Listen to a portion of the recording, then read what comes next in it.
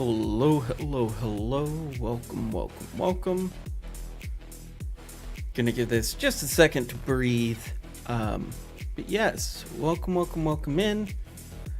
And just so you are kind of aware where we're at, I didn't stream this morning just because I had a lot of other things going on. Like I had groceries that I needed to do and ate and some of that stuff. Plus I woke up super early. So I didn't want to stream at 4 or 5 in the morning my time, just because normally when I stream it's like midday. And so I went ahead and got past a lot of the more boring parts, like before we got Divine Arc Totems, before we got lab done. And so now it's at least a little more entertaining. Still taking Mayhem kind of slow, not really rushing through Mayhem at all, but I did want to go ahead and get the stream fired back up so you can see what it's like. One of the things mainly that I need to talk about with Divine Ire is the difference between Divine Ire now and Divine Ire later in the game. So Divine Ire now, it's kind of slow. I think that's fair to say. It does shoot fairly frequently, but it's not nearly as fast as like the mobs on the screen are. Now this dramatically changes as we get better and better gear, especially if we get more cast speed gear. Really a big benefit. We get a huge plus with cast speed with Divine Ire, because the way it works, it just goes through its stages much faster. We are on a 4-link. I do not have where we have the Fizz the Lightning removed yet, so we are at 100% Fizz the Lightning. You will also see me occasionally casting Lightning Trap. Lightning Trap is kind of our clear skill at the moment, and the reason why we're using Lightning Trap with Divine Ire instead of something like Wave of Conviction is Wave of Conviction is really good for once we have the totems going fast and they're doing a lot of damage. But to kind of get that in-between point, Lightning Trap is very good because it gives us where our totem isn't really focused on a lot of the little guys and instead focusing on killing the bigger things, which is kind of what we want our Divine Ire to do. Is we want it to really wreck the big tanky stuff, being Lightning Trap through the know nothing mobs. And so that's kind of the reasoning here. We are also leveling up a bunch of skill gems. We do have our cast when damage taken set up finally. We do have a curse, which is really nice at this point, just to have that kind of going. Eventually we want to get everything caught up, because a couple of these are kind of low level. So the Lightning Trap setup is not the highest level, which is why it's not instantly killing everything. It is a bit under leveled, but it shouldn't take too long to really get it caught up, kind of where we are on the tree. And you'll notice that this is a little different looking if you are following along with the build guide. Mine looks a little bit different. It's because I knew I was going lightning, and I went ahead and set it up specifically for lightning instead of any of the others. But if you have any questions, feel free to ask, and welcome to the stream. So kind of where we're at now is we're just going to be making our way through the end of Act 4. We already do have our lab done. We already do have our third totem in that extra placement speed, which is absolutely wonderful, as that extra placement speed does make it quite a bit easier. And it makes it where it's just a huge quality of life. Kind of what we're going to get next, unless something unforeseen changes, is the endurance and power charges, just to get us a lot more tanky. That does give us a very good benefit as far as that part is concerned. I must have time to gather my will. The other thing that I will probably be working on pretty soon here, and it also depends on like how into Mayhem I get. It's at the point where it's actually fun to kill everything, and I can clear pretty reasonably well most of the content. The only one that's kind of bad early that I'm noticing is breaches, and it's just because breaches take a really long time, and so it just is what it is kind of there. But don't let it get like, I wouldn't worry about it too much. Like, activate a breach, you know, kill the big stuff, get the chest or two, and then just go on about your day. Don't try to like do all the breaches at this point. Now, once you have access to things like Flash Breach, once you start mapping, breaches get a lot more interesting. Now, as far as if you're just looking for the chest, if you're just wanting the loot box and nothing else, all you have to do with Mayhem is hit level 50, and probably like once you get whatever totem set up, and like you're probably like towards the end of Act 3, it's gonna feel pretty good. Now getting to that point can be a little bit rough, especially because especially if you do what I did, where you didn't have double totems or any of that stuff at that point in time. The earlier you get double totems, the better it kind of feels, but it also depends on how much damage you can do at that point in time as well. If you don't have a whole lot of damage that you're doing, it doesn't really matter. Like, because it's just not going to feel good. You just save a lot of mana that way. And then kind of from there, what we want to mess around with is to go ahead and really get it where it feels good, right, with the traps. And if you're using something that is more of an all-arounder than Divine Ire, like if you decide not to go Divine Ire, and you decide to go with one of the other ones, and it doesn't have as good of boss damage as Divine Ire, you may want a more bossing trap. Divine Ire's pretty good at bossing and killing tanky stuff anyways, so for me it was really just about getting something that cleared fairly well, and then I was in a pretty happy and content state. The other thing is we are running the Tier of Purity, which is really solid for leveling. We do have a Purity of Elements, basically like leveling up in the offhand, because at some point we're going to want to get out of that Tier of Purity, and once I feel like it's worth it to get out of it, I will. It's just at this particular moment in time, Tier of Purity's working out very well for me. Like basically it's when Dex starts to become an issue is when we'll probably be looking at completely getting off of that, or if reses start really being an issue. Right now we're overcapped in reses, which is a really good place to be at, especially before entering Act 5, because hopefully we'll get some more gear that will help us stay overcapped once we get that negative penalty.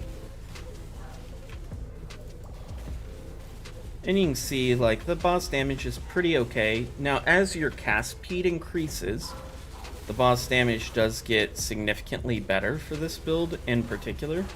For Divine Ire, for some of the other totems, the cast speed isn't a huge DPS increase. For Divine Ire, cast speed is a huge DPS increase, as well as a quality of life increase. Because basically what's going to happen is the totems are just going to womp a whole lot quicker, which is really, really handy. And there's shadows. You are imprisoned by The other thing about Mayhem specifically is that you can use kind of any loot filter for it. Now, once we go into Delve, which I'm almost done with, but I don't... I'll probably finish it at some point this weekend, but I don't want to post it until it's a little closer to Delve start. Probably I'll put it out the Monday before Delve, a little extra time, because it is going to have things like a loot filter attached to it. And I do want people to have time to get all that if they are planning on doing Delve. I did something specifically different this time around, which is I removed all the custom sounds. I forgot to do that last time, and so I had to like add a sound pack to the Delve filter so it would work correctly. This time I'm using all stock sounds, and the reason for that is just for ease of access for everybody. It's a lot easier, and you don't have to download as much stuff. You can actually just auto equip it, and it should work just fine. The other thing is do please try it out though, because I do it's hard for me to test whether those work or not, just because the way mine is set up. As you may notice, like when you hear the game noises, I have a pretty ear sensitive embrace death to like your flesh was your I didn't always, but I've started to appreciate those more, of like quiet tings and pings and plops and those kind of sounds, just because it can get a little bit overwhelming. I am no beast of burden. Without those.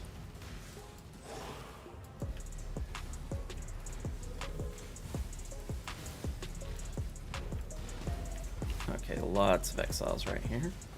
So we'll just kind of back off and let our totems do the thing. Okay. There's those. Get totems over there.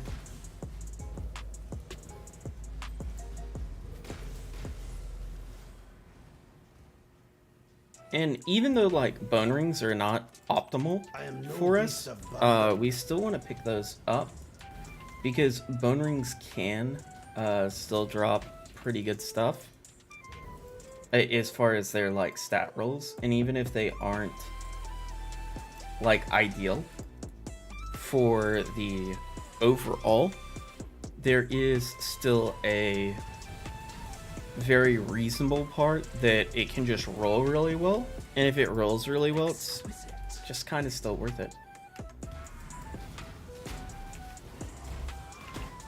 Now this is the time when, if you are using Wave of Conviction instead of Lightning Trap, it's way better for these boss scenarios where they don't have ads like this one, because you just get so much more damage on the boss and they just melt a lot faster. We also don't have excuse me. We also don't have plus lightning gear, which does make a very big difference. Getting those gem levels early is pretty significant. And while I would love it if I had it, it's not really worth trying to hard craft it at this point in time. And I don't have a bunch of like essences or anything like that to really play around with to make it an easy transition. Okay, and we got waypoint. Let's go ahead and do Malachi. This should be a pretty straightforward fight. We do want to start out with Frostblink, just because Frostblink does have our conductivity attached to it. Let me show you what a real god can do. Now, exile! And so getting that conductivity on him is pretty nice.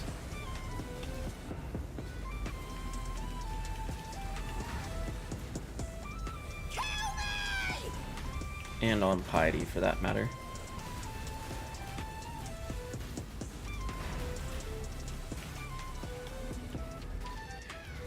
What? Now, exile! Die and be reborn. And you'll notice that Lightning Trap still does do a little bit of damage, even when it's not the sole focus, or even when it is like a single thing. It's just nothing compared to what Divine Arc Totems are doing. But yeah, you can kind of see what this is like for bossing early. Like I said, this does scale very, very well with cast speed. Let us see if you truly understand what it means. And so it does get substantially better when you do have cast speed on it. But it's still good for what it is. And we want to try to keep him cursed and the hearts cursed as much as possible, because it's just that it's free damage is the way you got to look at it. Those pins are just free damage.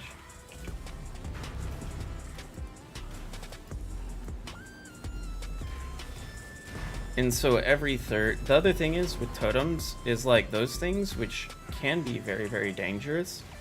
Those little markings that Malachi puts on the ground.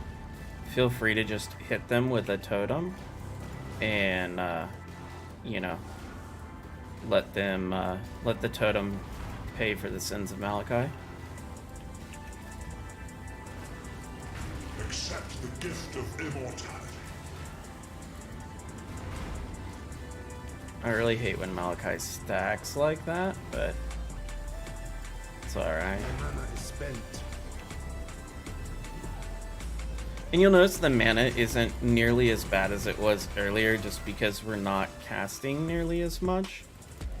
With it being mainly totems, You are being selfish. it is quite a bit easier. I must have time to gather will. But you still do want mana flasks for the time being. Eventually we'll get out of those. Why? But for now they're still very useful. And then again, just try to keep him cursed as much as possible. The nice thing about Frostblink is, since it does linger a little bit, is it does really help sustain the curses. Because even if you don't hit it like right on the money, you do get this really lovely where it kind of lasts past, which is really nice. And there we go. Take a look at that shield, see if it's any good. But that is it for Act 4. We will now move on to Act 5. Look at a couple of these pieces of gear, see if we got anything good, and if not, we You will fought just against sell it death all your off. whole life, Malachi. When That's it not was the horrible. one thing that would grant you true immortality. Rings. Yeah, none of that is great though. So we'll just go ahead and put our flasks up. And then go ahead and just sell this off and dump real quick. Go where you are needed. And I'm not playing this with the intent of really like stockpiling to try to sell. Some people will, and that's perfectly fine. For these kind of events, I normally try to treat them more like solo self-found for the most part. However, if there is a specific unique that I think would really, really benefit me and it's not too outrageous or whatever, sometimes I'll go ahead and just pick those up. Or a couple of uniques in the case, like if I want to go Slow Mantle, for instance. I could see me picking up a Soul Mantle eventually, but I probably wouldn't even think about that till I'm pretty, like, till I'm on level with Soul Mantle. which I believe is like 59. And 2, it will probably be when I am much closer to like where I have everything I need other than the Soul Mantle, or I have enough to purchase all of it at once. Because you really want a Self-Flagellation Jewel, as well as a way to reduce curse effectiveness on you. And you don't really want to remove Curse's Flask, because they keep popping up. Now, you can just deal with the curses. However, Mayhem does get a little spicy at times. So you really want something that's a little bit more stable than that. So like Kikazara rings are really good for it. As well as just getting a... I think there's a Pantheon as well that reduces curse effectiveness on you, which is pretty handy. And on to Act 5. Welcome, welcome, welcome. If you have any questions, feel free to ask. My return marks And, judgment for those of but yeah, hollow so once you can reduce the curses and you have enough currency to get like any pieces you may need, that's when it's a good time. But I normally won't like stop to try to get things before that, just because it's not super worth it. I don't think Totems is going to be super played, which is also kind of nice. So even if you want to play like the Shockwave version, you may be able to get Astral Projector and things like that fairly reasonably. Astral Projector is so hard though because it's not a common drop, it's a very uncommon drop. So you never really know what the price of it's going to be. Sometimes it's cheap, sometimes it's very, very expensive. I think it just kind of depends on where you are in the league, how much it's going to cost.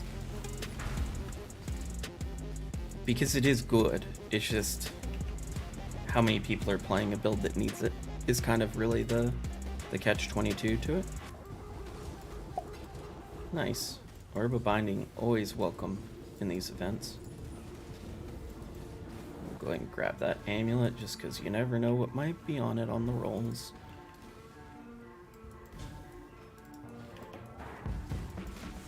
And we're almost to the point where I'd be comfortable moving up the filter a little bit. Probably to like a very strict, just so I'm stopping a little less, because I have a bad habit of picking up most things I see, and we're really past the point where we need to do that, just because we do have a good stockpile. But at the same token, I also really want to see Flask, which I think are still set,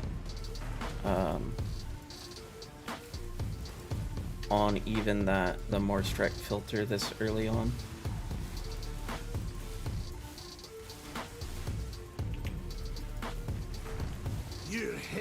But as you can see, we're kind of just piling through even like more difficult content, which is really cool.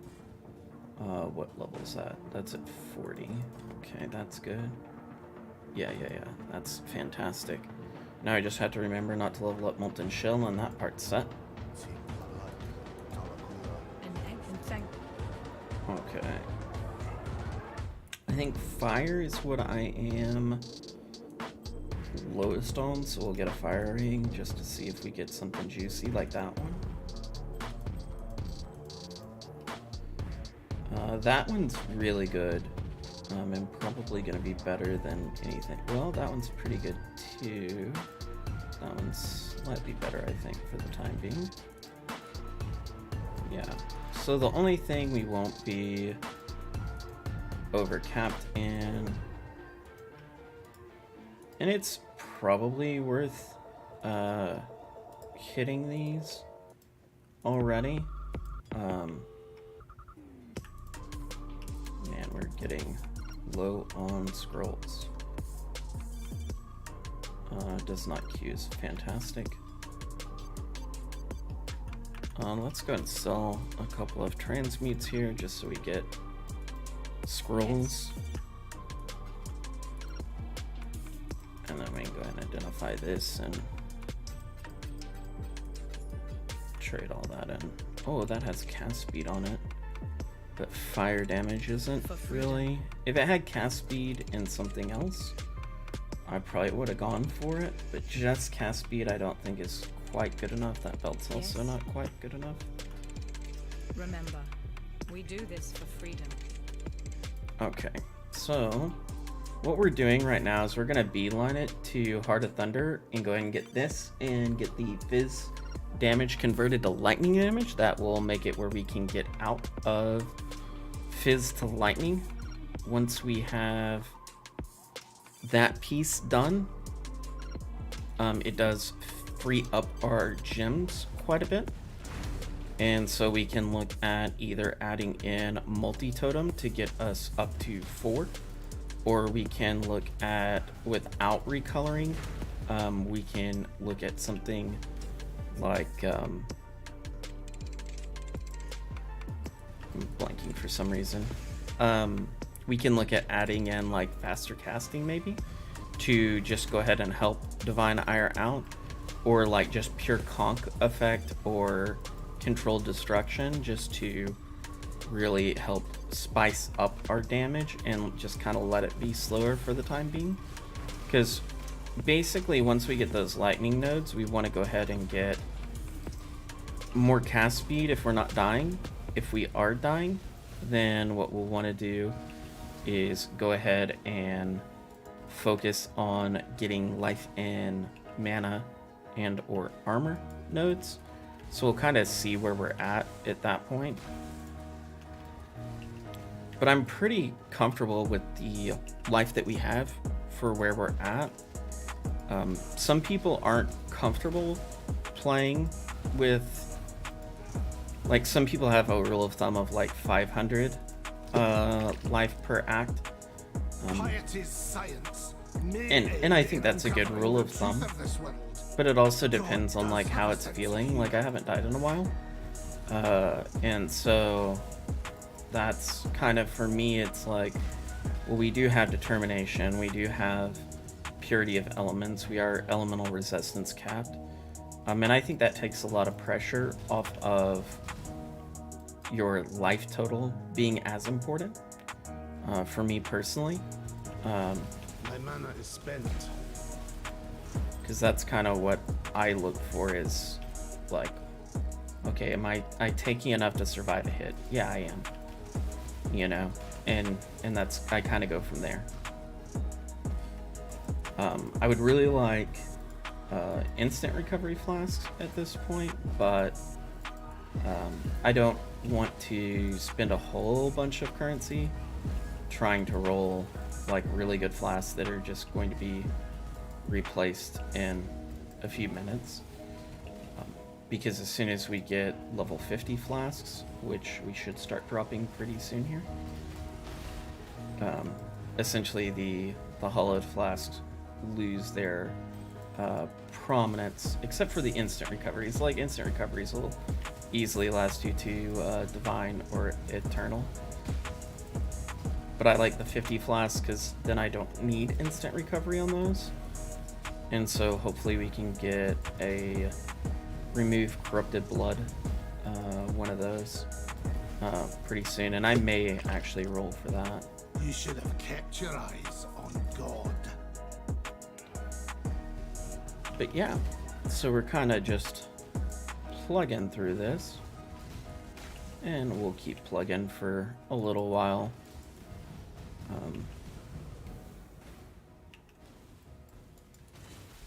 I know 50 is like the hard-coded goal, but I will probably, I think I want to at least get this character to mapping at the very least, and then we'll kind of see how that goes, because I also look at these events as a way to test out potential league starters, because this is crazier than a normal league start would be. Only to find chaos and Now, blood. you will also notice that while it is crazier, you will also typically have better gearing because you're going to kill stuff that normally won't exist. And so it's kind of like balancing it with a grain of salt, essentially. But normally if it can handle this content, it can handle easier content better. And while this might not be the fastest league start, I only played for a couple hours day one. While it may not be the fastest league starter in this category, once it started going, it really started going, which is another thing that you're kind of looking for, because the first few levels, like especially in Trade League, and especially because you know, we normally have people that are playing, especially the first couple of days, and we try to help each other out. Gyms are a lot easier where you don't have to necessarily mule. And some things like that don't necessarily always get triggered. These are we don't normally have a lot of people that play these events, but that's okay. I enjoy them. I vowed before my brothers that Just I because would it's a return, very different feel and so to the game. I have. Whereas, like, this is the other thing is, Arch Nemesis doesn't seem so bad compared to some of the other stuff that you encounter. And so it does make it feel less spooky in this compared to how it normally feels, which I think is actually a good thing. Like, I think if they took the map mods off and they just left the crazy shenanigans in, right, where you just had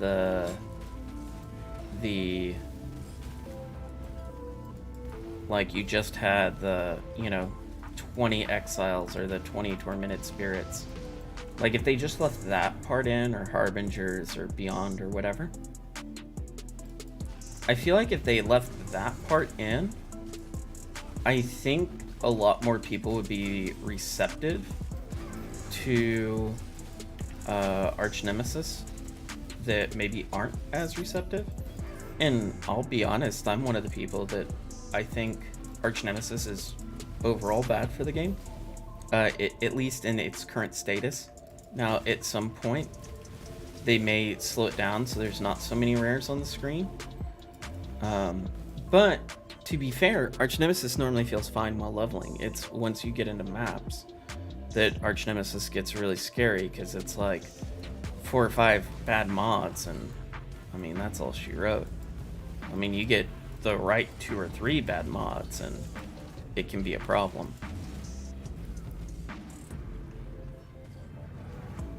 And it feels like a little too RNG on the loot explosions, unfortunately, to me. But that's like more personal than it is, like, it's more anecdotal than it is fact-based. I have not enjoyed the changes as much, but I think it's also because of the other things that happen with the changes. Like, I don't like new Harvest as much as I like old Harvest, which I think is sad. Like, I like the pacing of Harvest much more, but it feels like just a pretty global depreciation and value, where every Harvest was like kind of at minimum like 10 chaos rerolls, and it just doesn't. It feels like you may get 1 reroll out of Harvest now, and that doesn't feel too great. And sure, it's super juice content and super high levels, it gets better, and once you get enough of the juice, you can do any roll you want, and that the juice is tradable, which is nice. But it just feels like Harvest is generally unrewarding, which is unfortunate. But I really like it when Harvest, like, I liked old, like, high power level Harvest. I thought it just added a really cool element to the game, and let you craft really good gear for even an average player, which I think if they're going to keep making the game more difficult, we need better deterministic crafting or better what's the word for it, or better solutions for getting the gear you want. So maybe if there was a way to you know, like if they had something maybe like ROG, or something that let you change specific mods or keep specific mods and like guarantee it in the next league, I think that would be super welcome.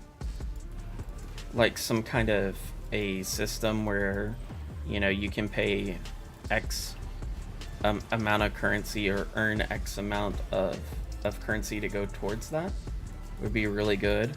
But like, just think like if you could craft, if there's a way to craft like +1 onto gear other than the recipes, I think that would be really strong. Which I may end up doing for a weapon and a shield.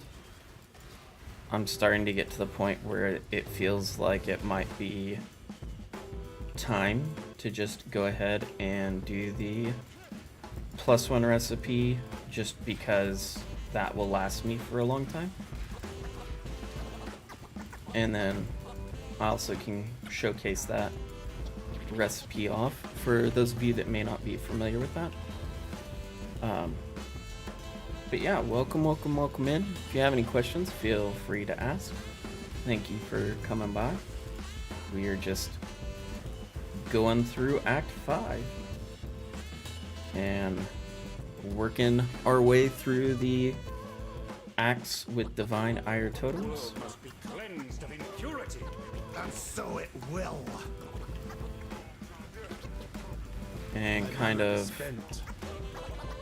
what I was just kind of going over is it's probably time to go ahead and do vendor recipe for weapon and shield and get +1s, just because I could use the damage boost, and that'll basically carry me through maps, which is pretty awesome that you can do that. I wish I had like a stockpile of low-level essences, just because that way you can possibly get better rolls than just the +1, but it is what it is, and we'll just kind of make the best of it.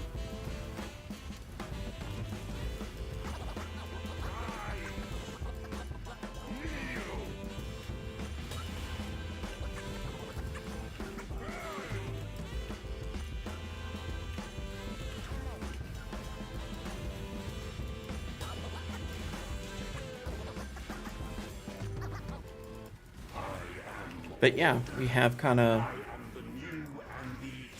it's not great, but it's decent DPS. And having decent DPS really does help quite a bit.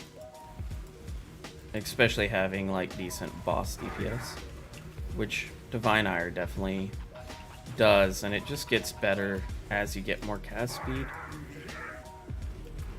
Because then they just start wrecking things.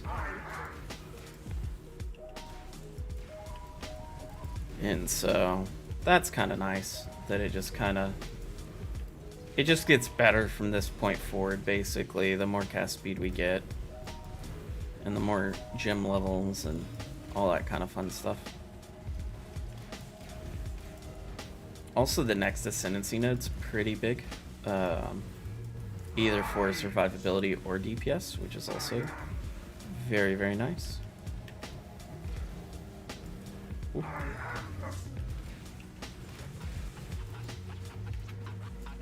And you'll notice we're pairing it with Lightning Trap, and the reason we're pairing it with Lightning Trap is because Divine Ire does have fairly good boss damage. It does not have the best clear speed, because it is a singular, giant beam.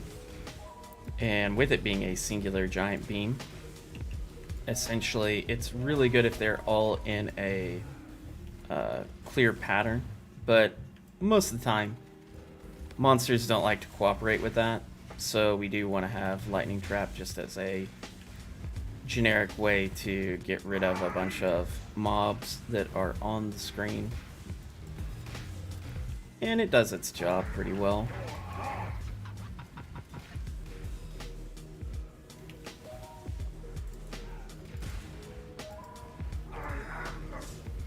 And we're almost done, so I might just keep casting. Okay. Couldn't remember if there was something on that one, but I guess it's the next one, where you have to pick up the thing from the boss.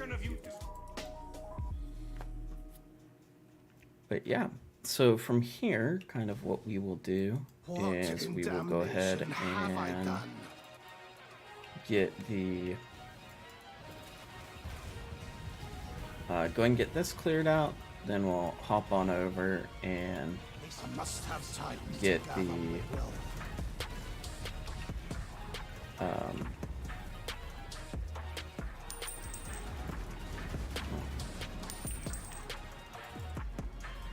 I hear you, I don't see you though.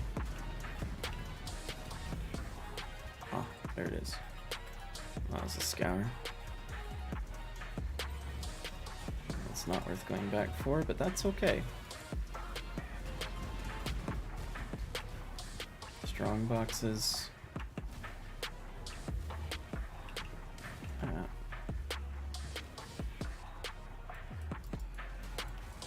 And kind of from here, the next thing to do is to go ahead and we'll start working on finishing out Act 5. Really do not like the maims and hinders, just because it really slows down the area's progress. Oh, that's a unique. We're gonna hit that.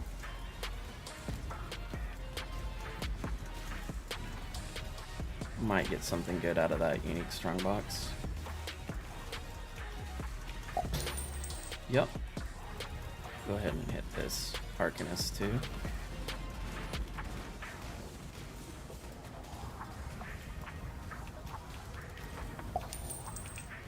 Glad I did. Nice. Lots of jewelry on that one, which is great. No beast of burden. Oh.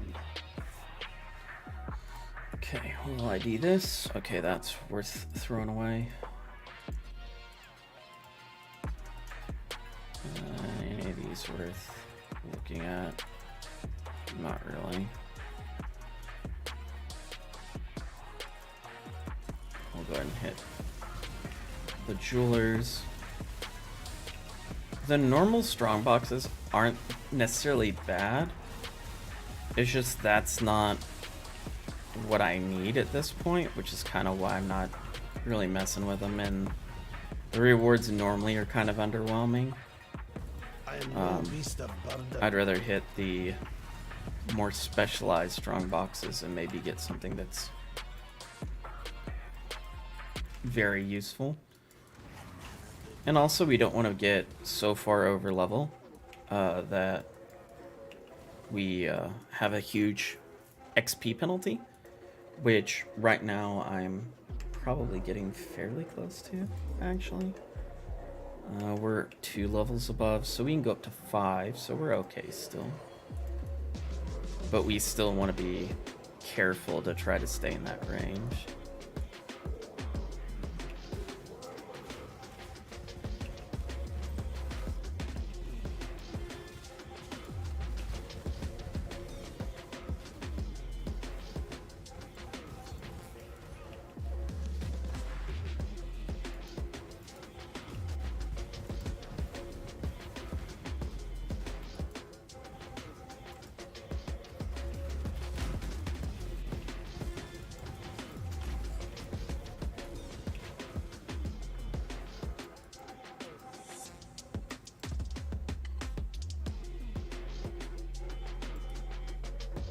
I shall cleanse this place of hallowed legacy. Alright, so we got a bunch of spirits.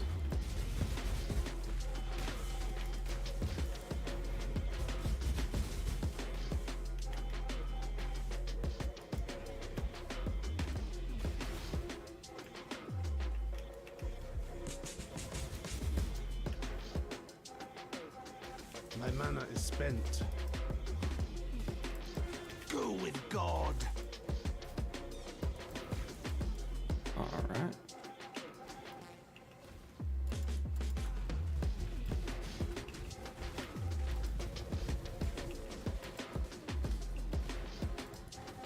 Oh, that's a bunch of spirits. I must have time to go ahead gather and just my will.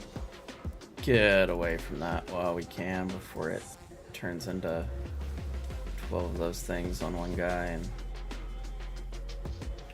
gets ruthless. Those velvet gloves wouldn't be a horrible I am no pickup. beast of burden. Let's see. Let's look at these guys.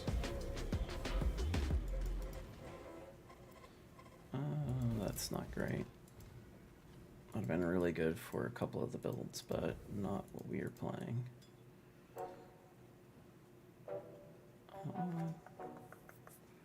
Guess we can just ID these real quick. Hey, there's a corrupted blood one. Fantastic. Oh, Mayhem and Hinder. Thank you. Thank you, Flask. You just made my day. Because that Hinder's been bothering me as of late. It got me once early. It's pretty rough. I think it's Merville. And that was a pretty rough I experience. continue But to serve as God's instrument. once that finished, it wasn't so bad until like a couple of zones ago. And then that one was rough. Guess it's a good time to go ahead and go back to town and dump and pick up quests, quest rewards and all that fun Thank stuff. you. Do we need any of these? Probably deserve granite is probably the best. And we'll go Once crimson. Kitava.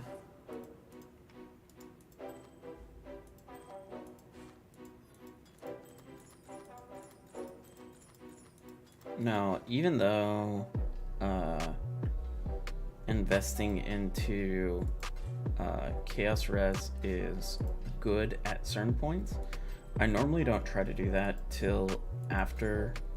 Ooh, that's a lot of cast speed. That's a lot of cast speed. We'll see if we can't make that transition over to using that one. Oh, why would I get rid of... Oh, that's end of flask effect, not a Q.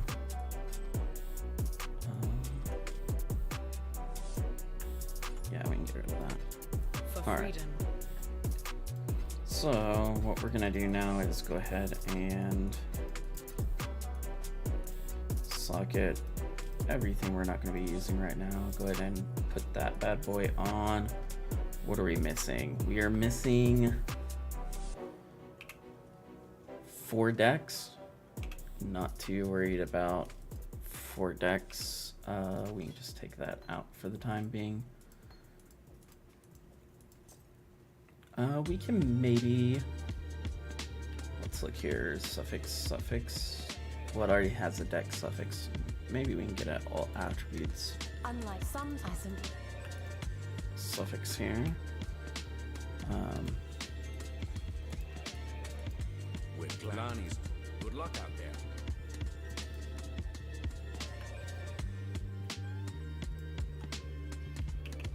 Let's see what we're looking like.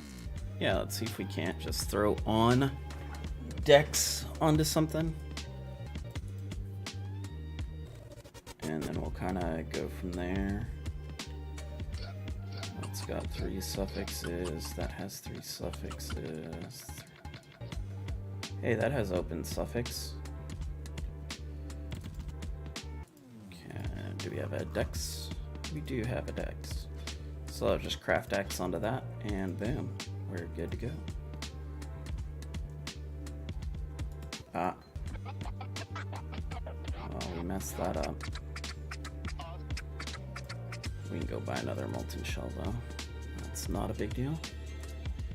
I think molten shell's a scroll, which we have, so. My knowledge.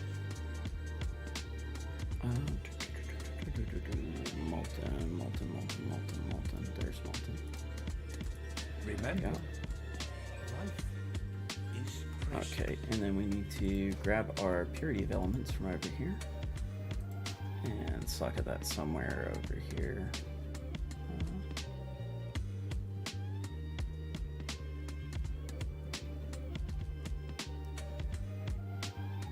Okay, well, you can just put it right there.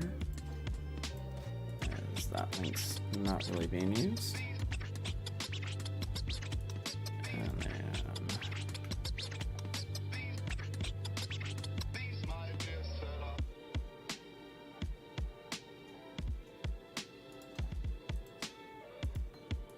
let's go ahead and buy a frost bomb as well. Talam one.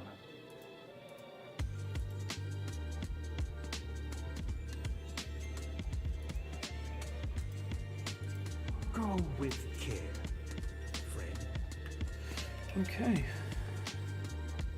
And we'll just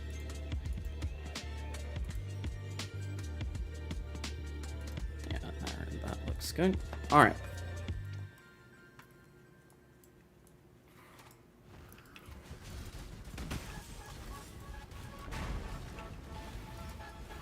I must have time to gather my will.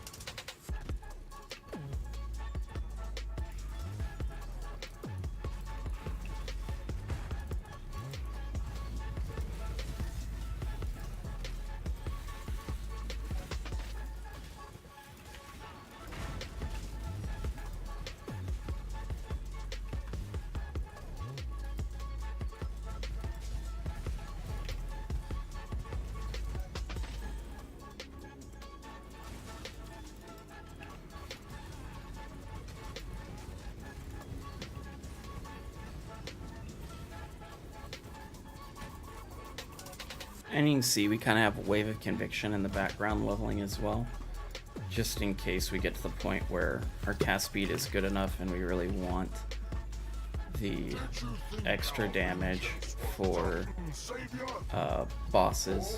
Where are we at? 16. Okay, we're still good for a bit. My mana is spent.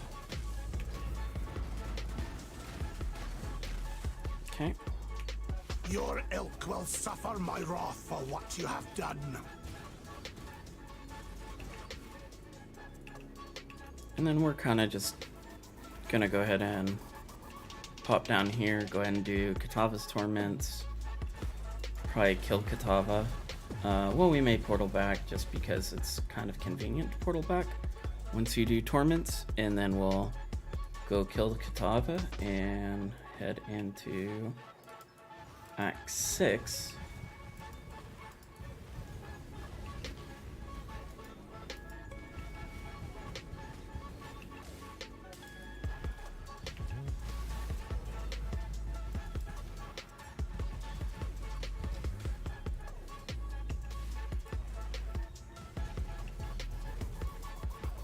And you also notice I kind of stagger the totems here.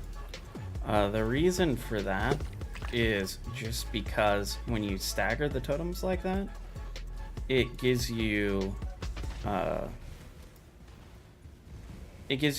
where things attack it instead of you, which is just very, very handy to have, as well as the wonderful effect of killing a bunch of stuff for you and get you extra XP, etc., which is always handy.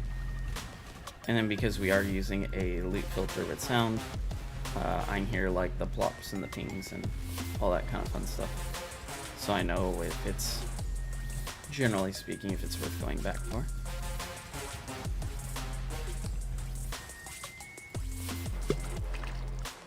I must have time to gather my will. And, oh, so close. 2 nodes and we get the wonderful addition of being able to remove Fizz the Lightning, which is just super nice, especially early on, where it can either suck that into cast speed or suck that into getting more of the overall damage, where it's just big slow hits. Both are fine. It's kind of more personal preference than anything else, but I typically like more cast speed, especially earlier, because eventually these things are going to be like doom, like just firing the beams off pretty quickly after you set them down. That does have cast speed on it, so that's worth picking up. Alright, so this gives us a lot of lightning damage as well as pen. And then let's make sure we have a substitute gem for that here somewhere. So there's faster casting, so that will work. That is a good substitute gem. And then we can just plop all this in. There we go. Alright, so now we're off to Kitava. Both of these are about the same distance as far as killing it, so it's not a big deal, whatever you prefer. They're pretty darn close. That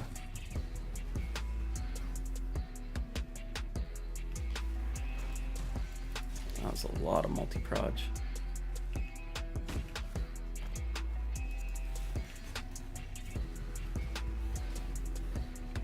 And again, kind of just using the totems as a taunt more than anything else.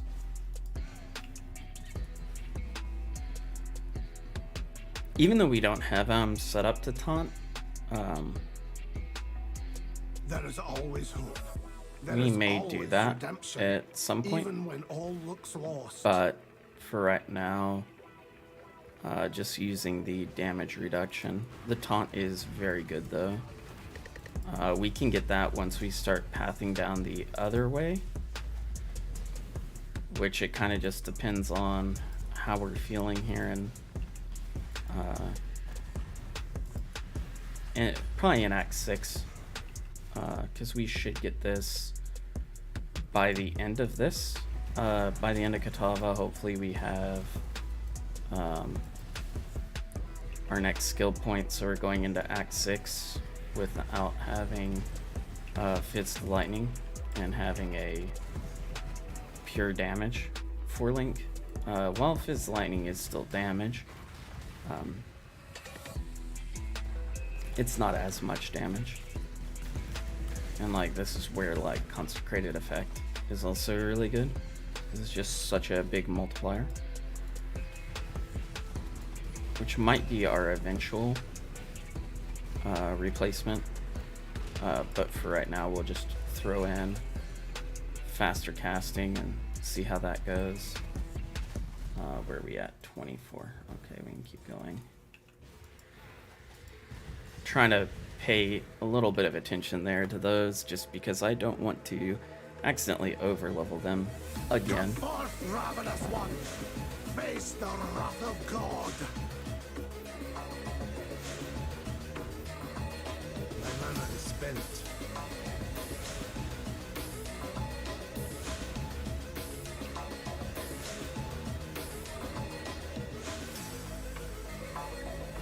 Hopefully this Kitava is real nice and easy. Normally this first one is.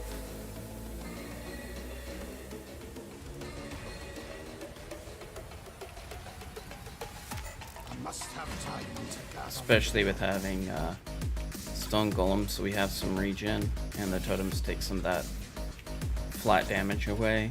Does really, really help with this fight.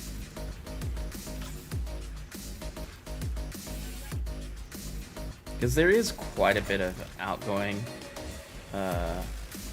damage that happens in the Kitava fight.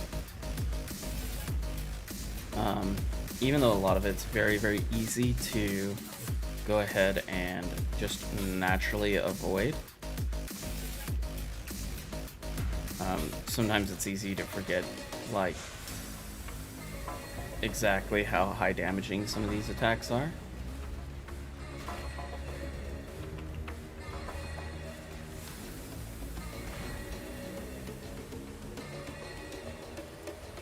The other nice thing about Lightning Trap that I kind of didn't cover earlier is that it can apply shock, which is really nice since essentially our totems don't shock or anything as we are using elemental focus. Now you can absolutely play them in a crit version. I just think playing crit lightning at this point isn't as good as getting the node that gives them lucky, because it just seems to be significantly more DPS at essentially less node investment, which is always a good thing. Like, the more pure DPS you can get, the better.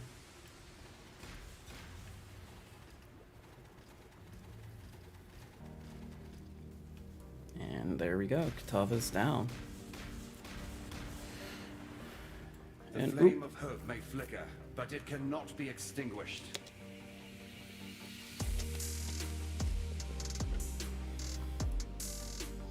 Alright, so I think the only thing we're going to be oh, we're actually not negative in anything. That's fantastic. My god, an imposter. Too weak And to defeat so the ravenous one. that makes life way easier Remember, when you don't have to change anything over and you're already capped. Fantastic. Chef's kiss. Let's go and get lilies, This is neither the time nor the place. because there's not a whole lot of stuff that we're going to use Lily for at this point. But Lily is really nice to have done just so she's in your hideout, if nothing Here else. I was And you have that born. wonderful It is my handy honor to gem cleanse it of evil. fire. And so we are just starting out Act 6. We are already pre-capped. We do have to full clear this zone. And it's spirits, so that makes it interesting. Which is essentially try to kill all the rares before they get too crazy. And it's essentially what the tormented spirits say. Because they can absolutely become I must a have headache. time to gather my will. You don't have to do strong boxes or anything like that, or breaches, if those pop up, which is kind of nice to know. You just have to kill the main mobs in the map. However, tormented spirits are technically map mods, but they do disappear after a period of time, so My mana is spent. you don't have to worry about necessarily killing them, but you do have to deal with them one way or another. Oh, nice. Those are good colors for us. Okay, that's a lot of tormented spirits. Hopefully they all kind of wind up on this guy, because I already got pretty good totem damage on him. Yes, fantastic. Okay, hopefully boss doesn't get super possessed. As long as he's not super possessed, it should be fine. And we can just kind of clean up a little bit here. One monster remains. So there's likely a... Oh, there it is. Sweet. So as soon as you see that message that Lily is done, This is neither the you can go ahead and time just nor the TP place. out, especially if there's the potential for other things to spawn, and you're considered good to go, while you've been even if spoken about, technically you shouldn't be, Time and tide wait for no man. which is pretty handy. Despite And then we'll go ahead this and will comes into just focus power one through tale here. at a time. We don't really need to vendor at this moment, so we're not going to, even though I we're just return going to to. exile, humbled and shaken. Gonna kind of just keep plugging away here, and hopefully get through Act 6 fairly fast. I'm looking forward to this next node quite a bit. I was hoping that we were going to be able to hit it while we were killing Katava, but we ended up a little short of that. And strong boxes probably aren't the best time investment at this point. Again, once you get into mapping and you can make sure they're all rare and corrupted, they're very worth it at that point. But if you see specialty ones, I would still click on them just because they can be very, very good. But I wouldn't go out of my way if they aren't a specialty strongbox that would benefit you now. A lot of what I look for, specifically where there's all these like currency ones are always good and diff card ones are always good, and then once we get a little bit later, map ones are always good. But just the generic strong boxes, they can be okay, but most of the time they're not that great. Unless you are behind in levels, then they're really good for that.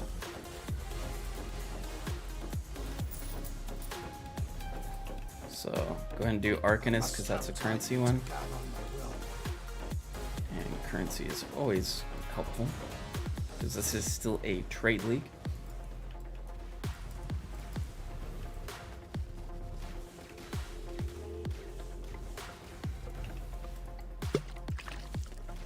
Gods and evil beset you.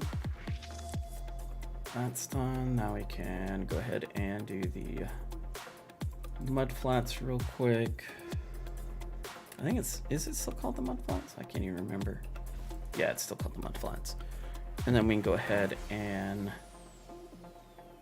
we got our node. Let's I must gather the pieces. set up totems and go ahead and get our fizz here. So now we're going to be technically 10 fizz or 10% physical, 40% lightning, but that's honestly just good enough. And so it's fine. The saving of the gem and getting faster casting is more than worth it at this point. Like I said, you don't have to use faster casting at this point. You can also use Controlled Destruction or Consecrated Effect. I personally prefer Consecrated Effect over Controlled Destruction early on. It's not really until you have a fairly reasonable amount of crit, where you have like 10 to 20% crit, that I really like Controlled Destruction. Because then even with that, with Elemental Overload, it'll still proc. And that's kind of the next two nodes are going to be going into Elemental Overload now that we have this done. So we're making pretty decent progress there. I keep forgetting to go ahead and craft a lightning +1 to lightning damage gems scepter or wand, and I probably really should do that because it would be a pretty significant DPS increase, or unless we just happen to drop something with like really high cast speed, it's probably worth taking the time to do that. Okay, 28, fantastic. We're still under the 40 set, so we're good to go there. I am avoiding breaches just because they're a little on the slow side until you get what is the node called on the Atlas passive, fast breach or something like that, but it makes it where it's like 50 times or 50% faster. Once you get that node, it's definitely worth doing the breaches. Until then, I wouldn't mess with them too much, or unless you need flash charges. They are very good for flash charge generation on like content that you may run out of, like Flash 4.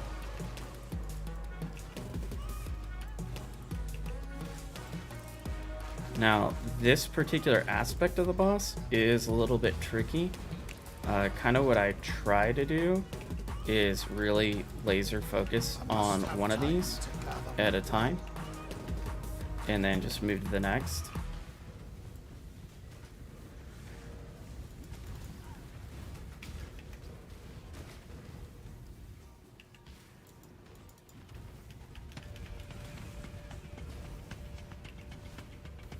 Alright, now we're good. Now that part's done, so we can go ahead and focus on Tukahama.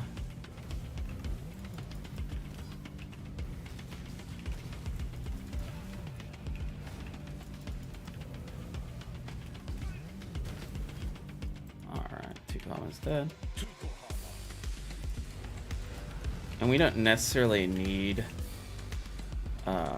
that Pantheon, which is why I'm kind of just skipping over it for right now. The one we actually want is probably going to be Aberrant, because I believe that's the one that will eventually make it where we can are unaffected by burning ground and gain movement speed, and that's very, very useful for mapping. Just gives you a very smooth feel, and it's a lot of degen that you're not having to take, which is very, very handy. And so I'm probably a little over leveled at this juncture. So where are we at? Yeah, we're a little over leveled. That's why I'm kind of just beelining it. Oh, I beelined it too much. I haven't died in a long time. Was not paying enough attention, but that just kind of, that's the gist of it. You don't pay enough attention and they will make you suffer for it. Okay, that should help tremendously. Alright, now that we have our immunities back fixed, that should help. What is this? Ink AoE. And just lots of Harbingers.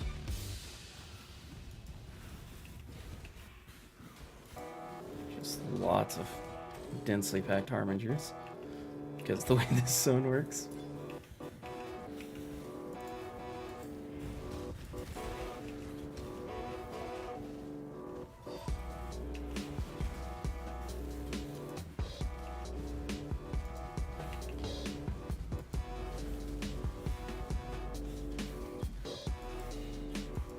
And so we're kind of using totems here just to kind of try to... same pack. I think I killed whatever was in that pack that just destroyed me though. So that's nice.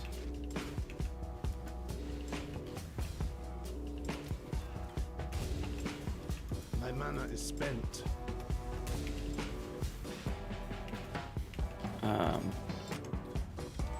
So that's unfortunate. I went the long way around and ran into some mob that probably has something ungodly on it, which just obliterated me. Well, where is our exit? Did I miss it somewhere? Oh, don't tell me it's way back here. It is going to be way back here. Oh, I just missed it.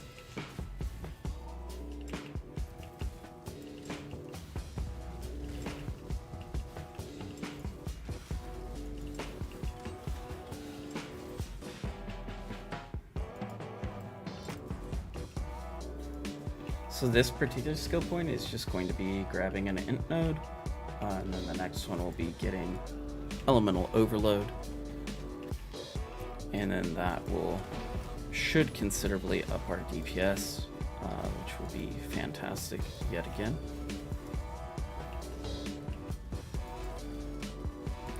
From there, we'll kind of see what feels more pertinent, if it feels better to get some more totem placement speed and some just pure totem damage, and go ahead and get taunt, because we do not have taunt yet, even though taunt is very, very good Evil has for returned to totems. this place of despair. Basically, either if we're going to go that route, or if we're just going to get cast speed, or if we're going to go into a little more survivability.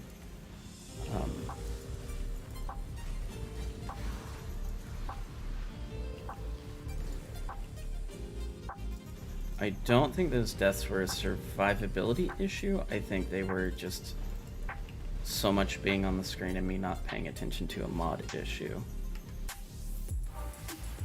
which is the Achilles heel of Arch Nemesis.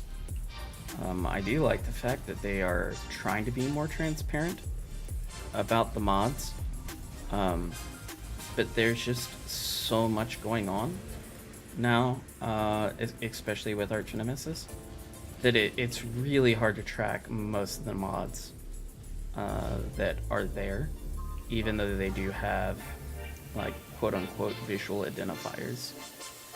It's just too much. And they aren't like highlighted in some way where it stands over what would normally be on the screen. Like if they did that, I think they wouldn't be nearly as bad. Like if there's a way to outline them maybe in different colors, and each mod had a specific color, that might be a way. Where that would get difficult is when they have multiple mods, because then you'd have to figure out a way of making it easily identifiable, or maybe just like a visual clarity mode would be great, just in general. But I have a feeling, like with PoE 2 coming, and with a lot of their recent changes, that they're planning on really slowing the game down.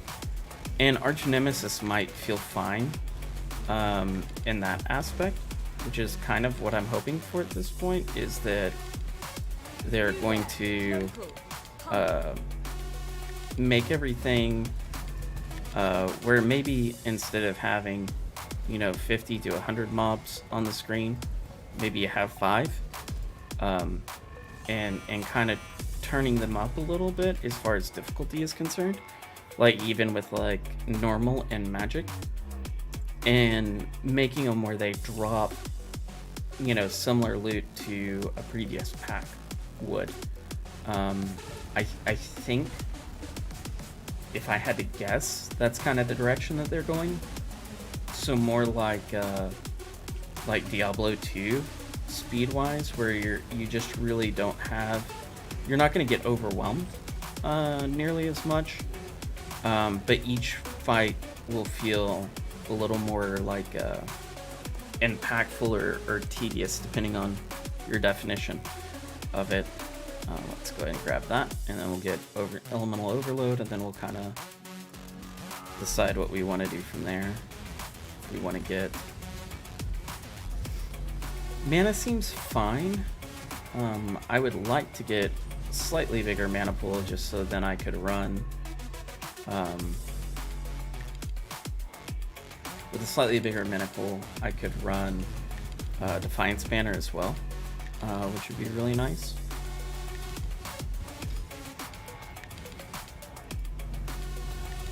I mean, I technically could run Defiance Banner right now, it's just I want as much available mana as possible. And what I really need to get to is life tap all my cast from damage taken, but that's gonna require a gear swap. We basically need like 3 red and a blue, boot, helmet, and then we can move some stuff around.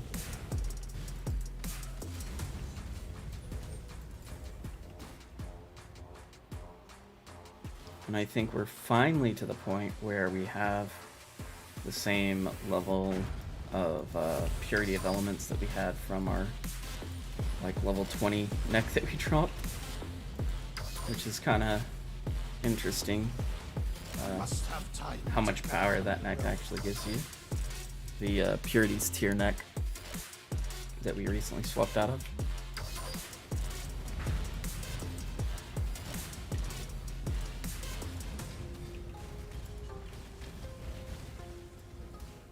Okay, yeah, where the storms can keep leveling, that's fine.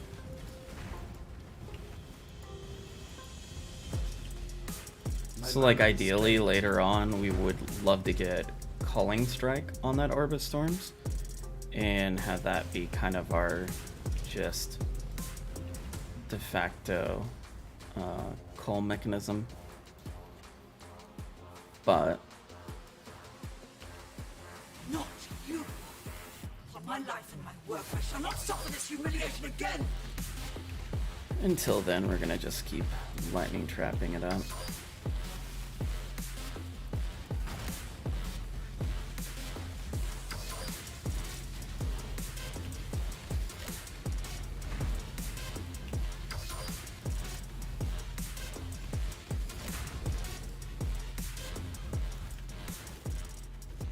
It's also interesting how like traps get away from the multiple totem node. Like you can just use traps and it's fine.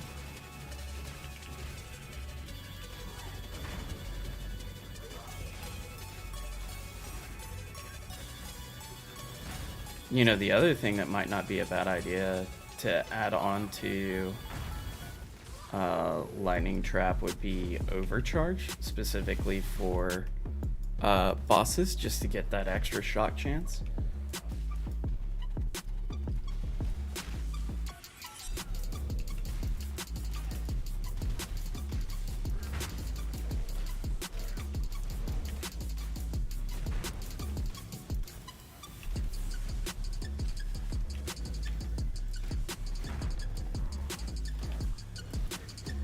Oh. Guessing this has crit. Yeah, it has crit.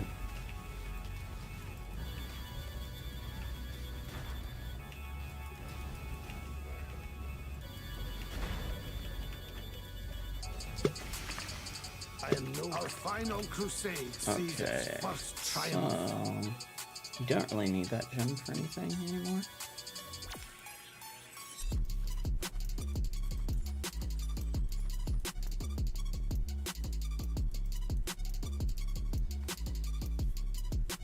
Then we'll grab this.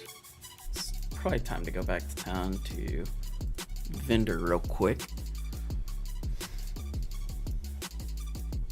Then I guess I may as well go ahead and make my +1 lightning weapon because I haven't done that yet.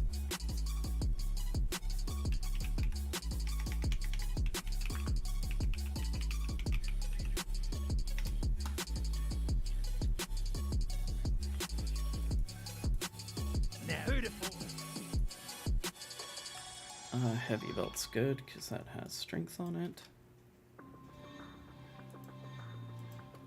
That's fine.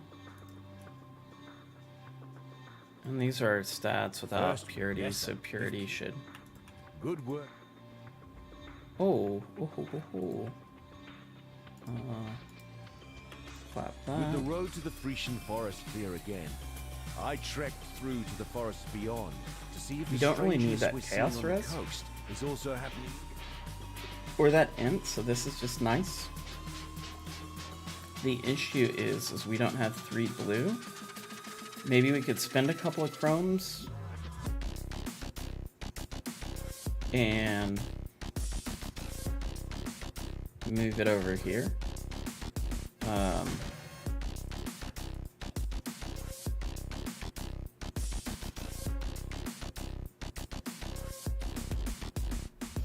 these any good? Not really. No. No. No. That's not horrible, but I would rather have the cast speed we have. That's also not that great. Stay sharp. So we'll go ahead and do that.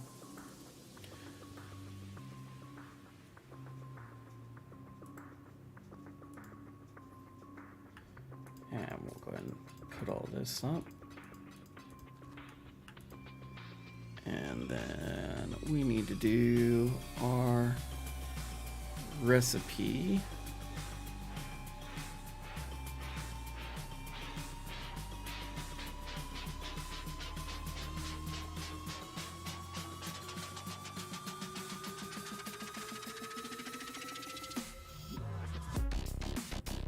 Lightning is separate set for 1.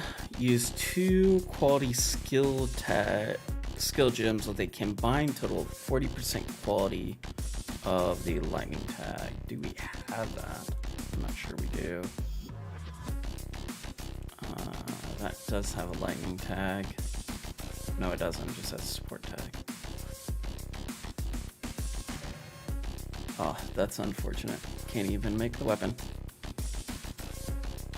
Let's go ahead and try a couple of crumbs on this, because if we can, then we can go ahead and set up life tap, which would be very nice. There we go. Okay.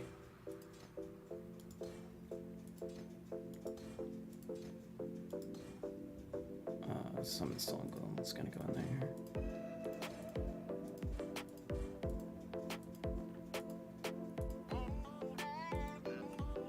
And so we're going to lose that, but we can go ahead and just Lily to life tap gems. Or we could do an inspiration maybe here, because we don't necessarily need this on life tap. We're not casting it that much, but we definitely want that on life tap. Tide, wait for no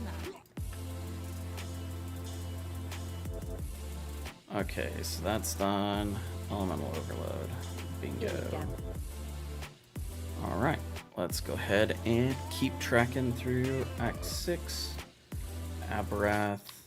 We do want to talk to Sin after, just so we can make that happen. What mods do we have here? Less damage. Less damage seems fine now.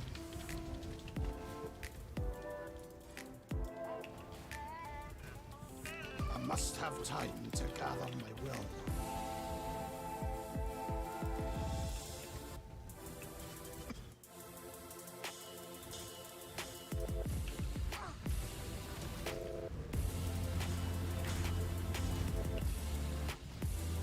Oh, would help if my words were turned on.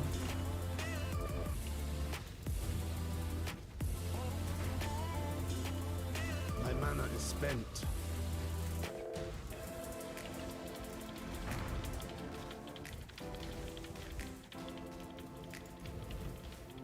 Okay. So phase 1 down. Now these basically aren't even worth killing.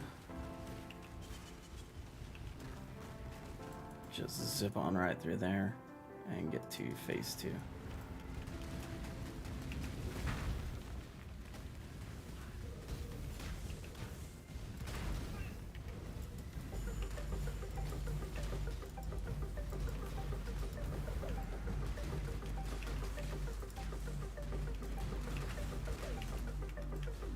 You should pop pretty quick. There he goes.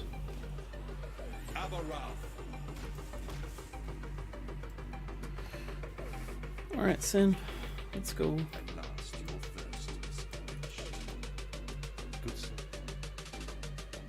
You're tortured and twisted. So this gives us less duration. God's grace, not yours. I guess that's actually not good until we get the second part, because we already do have Ignite immunity through Purity. And so kind of from here, we're gonna just trek through. I have to try to remember to get the crafting recipe in the next zone. I always forget this one for some odd reason.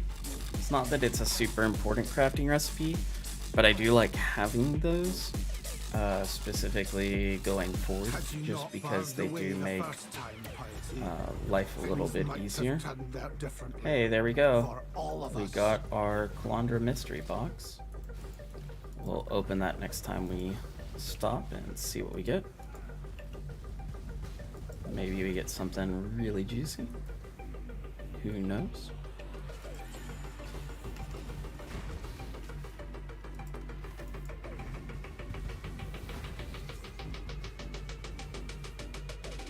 I don't like this recipe just because it's normally like super off the beaten path.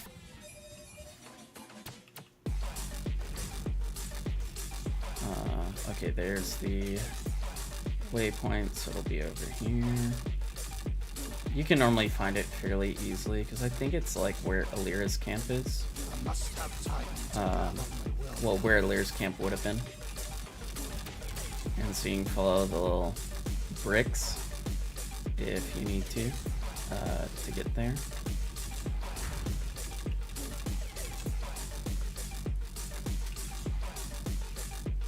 But anyway, it's still kind of just a pain recipe. But attributes can be very, very important. Okay, so from here, let's get this stuff off of me for a second. Okay. So basically we can come down here and get the totem stuff, which I think is the route I want to go. Just because the getting the taunt would be very, very beneficial for us as far as just overall survivability. It might not seem like a lot because it's only for 1 second, but especially as content keeps getting harder and harder as we progress further and further, it does really, really help.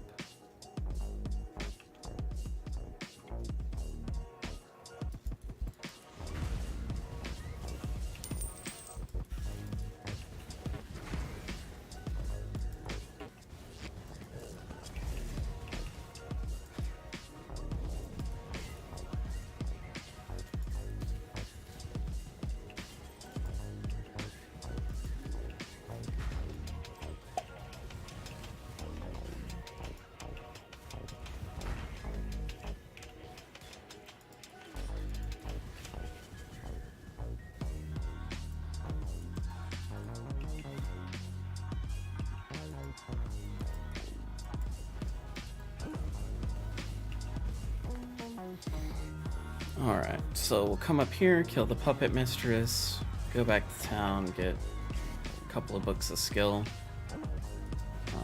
Then we will go ahead and finish out Act 6 here pretty shortly. And then on to 7, where we get our next lab, which I haven't decided which of the two I want to go with. If I want to go ahead and just get the power charges and just get that defensive setup out of the way, or if I want to go ahead and get the extra damage on the totems. I guess it'll kind of depend on where we are at the moment, how everything is feeling. If the damage seems good, then we'll probably go ahead and get defensive. If defensive seems good, we'll probably go ahead and get damage. My mana is spent.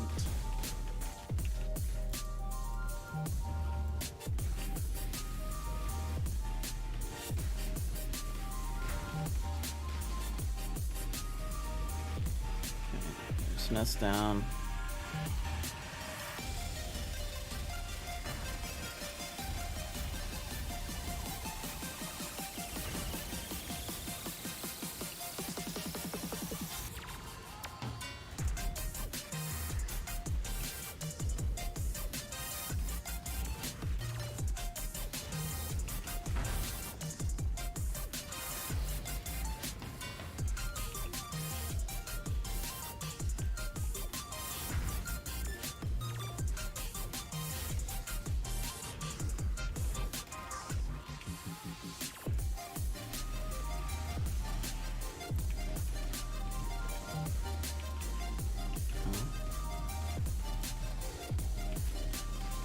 Took the brunt of that chaos.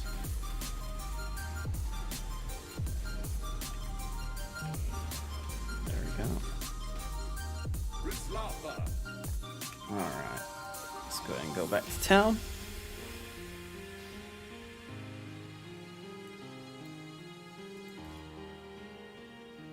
Guess I could go ahead and swap out for Cluster Trap, which does give us a little bit different totem spread. It's not necessary, Farewell. but it does feel like just a tiny bit better because it spreads it more outward instead of in a line, because the balls shoot basically in each direction, which makes Cluster Trap just a tiny bit better feeling than multi-trap. Either of these good. Not really, not really. Okay. So, We'll get our first node into damage and placement speed. Once we get these three, we're going to come get this mastery, and we're going to get the totems taunt enemies around them from 1 second when summoned. Just very, very useful node. Kind of the most underrated part of totems is getting that node and the 5% damage taken.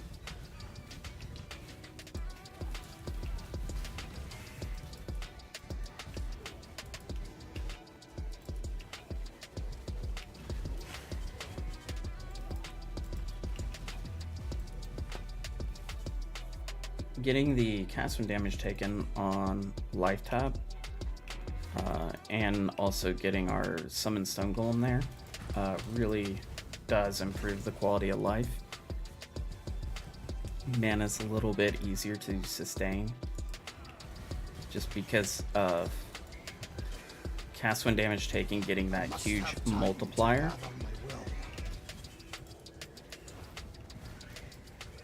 I much preferred when cast and damage taken didn't have the multiplier.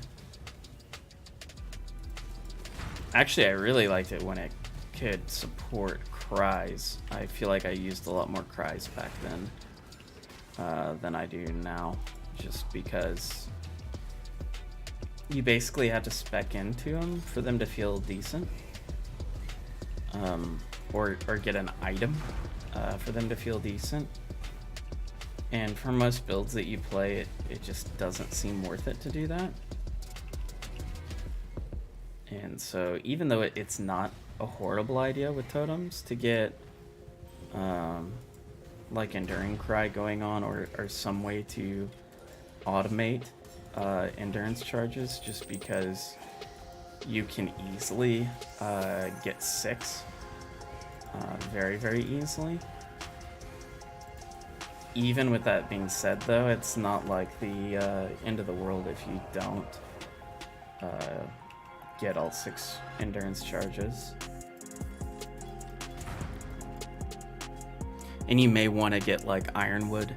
That's also a very good neck anoint, and is a little more totem friendly per se. Alright, so let's go ahead and get our next one. So in 2 more, we get our taunt, which will be good because that'll be hopefully before we do lab. So we can really make a good educated decision of how we're feeling once we get lab done. And I'll most likely get cast speed and then life and mana after this over by the Witch Start, because I have not gotten those yet. And those are pretty good pickup nodes. And then most likely we'll finish filling out Templar after that, which will give us some regen as well as some mana cost reduction, which mana cost reduction is very, very nice with totems. Are we still... Okay, we are at 40 with Molten Michelle, so we don't want to level it anymore after this one. I'm glad I checked. So now I have to try to remember that till next time it needs the level. And the reason we want it low is because we just want it triggering a lot. Because it just gives us a flat armor increase, even though it's not the most amount of armor when you get it low. Just the convenience of it proccing all the time is very nice. We do want to do the chests specifically that get Vol Gems, because if we get a we can get a Vol Lightning Trap that way, where we don't have to waste a Vault Orbs on them. And that just gives us an extra shock effect. Is essentially Vault Lightning Trap basically guarantees shock, which is fantastic. Sadly, it doesn't... I don't think it works with Cluster Trap. They might have changed it. where it works. It's been a little while since I have used it, but last time I used it did not. It just bypassed Cluster Trap, so you had to manually cast it, and I think it gets 2 charges. It's either like 2 or 4 charges. But it's really good for starting off a boss battle with a shocked boss.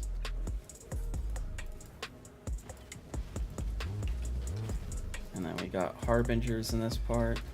So since we have Harbingers here, what we're gonna wanna do is once we get to this top section, we're gonna basically wanna full clear it just so we don't have to deal with a Harbinger on top of the normal, like the normal gauntlet that you have to deal with. Because the normal gauntlet is rough enough by itself that you really don't want to deal with the dot of the Harbinger on top of that. It's a very good way of dying. Plus, we're getting some okay currency off of it, I guess.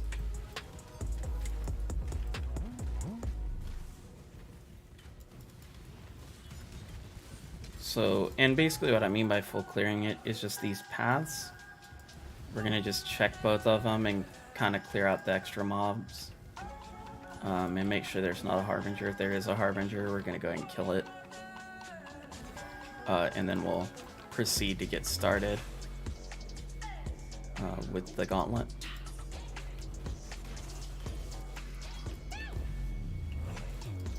Yeah, like here's a Harbinger, so I'm glad I did this.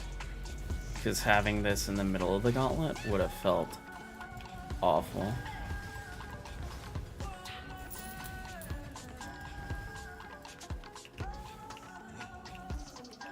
And we don't really care if it's way off outside of the screen, so it's fine if there's other Harbingers. We just care about the ones that are going to impact the gauntlet itself. Come on, gauntlet. Oh, forget how slow this thing moves.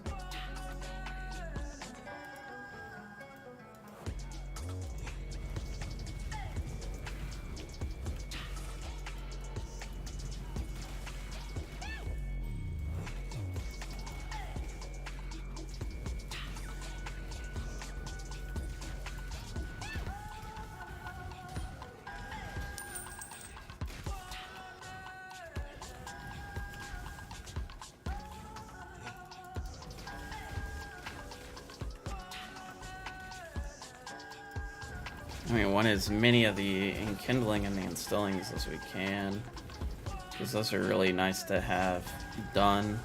Like, if you can have flasks that are pretty reasonable before starting maps, even if it's just like 1 or 2 of them, really helps.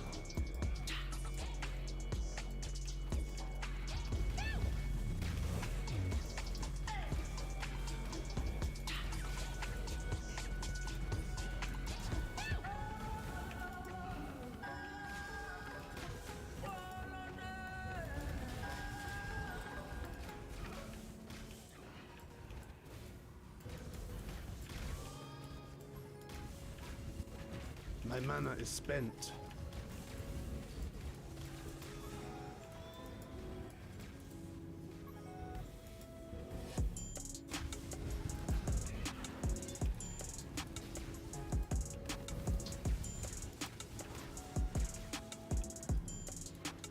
And the reason why I put them like ahead of me and kind of stagger them on the gauntlet is just to make life easier.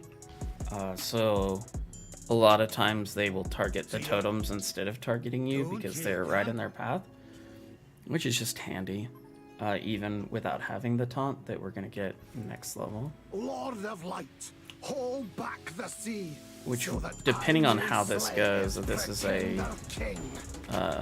like a tricky layout, we may go ahead and get that before Brine King. If not, most likely we will go ahead and get that in the first couple of zones of Act 7, definitely in the Chamber of Sins at the latest, which still's good timing. And then we'll probably go ahead and get the couple of skill books there, and then we'll most likely go ahead and do lab after. Is it Rithlava or is it Groost? I think it's Groost that's there that we had to take down.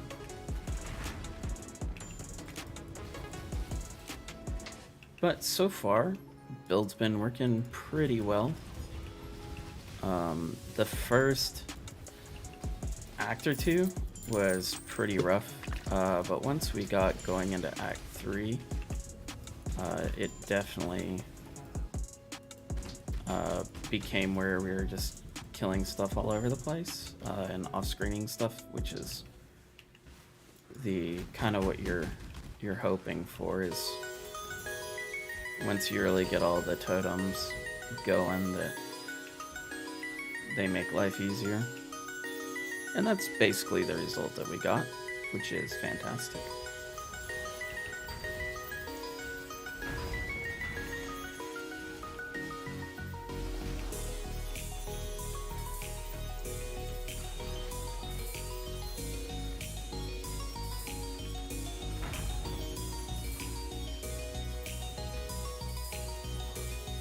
I must have time to gather my will. And so kind of from here,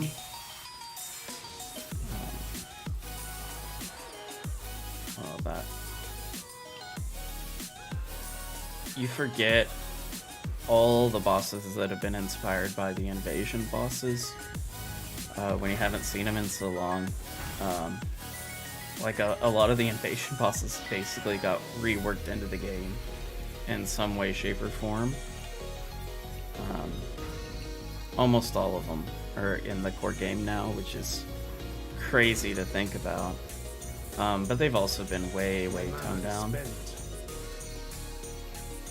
I would actually be really interested if they would do a flashback league. Like especially with gearing up to Path of Exile 2. If like they had their old builds of specific leagues and just said, okay, like have fun, like go back in time and play, you know, X or Y build, whatever it is, from way back when, and just make it voidable, so it's like, you know, people don't get legacy shavs and legacy comes or whatever. Or actually, maybe you just let people keep it, because it's not like it has a... They have a reserve list like Magic does.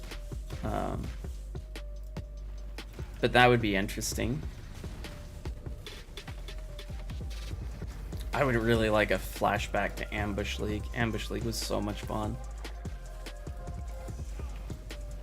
I don't know if they still have the old build code for all those, but it would be a lot of fun to go back in time to when the game was very different than it is now, and kind of have that as an event.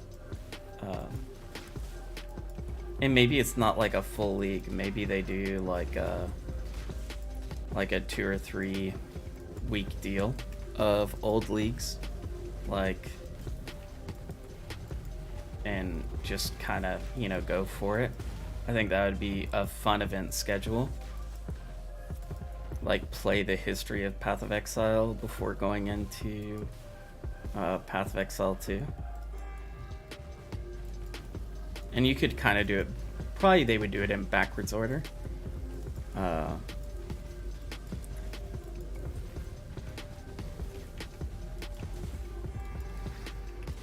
don't know if they would do that just for the simple fact that every league that doesn't have Arch Nemesis in it would probably have infinitely more participants than those that do have Arch Nemesis in it.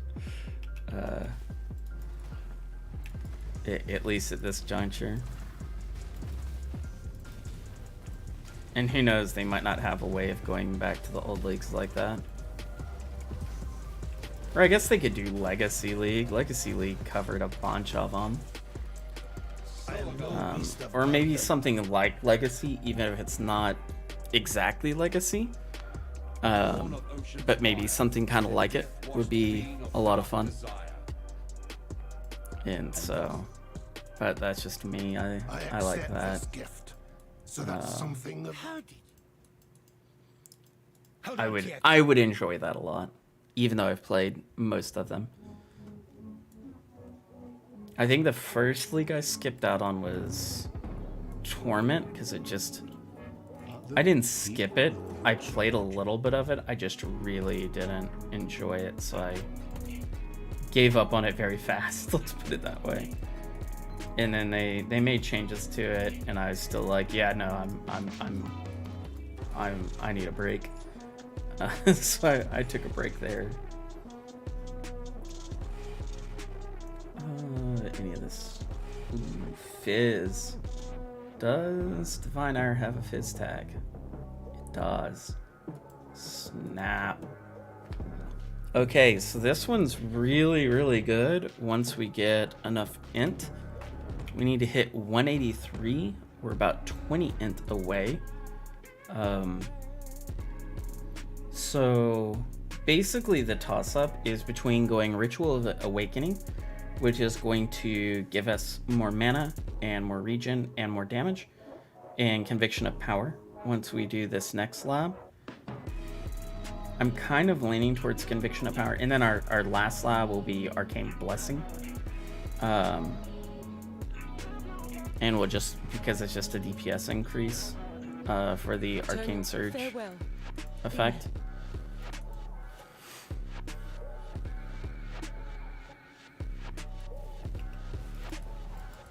I must have time to gather my will.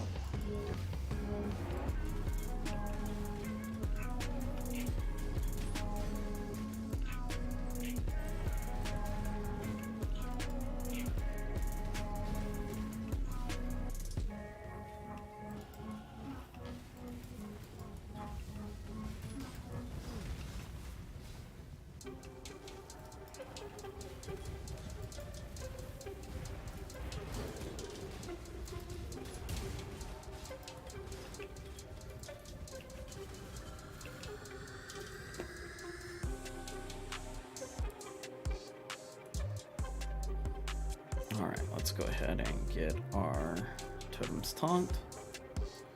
And so next we can either get this cast speed and spell damage, life and mana, or we can finish up and get life and regen, and then go into our Righteous Decree, which this gives us a lot of extra mana. Just these couple of nodes do. The other thing that we could also do is go ahead and start working on this wheel and getting these Fizz as extra nodes, as well as like Divine Judgment, and coming through here, which is also a whole bunch of damage. More than likely, at this point I'm kind of thinking going Sanctity, getting life regen, and then getting Righteous Decree, just because that will really help us with being able to run like Defiance Banner and or a damage aura, kind of depending on whatever we feel is going to be the bigger impact at that moment in time.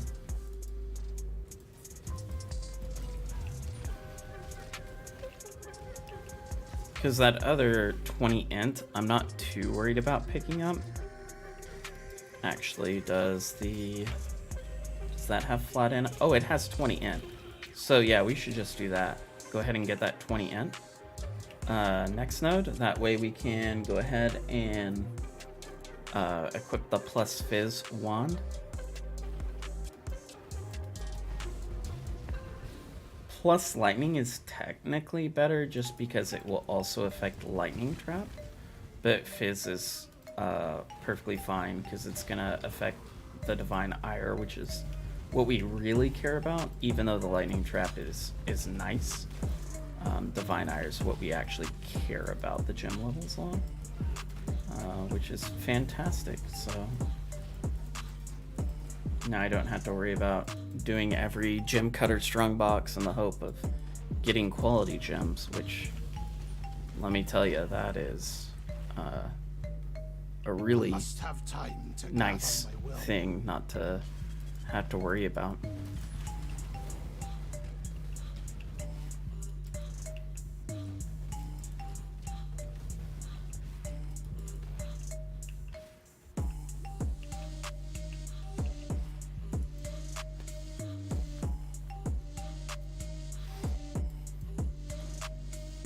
This desecrated house of faith will unearth its secrets at last. So this one we have to do the lab as well as get our first interaction with a map. Ooh, My mana is spent. that was a lot of damage all at once. Okay.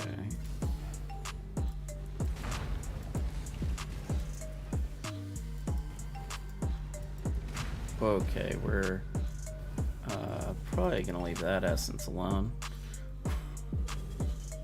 Not worth it with all those on it.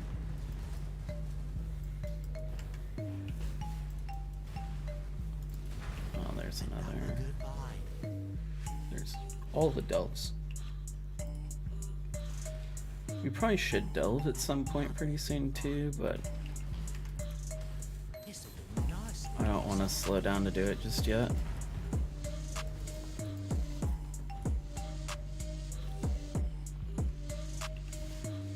But it does really help, like your, if you plan to run delve at all, it does really help to go ahead and get some of the delves and like the first couple of upgrades out early. Like while you're going through the axe, just makes or like as soon as you get into mapping, but normally by the time I get to maps, I'm just excited to be in maps, so I just kind of go until it's full and then I start from there. But if you can upgrade some stuff before then, it does really help the overall feel of delve.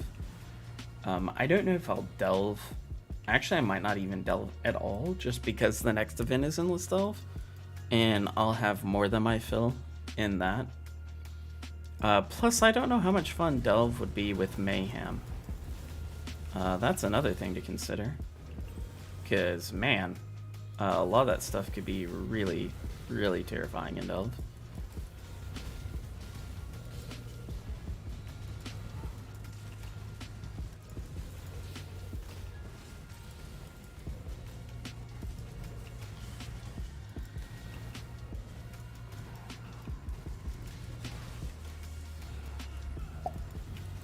Oh, there he goes, 6 socket.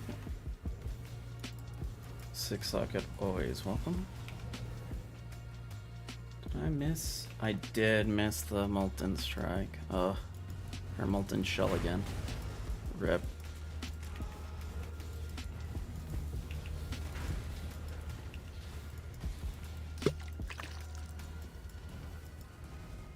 A vision of dreams, ephemeral in my sight. Okay. So let's go ahead and sell this stuff real quick while we're in town, and then we'll go ahead and kick over to Chamber of Sins.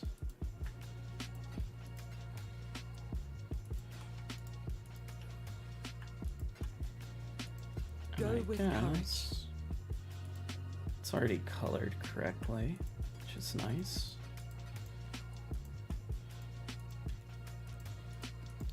So essentially, as soon as we level, we can This is neither go the ahead and time slot nor the that in. place.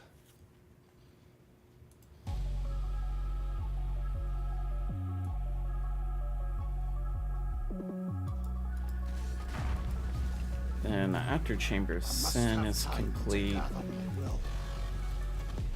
probably gonna take a very, very quick restroom break, and then we will proceed onwards.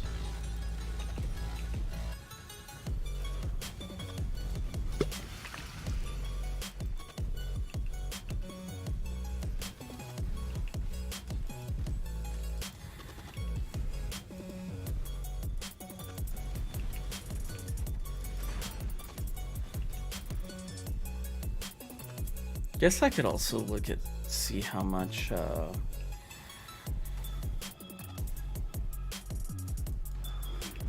Soul Mantle and all the working component pieces are. Because that might be something that is starting to get into the realm of maybe not right now, but fairly soon. Even though we haven't got a lot of pure chaos or X or a divine yet. We have gotten a lot of chaos shards though.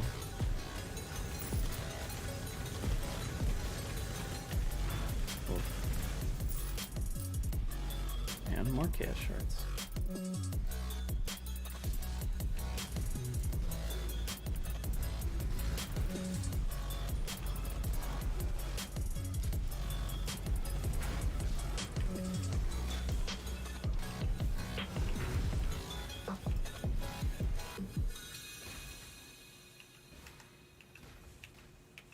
And I don't like the gumball currency shards as much later, but earlier on it's fine. And then we should get this wand here pretty quickly. There it is. Now I just gotta get it where the screen calms down enough where I'm comfortable alt-tabbing for a sec. Okay, I think we're in an okay spot now.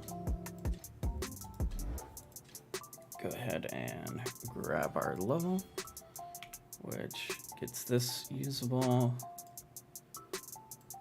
And I guess we'll go ahead and just throw this on left click for the time being.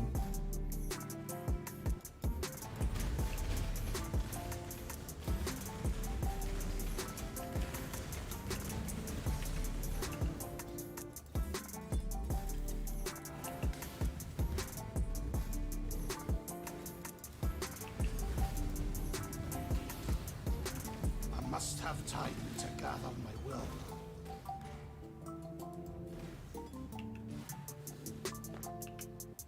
And that can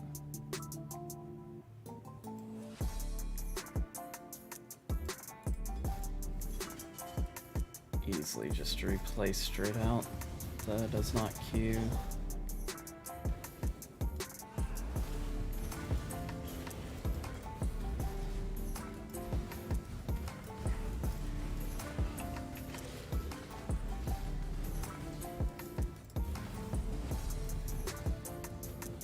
Decent colored gloves.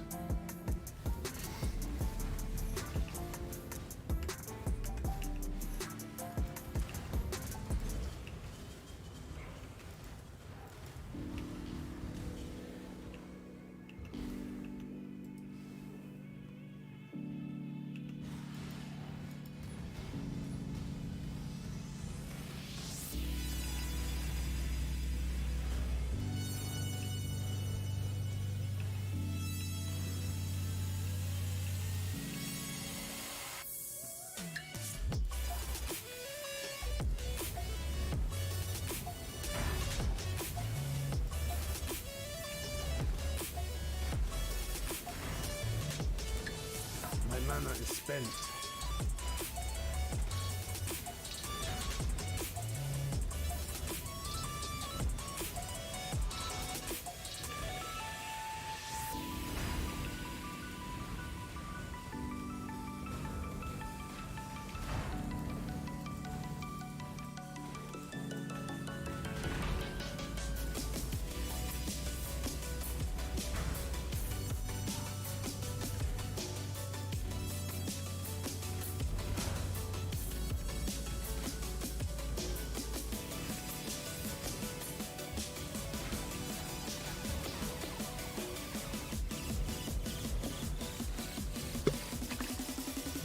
Evil may hide, but the light will find it. Albert? Alright, let's go back. Okay, and then on Chamber Ascending, just always follow the waypoint as it will lead you to the out.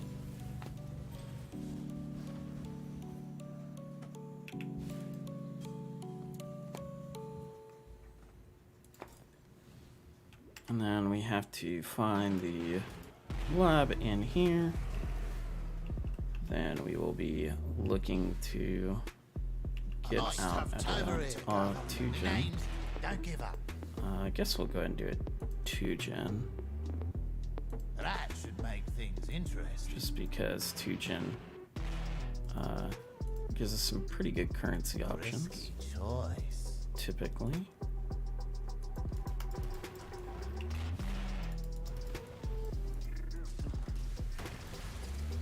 And as long as we don't hit the immune to lightning, we should be just fine.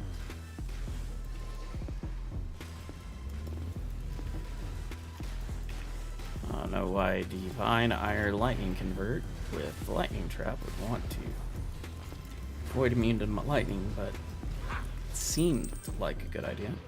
Hey, already worth it. Got a Chaos. I'm here.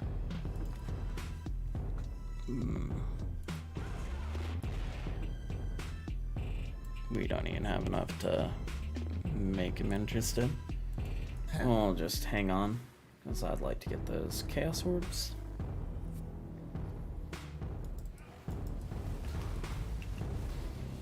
Okay, Delirium Mirror we don't necessarily want, just because don't want to have to do the lab trial in Mirrored. Alright, there's lab trial.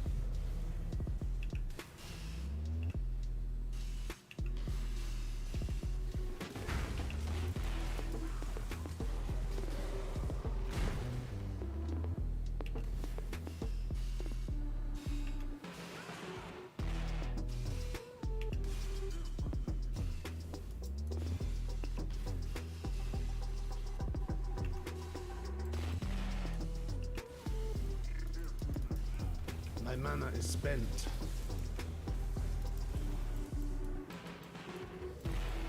There is a fine line. Alright. So now what we're hoping for is that the exit is right here. Along this. We may get lucky, and it very well may be. Oh, I need those. We're almost to flask crafting.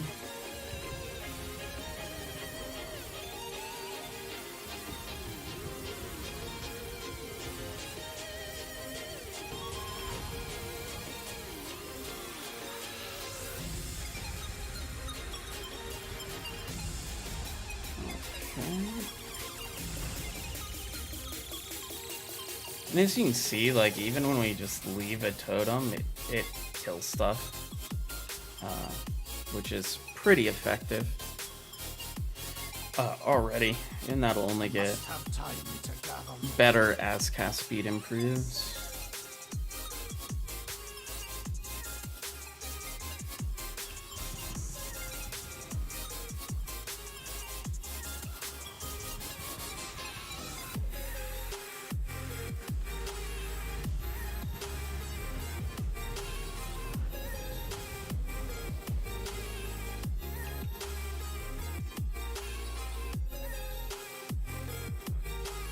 Alright, sweet.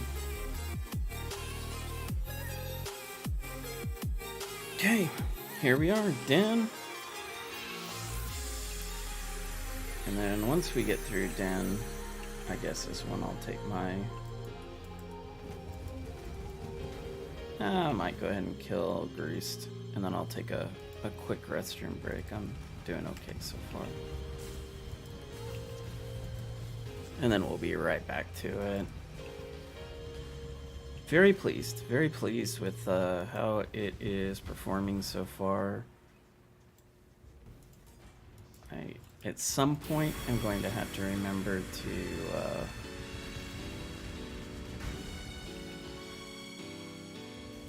fix the molten shell, but I'm not worried about that right now. It's fine on left click.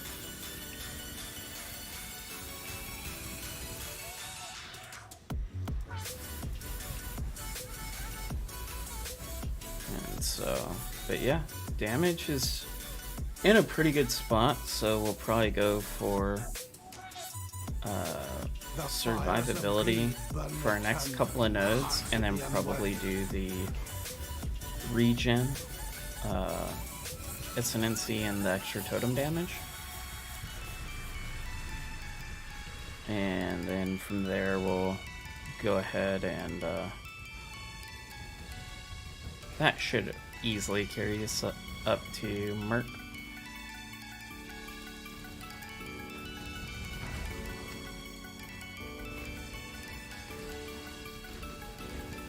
My mana is spent.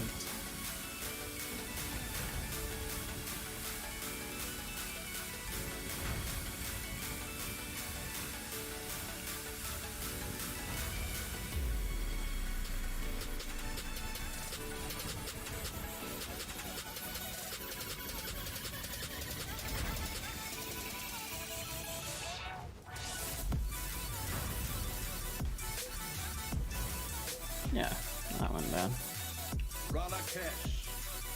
Ralakesh is down.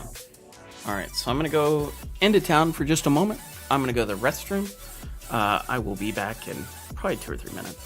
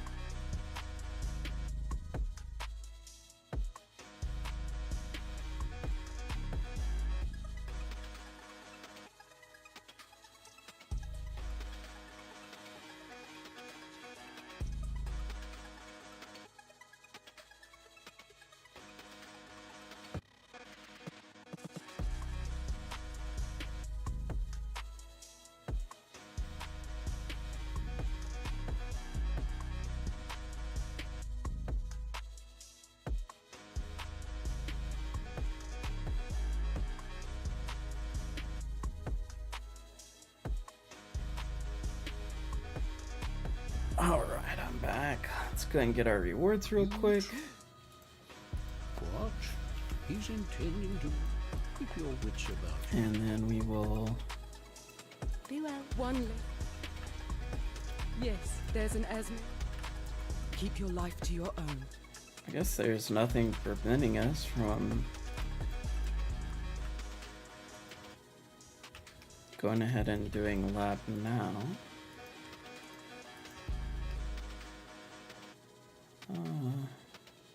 Ooh, 25 move speed boots. That's nice. And some res on them.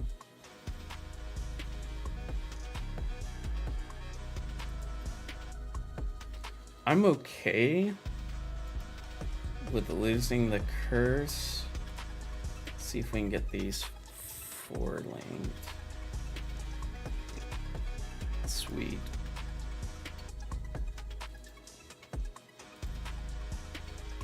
Oh, that's pretty handy.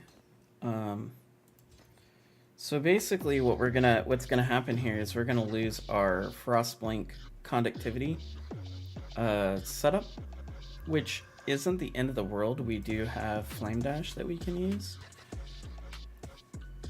But it does make it where if we get a better helmet, we can swap out, but getting that move speed will definitely feel nice. Yeah, none of those are great, so we'll go ahead and sell all this off. And then on to Journey well. Attempt to conquer lab. We'll go ahead and get our life and mana there. Hello.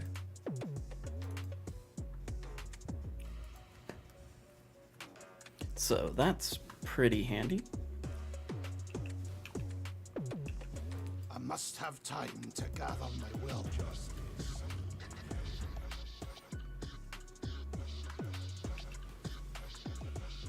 So now from here we will go ahead and pop over and get lab done, get some more damage and some more regen. Actually, I might just go with the charges, because the charges give you so much. I can easily spend 1 point, and that adds 20% more spell damage. And then plus I have essentially 4 permanent endurance charges, which is really handy.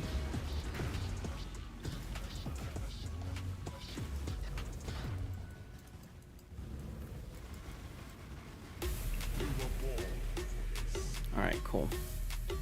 So, turns out it's RO really easy.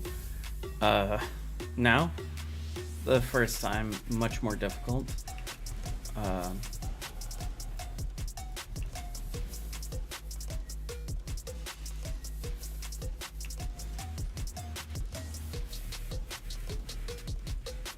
Getting the 25% move speed boots right before. Oof. That was a rough combo. That's the scary thing about the mods. Is, man, just the wrong couple of things can really mess you up. And that was just a happenstance of the wrong couple of things paired together.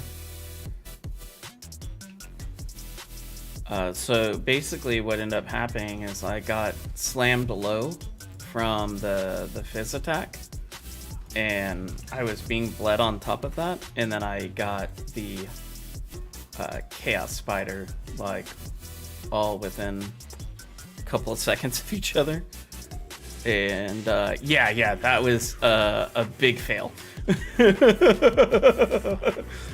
Big fail. But it happens. It happens.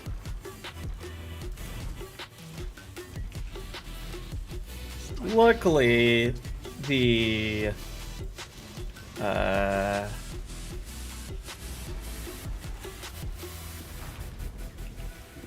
damage is pretty good, so killing Azar is no big deal.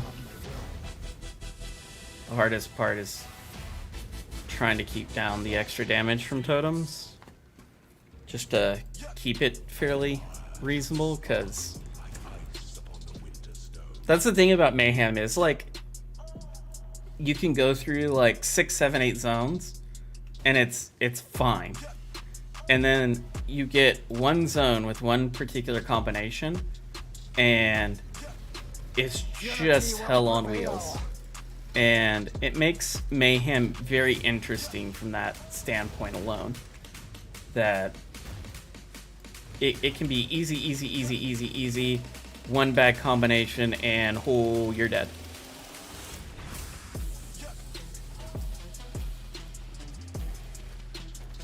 Which makes it very frustrating if you're playing hardcore. It can be very frustrating if you're playing hardcore. If you're not used to like gauntlets and stuff, I would not do this on hardcore, just because the combinations happen too early. Yes. So this one is crit multi, more monster damage, and invasion bosses, and Crow Lab. So yeah, it's spicy.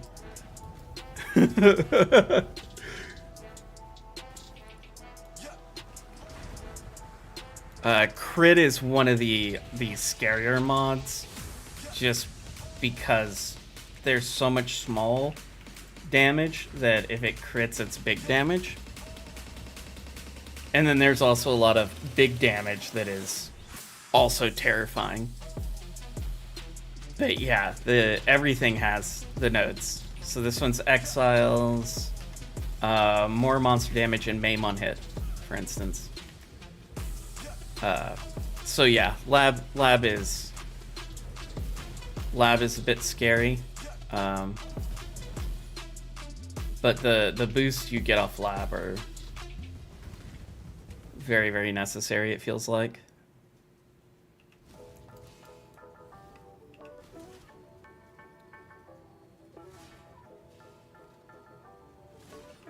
This is also one of those events where if you really, really want to challenge yourself, do no ascendancy on. Probably could get some views for no ascendancy hardcore on something like this, but I would not want to do it. I want the ascendancy bump. There's just too much little stuff that gets very, very scary. When the time comes to strike, an emperor strikes. I must have time to gather my will. Alright, so luckily Azaro doesn't have them. But Azaro is the only room in lab that doesn't have the crazy stuff. And I imagine they did that just so, like, Azaro didn't end up with, My mana is spent. like, you know, something outlandish. Like, if you gave crit to Azaro, he already hits hard enough that that would probably one-shot just about anybody. So that's probably the reason why they don't give it to Azaro. That, and it would be really hard to squeeze 20 into those two zones.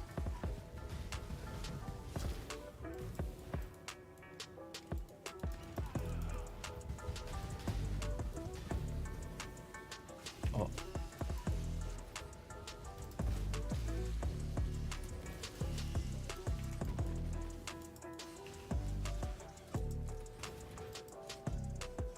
But yeah, you really want to avoid... Oh, alright.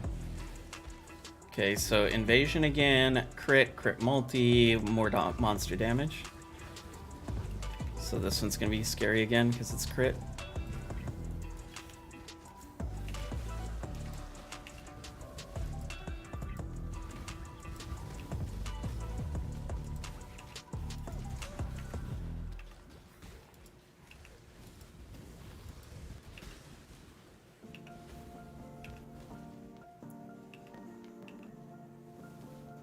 Because, like, the thing that hit me wasn't even, like, a big, powerful spell, and it nearly killed me. So that's why this gets terrifying.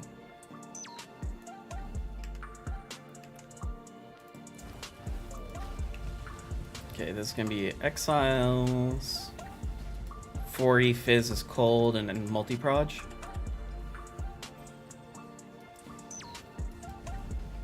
Getting a lot of potentially scary ones. Because there's certain exiles with multi-proj that are horrifying. Like that one. And that one. Jeez Louise. And that one.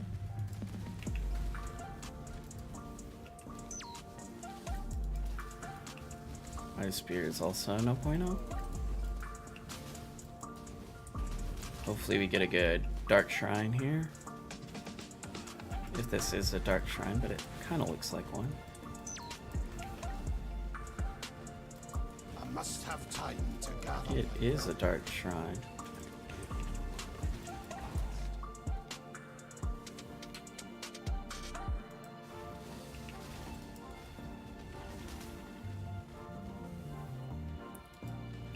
Man, those ice spears cast fast as crap.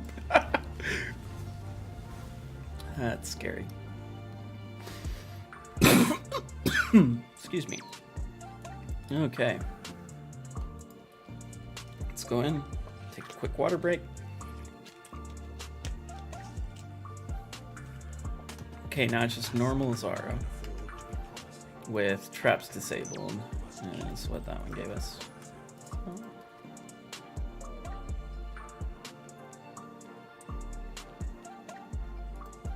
That seems slightly better, just because it's a little bit more life. Yeah.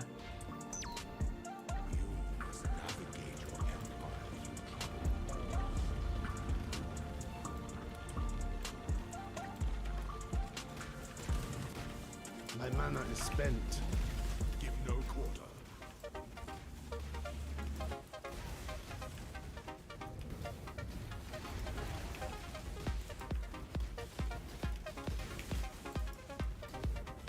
And I'm casting a lot of totems pretty quickly here, just because I do have the taunt on them, which is very good for dealing with the Zaro. Any of these, that one may possibly be worth dealing with. No, that other stuff really is. Okay, Crow Lab done.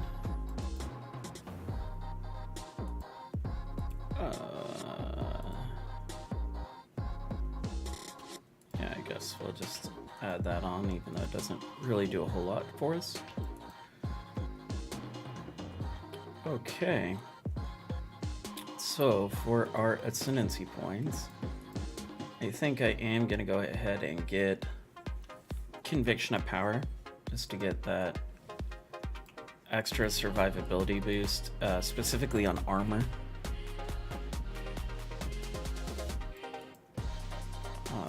Seems like it's pretty good right now. And then we'll get more damage and regen next time.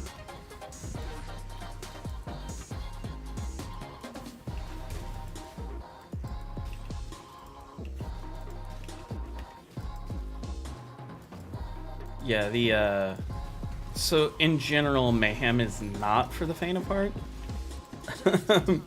Because it does get so crazy chaotic at times.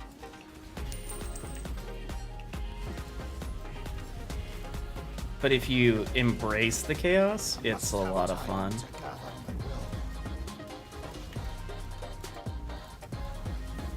It makes the game feel very different to play, which is nice when you've played a whole lot of this game like I have. It just feels very different. If you find your gods lacking, your true lord still awaits. Mapping in Mayhem also gets really crazy depending, well, especially now with the Atlas passes. Like, depending on how you do your Atlas passes, it can get nuts.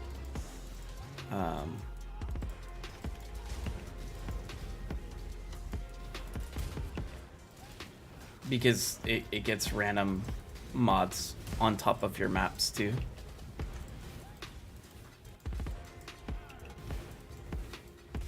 So you can get like 10 mod maps and stuff, which is pretty interesting. Alright, we got another skill point. Let's go ahead and get life, and then we'll get sanctuary, and then we'll get righteous decree there.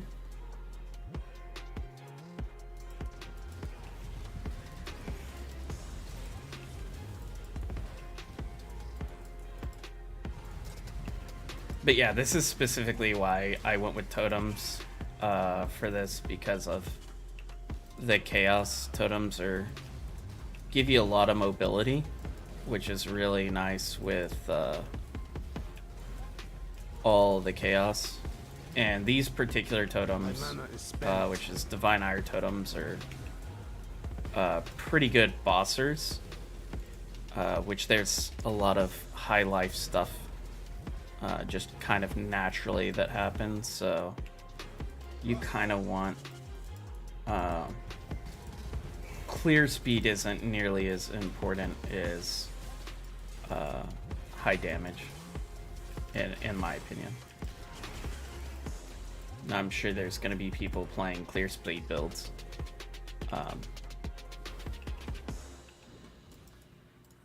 and to each their own, but I like higher damage in these kind of scenarios, personally.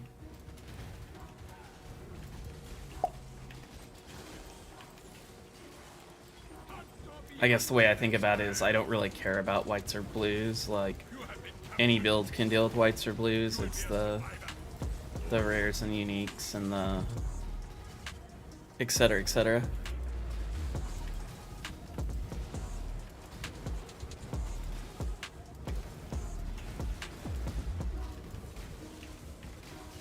Yeah, so if you're only gonna play a couple of hours a day, I would try Arc, and then if Arc doesn't, and I would level Divine Ire in the background, right?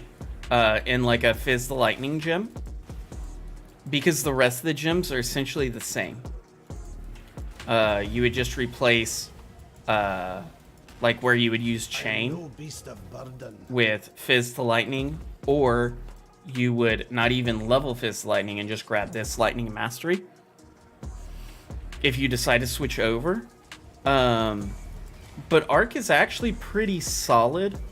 It is definitely a little bit better clear, but because Arc has the text on chaining, it does have decent single target, because it just multiplicatively applies damage to each arc. So Arc's never really bad. Like, Arc can be used as a bossing skill. It just won't be quite, like, you will have substantially better clear than what you're seeing here. The other thing is, if you're going Arc Totems, is I would definitely use more of a bossing trap. Like, I'm using Lightning Trap because it gives me a little bit of additional clear just to help, you know, like this, where there's just high pack size, where you don't really need that with Arc Totems because they will zap everything to the moon. But if you run Wave of Conviction, it will it'll get you there on bosses. Just Wave of Conviction and Trap and Fizz to Lightning, unless you have the node, then you don't really need Fizz to Lightning. It doesn't really do anything extra for you. Yeah, that's garbage. We'll get rid of that. Okay.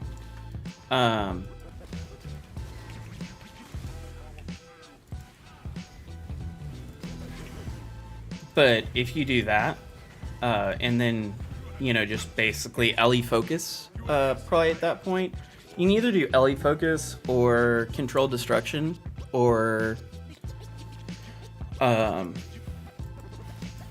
consecrated effect. Any of those work for boss damage.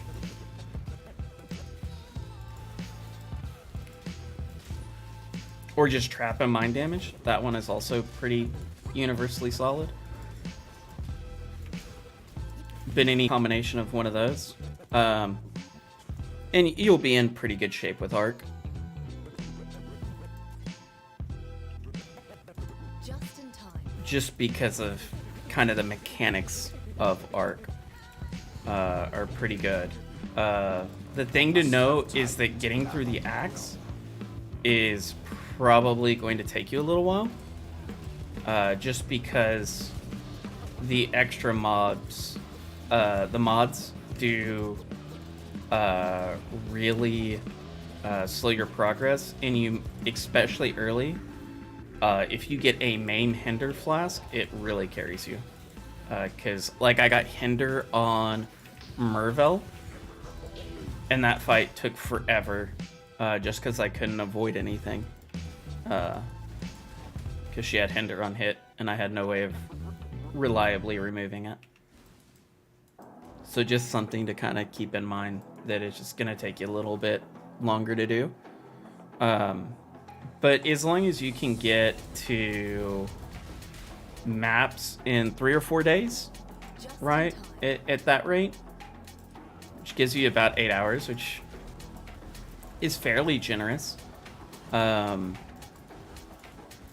long as you can get to maps in around that time, you should be in pretty good shape to hit level 80, if that's kind of your goal, and still be like in a pretty good place.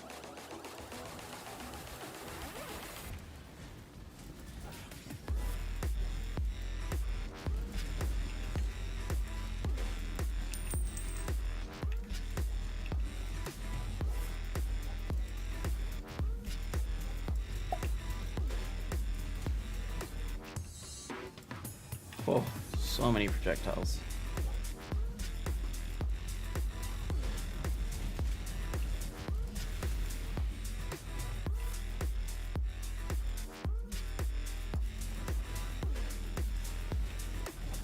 Really want to get that regen node, but okay, now it's finally calmed down enough where I feel like I can hit it.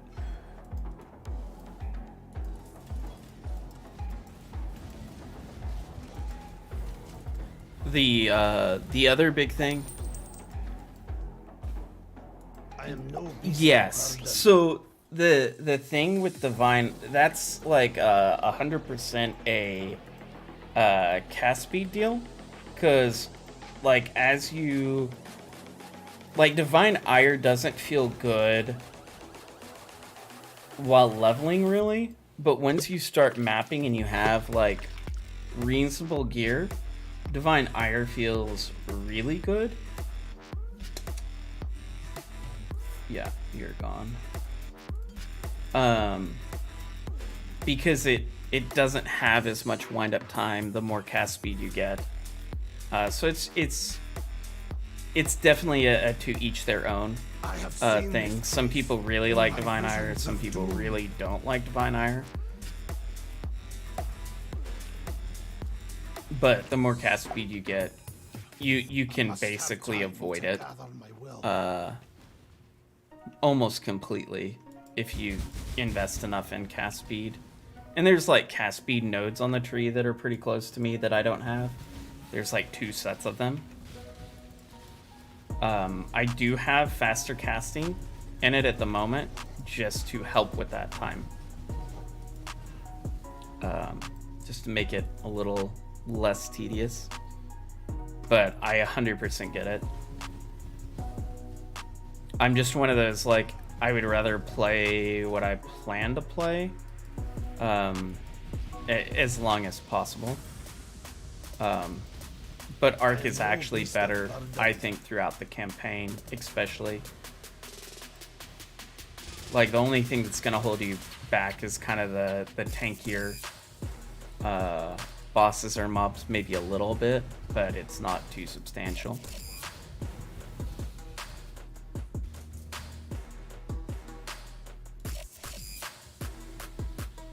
The other thing is, if you don't mind doing a little bit of respecking, you can also really easily transition from Arc, because you don't need to get the I am second no beast of lightning burden. node. You can just get the cast speed one, and you don't have to pick up the pin and just a whole bunch of lightning damage node.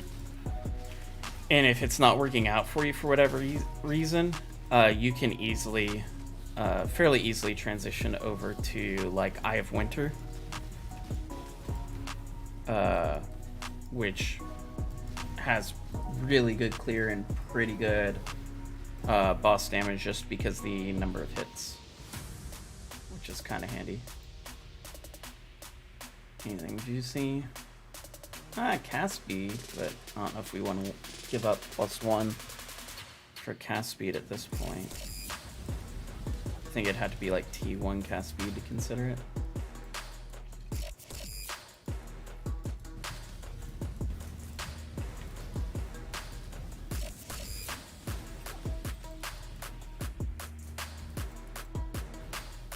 I am no beast of burden. Yeah. I'm gonna be honest with you, like straight up, Arch Nemesis doesn't feel quite balanced yet, but it's definitely much closer than it was, if that makes sense. Like, it feels like it needs just like a touch more, and it would be pretty well balanced, and not too crazy. Must have time to gather my will. Because there's still some mods that are definitely overpowered. But the number of those mods versus the number of like fairly reasonable mods are definitely much better than they were. The biggie for me was I wish like, if I could make like 2 changes to Arch Nemesis, it would be putting a larger cooldown on Magma Barrier, because I feel like Magma Barrier is still like a bit overpowered. And I would probably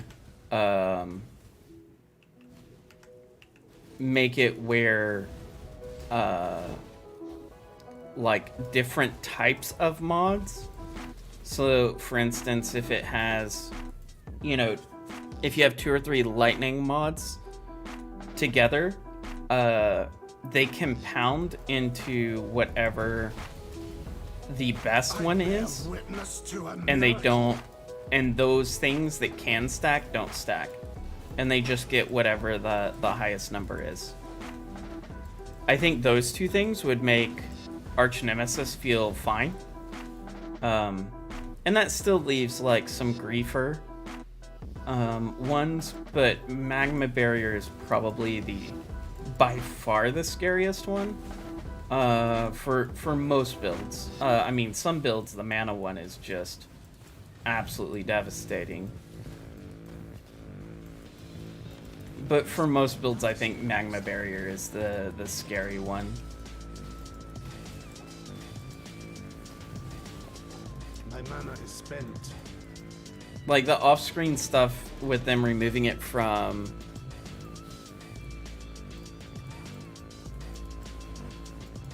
well, yeah, so kind of my overall, I mean, it is better. Okay? So I want to be clear with that. It is better than it was. I don't know if it's where I would want it to be. Like, I think the best thing that they could do is make it where you only get 1 Arch Nemesis mod at a time through Axe, and you only get 2 Arch Nemesis mods at a time in mapping, and then it's optional if you want more than 2. I think just that change, and then make it more rewarding, obviously, if you pick more than 2. Like, make it a little thing where it like adds, you know, 1 adds a 3rd, 1 adds a 4th, where it can roll up to 4, up to 3, and then maybe 1 that makes it where it always rolls up to its maximum number or something. So as your gear progresses, that you can kind of progress the game difficulty at your own discretion. I think that might be the absolute best idea, just because it would give something to everybody. Because like later on, I don't mind Arch Nemesis nearly as much, and there's certain builds that do very well against Arch Nemesis, and they probably don't care a whole lot about the extra difficulty.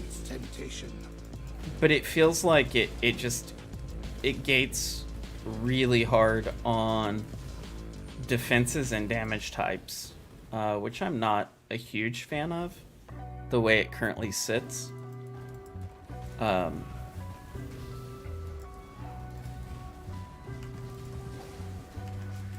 But I also try to keep in mind like new player experiences. And if I was a brand new player coming into Arch Nemesis, like now, I probably would not have kept with the game. Just because of the way it is. It's kind of rough on that aspect. But yeah, making it optional would be nice too. I think the issue with trying to make it optional is that if they do it in this, like, I think then they have to break out a whole new league, and I think that hurts the economy, because the economy is gonna go to one or the other.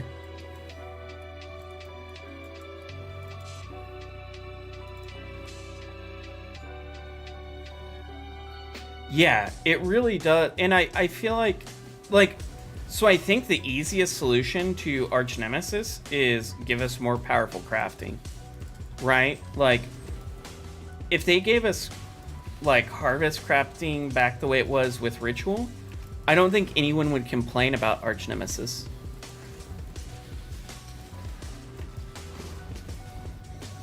Yeah, I would really like a highlight of colors in a chart. And each highlight is separate, right? That kind of permeates any on-screen clutter. I think Arch Nemesis is fine if they're planning on slowing down the game. Like, I think Arch Nemesis is genuinely just fine the way it is right now. If they slow down the game and there's not so much stuff on screen. I think the issue with Arch Nemesis is while most of them have distinct mods, the screen gets so cluttered you can't tell what the distinct mods are. And I just don't think it's realistic for the pace of the game. Like I mean, I couldn't tell you what that Arch Nemesis mod was without hovering over it just because of the screen clutter, right? And there was 2 mobs on screen. And so, like, I think that's a bit of an issue.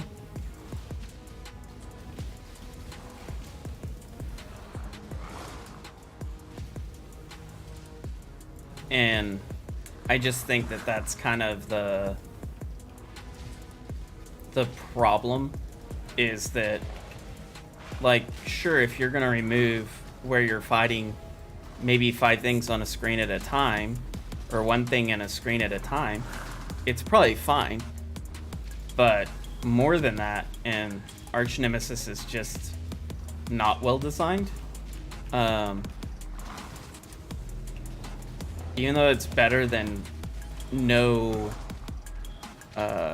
telegraph or no visual cue, just the visual cues aren't noticeable enough in enough scenarios.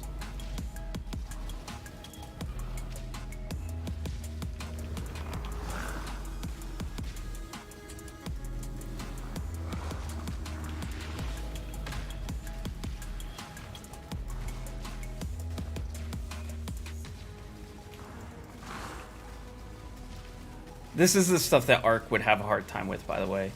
Is like this kind of stuff where it's like this guy's tanky. And they take less damage. Is why he's taken so long to kill for this, but okay, I was about to say, you better give me something after all that. No beast of burden.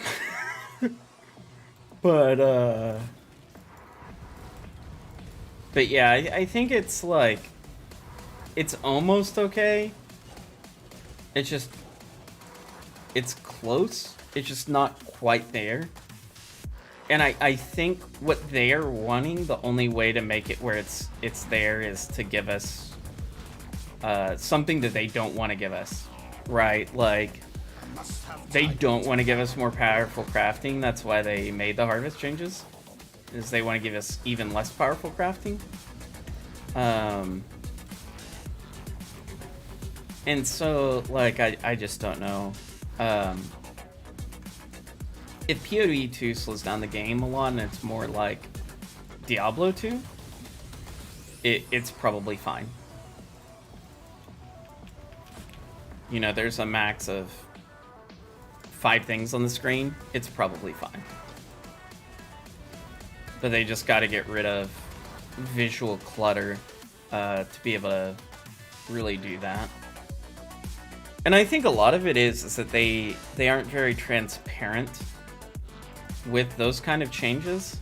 Like, they don't say, hey, we know Arch Nemesis is kind of bad right now, but we're planning on really slowing down the game, so it should be fine eventually. Because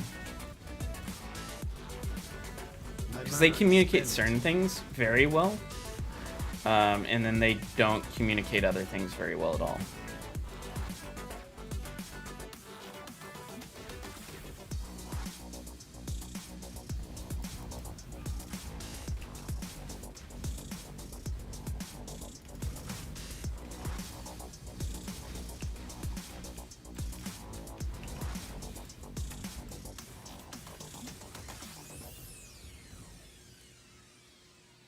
which is also frustrating when you're trying to make build guides and stuff, and, you know, a mechanic doesn't work the way it's supposed to. Like what happened to me last league with Galvanic Field. It was busted out the gate, and that was what I was playing on. Like, that's what I built my league starter on. And that was a little on the frustrating side, but nobody's perfect.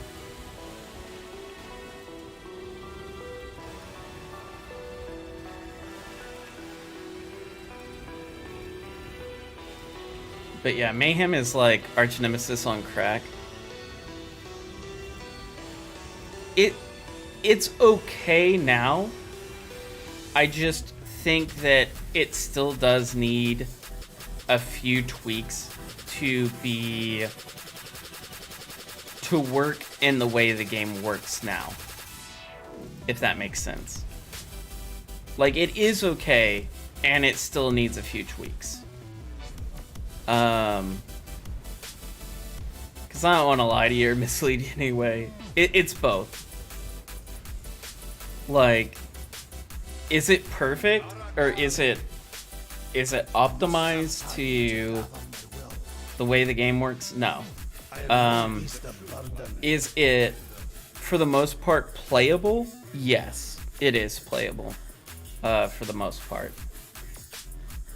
I still didn't play a lot this league, but that was more because the base game and the league aren't in the best of states right now. And when the base game isn't in a great state, you really have to have a stellar league. And this league wasn't stellar. Last league was. So it's just, it is what it is. You know, it's another, like,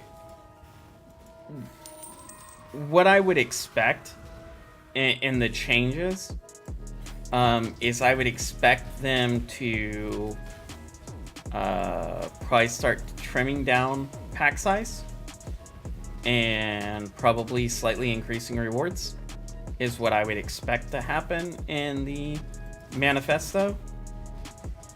And if that happens, it's probably fine and no tweaks are needed.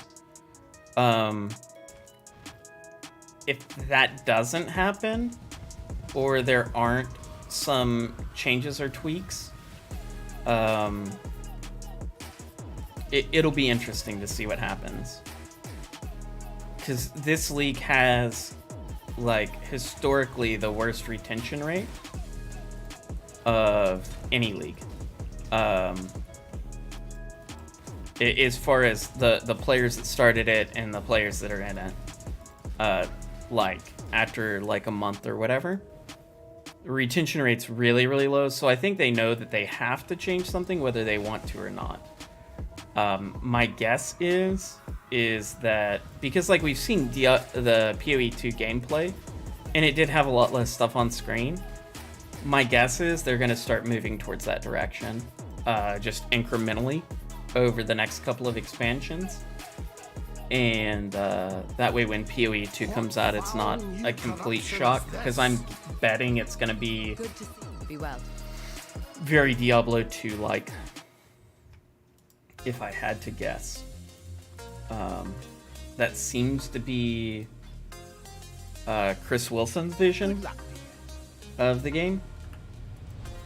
Like, I kind of like the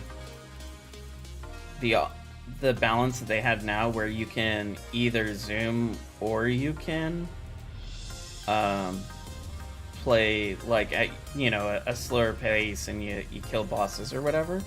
Like, I kind of personally like that amount of freedom. I don't see that being Watch yourself. the direction of PoE 2, at least not at first. It might eventually get there, but I think it'll take a while to get there.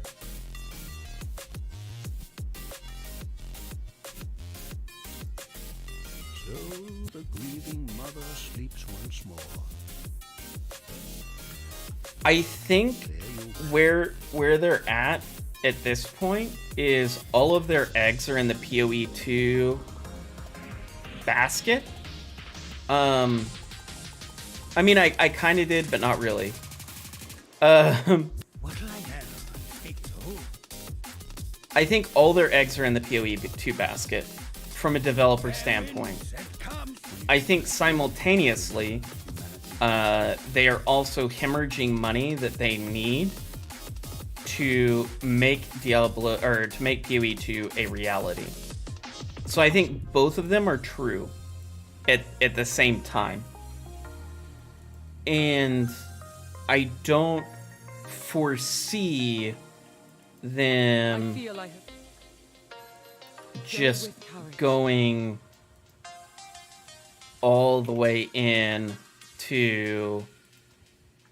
I don't see them going all the way into PoE2 mode at this particular juncture. But I do think it will be a gradual, smoother transition into PoE2.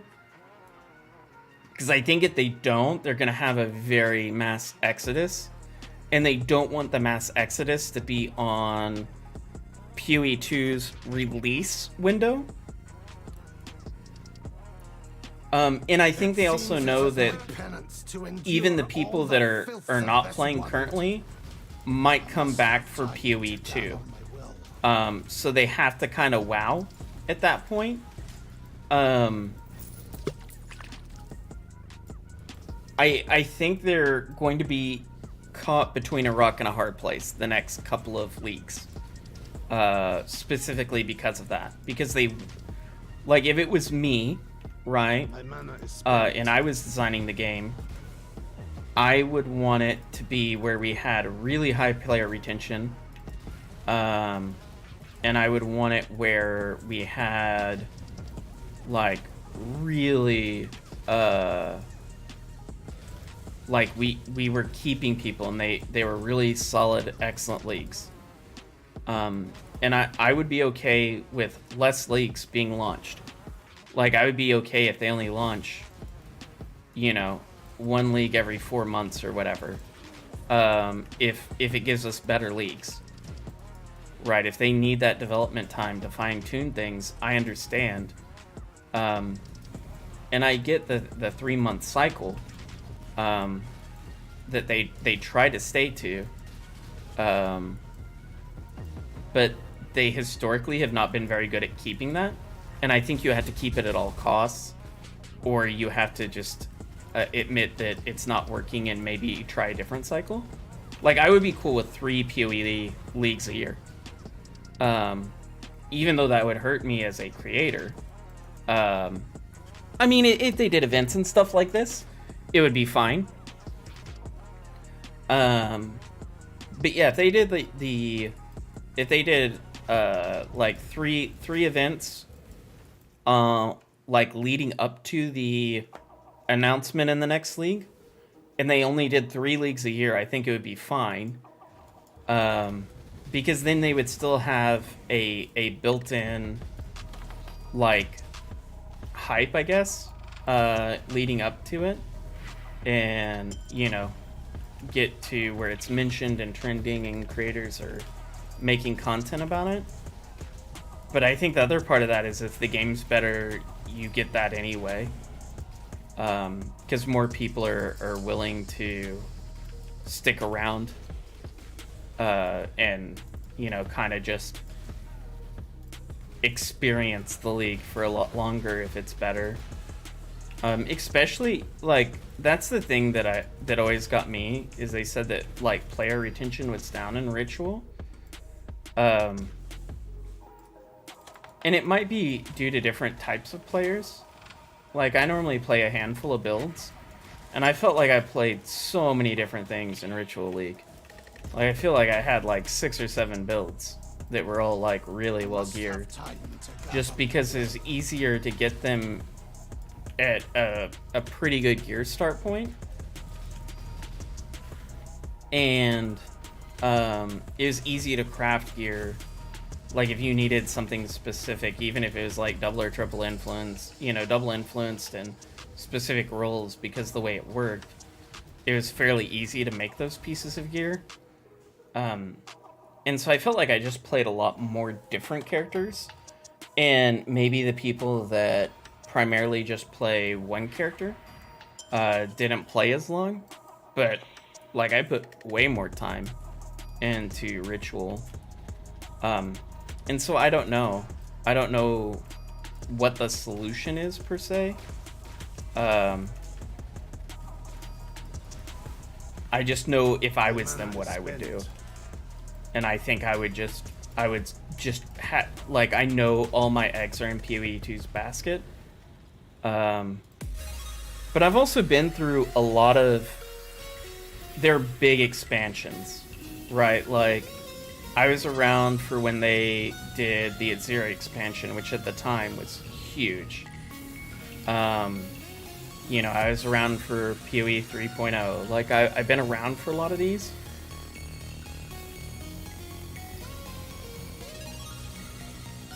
Yeah. Well, and I think that's the thing that Chris Wilson is the least willing to give up on, too. So I think that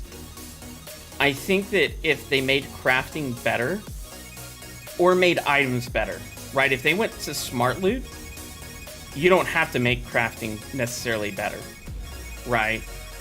But like, what Chris Wilson kind of envisions the game to be, where you pick up an upgrade off the floor, is so unrealistic. Once you're in maps, basically. Like, yes, it can happen, but no one's identifying the number of rares in a league to really make that. And that's the issue, is it's so rare that it's just not worth it.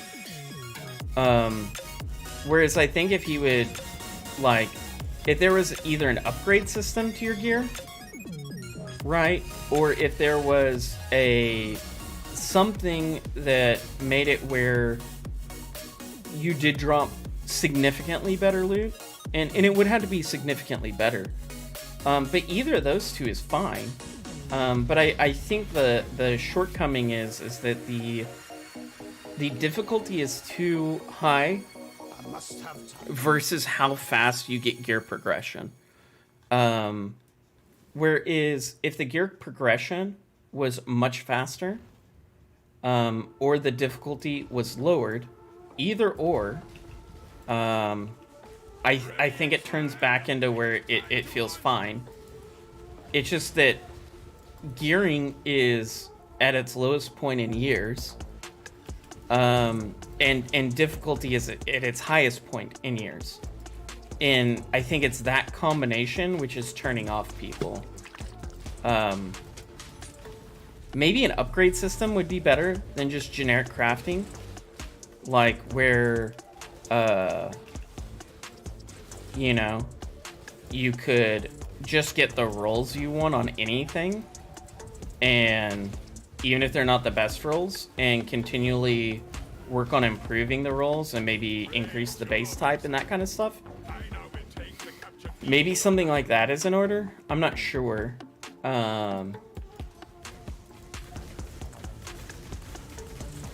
But like, they need to do Purity will prevail. They need to do something. Because like, if it was back to where, so at one point in time, the majority of your damage came from your weapons. At a different point in time, the majority of your damage came from the skill tree. Now it's like a combination of both. And, well, that, and on top of gearing being worse, they also nerfed skill gems, like support gems at the same time. And so, I don't know, maybe if they just undid the nerf to support gems, that would fix things too. Like, there's a bunch of different solutions that they could implement, but I think ultimately they're going to just start pushing more and more towards PoE 2 at all costs, even if it is unsuccessful and the players hate it, is what my guess is. Because then if you played the recent leagues, even if you didn't enjoy them, when PoE 2 comes out, it's not as big of a transition. Versus if you haven't played the recent leagues and you come into POT, it's going to feel like a whole completely different game. And maybe that's what is coming up. I'm not 100% sure. We'll kind of just see. I'm really interested in diving into like manifestos and stuff. I hope those start trickling out pretty soon, even though it's really early, just because the sooner those trickle out, the better it is, because they can get feedback. And I think that's really important at this stage, that they give themselves a lot of time to gather feedback and to implement feedback. And during the event season would be a really good time for that.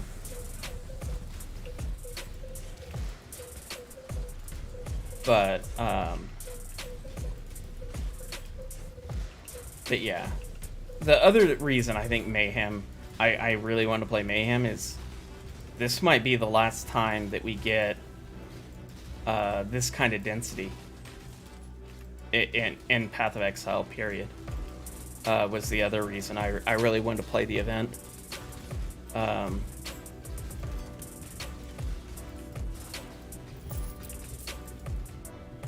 Because who knows what's gonna happen, you know, like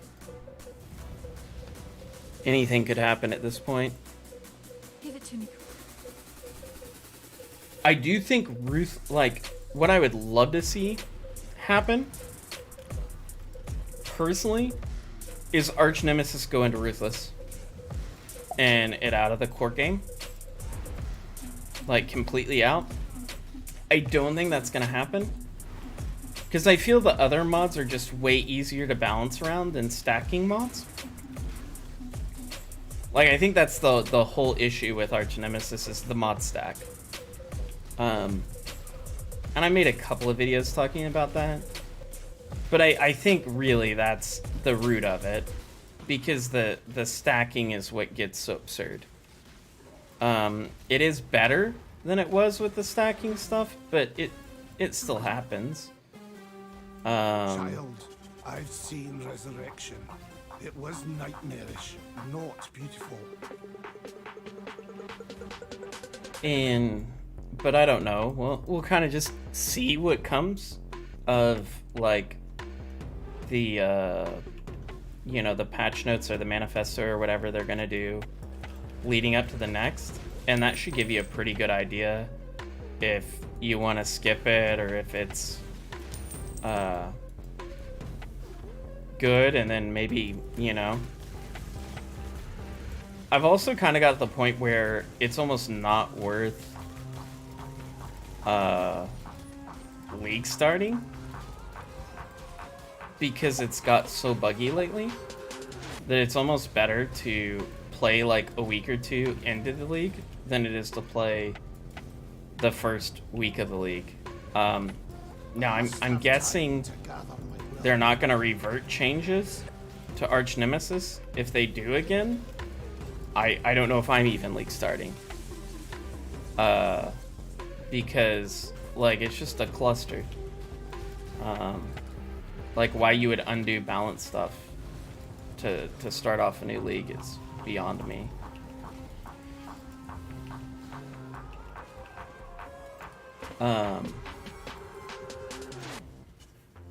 But yeah, it's gonna be interesting.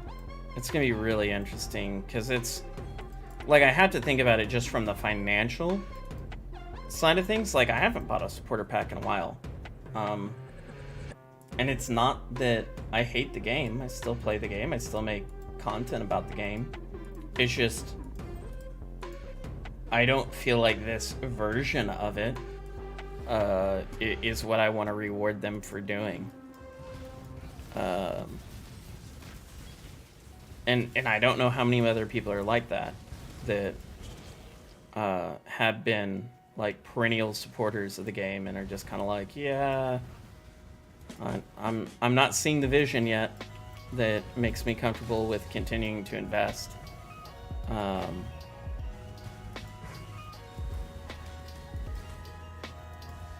And so we'll just kind of see. I also don't like the fear of missing out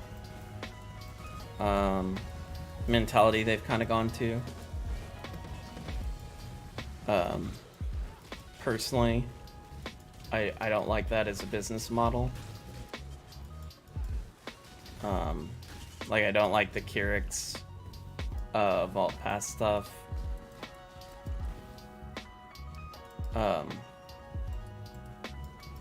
But we'll see. I also don't know how much of this is Grinding Gear Games and how much of this is Tencent, which also makes it harder to evaluate. Because Tencent, for the most part, has stayed out of developers' ways, where they've invested a significant portion of money into them. If he shall have you. But at the other end of it, like, I don't know how much they're pushing them as far as to fix the problems, because I'm sure they're seeing the same numbers that we can see that shows that it's way down.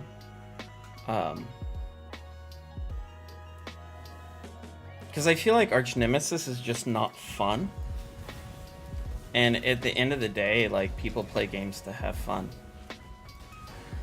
Like, Arch Nemesis by design is not fun. And so that also has me kind of worried for PoE too. Because if they're trying to make it a really hard game, right? Like, it's already kind of a difficult game to begin with. But if they're trying to really ramp up the difficulty, and they don't mediate it out, and I get wanting to cater to, you know, the big streamers, like, not people like me, but like people like Ziz and Steel Mage who think the game is easy. You know what I mean? Because they just put so much time in it all the time that, of course, it's gonna feel easy. And I am no beast of burden. I think that is another problem. Like, I think they need to look at, like, how much time the core normal person spends on the game versus streamers. Because I think they're kind of missing the mark of people that have, you know, a 2 to 4 hour window to play every day. And I think that's the primary demographic of people that play this game. I think it's mainly not necessarily older, but you know, people that have a job or people that are in school. And this is kind of like a free time activity versus the amount of people that are doing this constantly.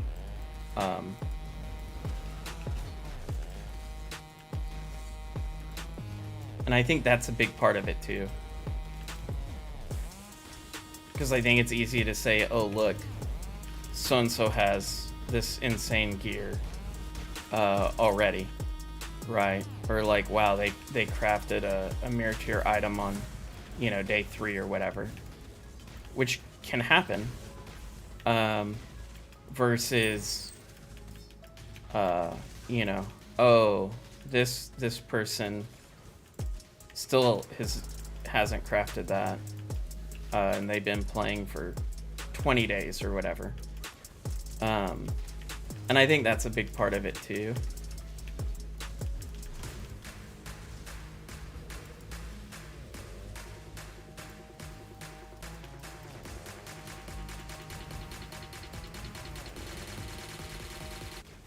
Is I think a lot of that gets overlooked.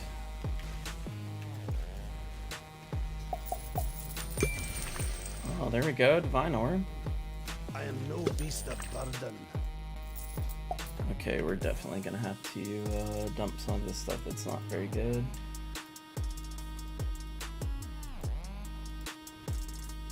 Alright, let's start with there.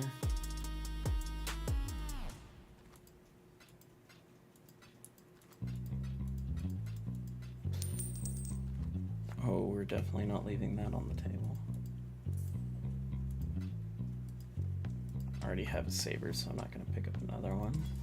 I must have time to gather my will. I definitely need to vendor it when I hit checkpoint here in just a second. Yeah, there it is. Thank you, appreciate it. Yeah, that should be able to get, once I take a moment, which I probably won't do on stream, that should be able to get me basically all the gearing that I would like to get done.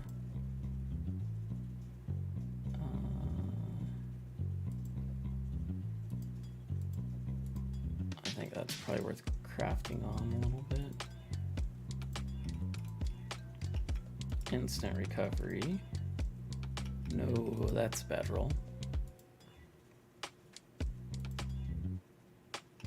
Oh, that's pretty good. Hey, there we go. That replaces that flask.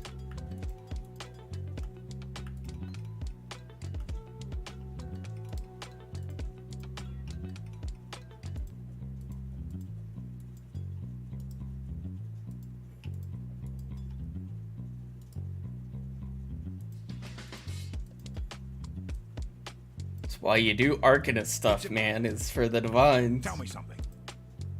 And the chaos.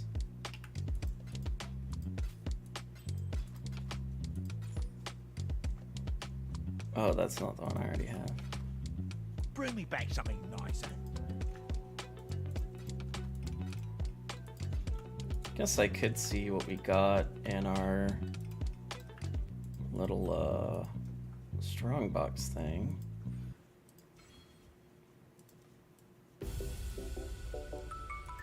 He's out.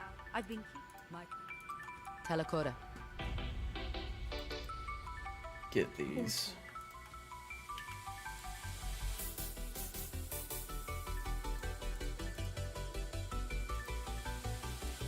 Alright, then, where's that at? Is it in? Yeah. Alright, see what we got. Pyromaniac weapon effect. Let's see what that guy looks like. Probably too fiery. Oh, that's actually pretty sick. It's a nice little,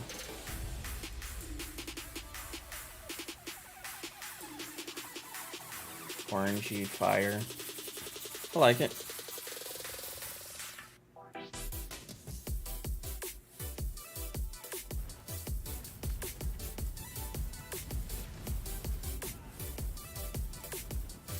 I must have time to gather my will. Yeah. I generally agree with that sentiment. So I haven't seen the game this divided since, okay, so years and years and years ago, when they had different leagues for hardcore and softcore, the community was very split between hardcore players and softcore players. Then they started making all the leagues either hardcore or softcore. So there is no fear of missing out. And I think that that was...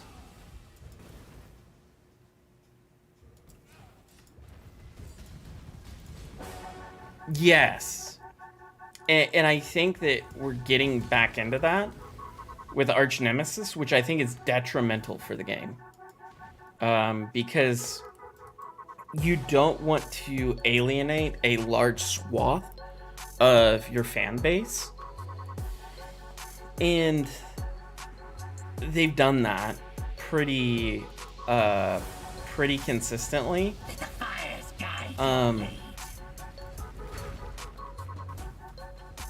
And I think if they, like, I think if they slowed the game down, you can make it more difficult. But at the same token, I think you have to really, really focus on making the game enjoyable at that point. But yeah, no, I'm 100% with you. Like, I enjoyed the game more when it was turn your brain off and do maps, and, you know, occasionally do whatever, you know, like listen to music, you know, whatever, watch a YouTube video and you know, pound out some maps, get some levels. Like, I really liked that, where I wasn't having to pay as much of attention to it, and it was more of a low effort, just a fun time. Because there's already enough thinking that goes into planning your skill tree, upgrading your gear, all this kind of stuff, that I don't need to be constantly thinking while playing the game on top of it. And I know there's some people that really enjoy that, and I get it. But at the same time, like, I'm not sure how it's going to be positively received going forward. Because, like, my ultimate goal, right, is for the game to be successful. And I think Chris Wilson shares that vision. And I think there's some people on the PoE team that definitely just want the game to be super successful. You know, that's, like, why I make a lot of the stuff that I make, is to try to help the game be more successful in my own small little way. But at the same token, I also think that, you know, you have to be willing to learn from your mistakes to do that. And know that even if the community's vision and your vision are different, there's a reason that they enjoy it. Even if you don't agree with their reason, you should try to match that. And even if they made, like, I don't want to call it easy mode, because I don't think it is easy mode, but even if they made it where there's a version of the game that didn't have all the leagues in it, that didn't have arch nemesis in it, where maybe you tone down the leagues that are in it to more player-friendly leagues, and you really watch what gets added to that, I think that would be good for the game. Because I think, like, a lot of people that have played the game have never killed Brutus. Like, the majority of people that have ever played this game never killed Brutus. And then they made Brutus more difficult. And I think that's, yeah, absolutely. Because it's one of those things, like, I am more of a casual gamer normally. I tend to take Path of Exile more seriously than I take most other games, but I'm more of a casual gamer. And it's just because, like, I really like this game and I played it for so long, I think is the reason that I take it more seriously. But yeah, like, maybe not even casual mode, maybe it's just called vanilla or something like that. Like, it's more like a traditional base game, because the base game now has all these leagues in it, and I think it really pollutes because there's been so much added. Like, I'm of the mindset that every time they add a league, they should take 2 leagues away at this point. Right, and Yes. Well, in the drop rates, so the thing about the drop rates is I don't think they're actually all that much lower. I think the drop rates are just way spikier. And so if you only play for a couple hours a day, you can just not drop anything good. Whereas if you're playing constantly, you may drop a whole bunch of good stuff. Yeah, like, people want, like, I think the biggest issue with, like, modern game development is people try to suck too much of your time up versus how rewarding it feels. And I think most modern gamers are just not for that.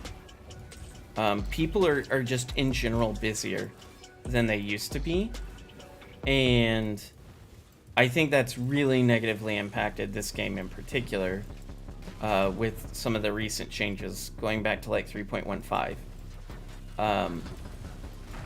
Is they were at a point where the game felt really good, and at the end of the day, it's a PvE game, right? It's you versus NPCs. If it was a PvP game, it's a completely different story.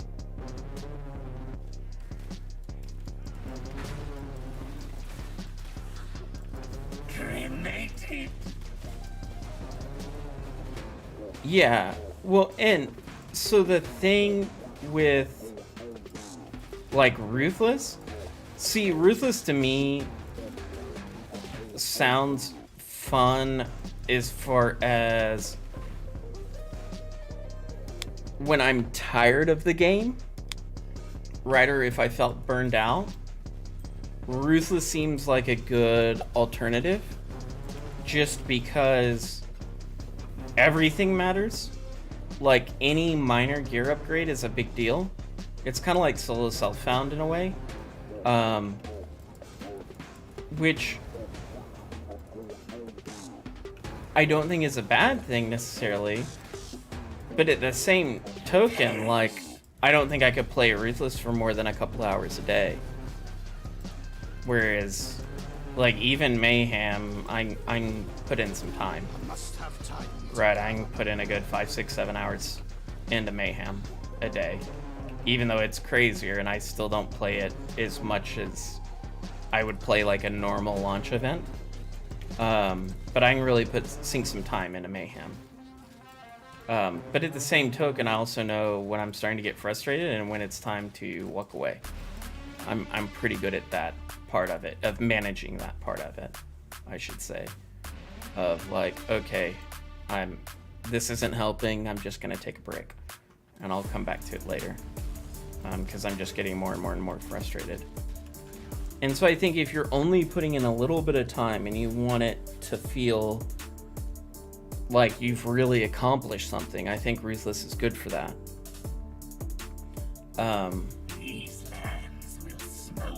But I think the amount of people that are going to play Ruthless compared to how much they built it up is very small.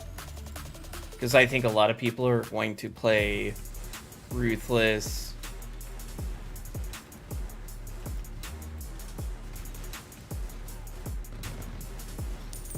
yeah, that is the other part that's weird. Is like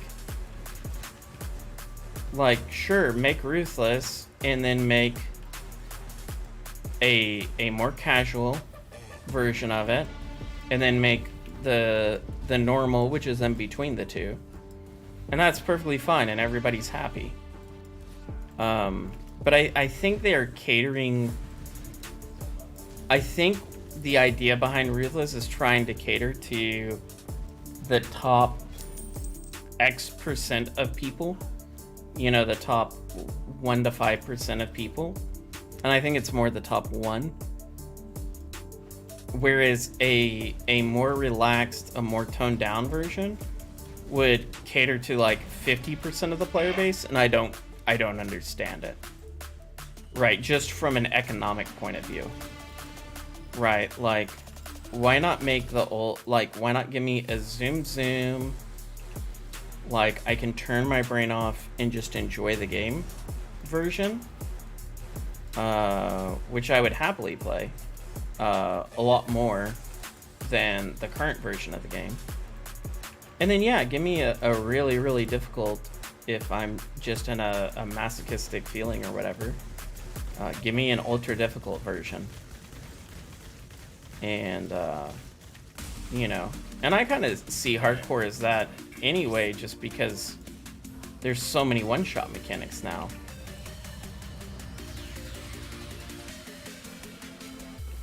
I must have time to gather my will. Like, that's gonna be the other thing. Is this Ruthless Hardcore gonna even be a thing? Or is it gonna only be hardcore? That could get real trippy real quick. If it's only hardcore. Because that would be... that would be crazy.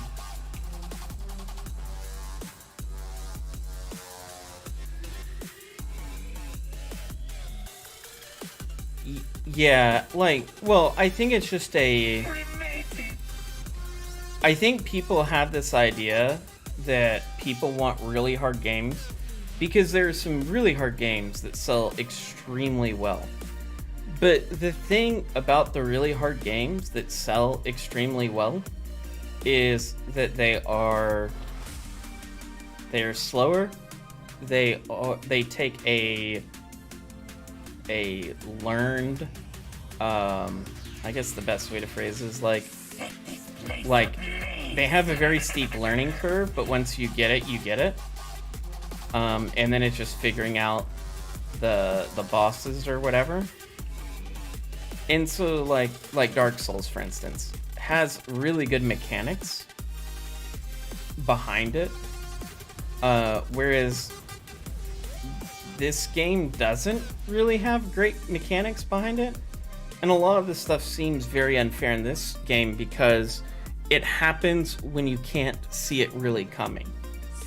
And I think that's why, like, I kind of harp on things like visual clarity a lot, because you can make a game really, really difficult as long as I can see what's going on with the game.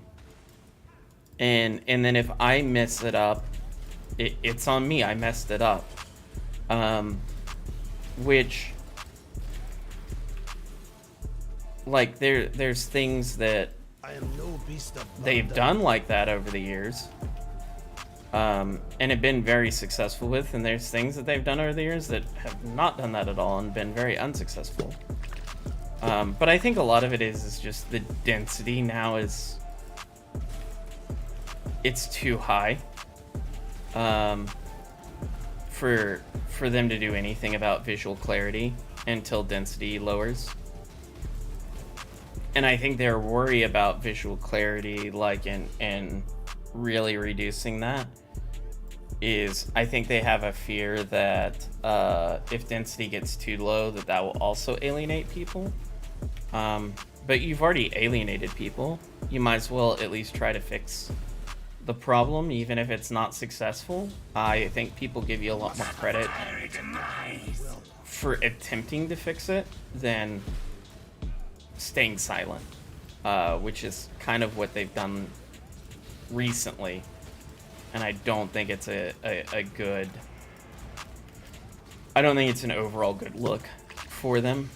I am no beast of burden.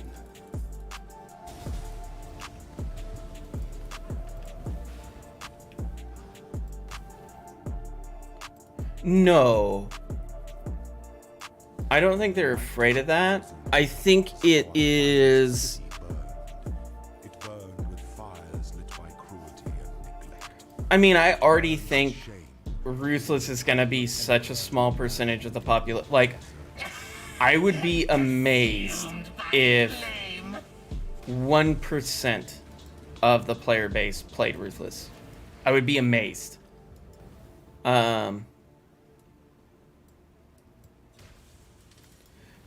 Yeah, I don't think they really care how much plays each percent. Like, softcore has always been like the bigger of the two. And solo self-found has kind of evolved into its own thing. And I think solo self-found is mainly more experienced players that are just wanting something different. Or people that are really trying to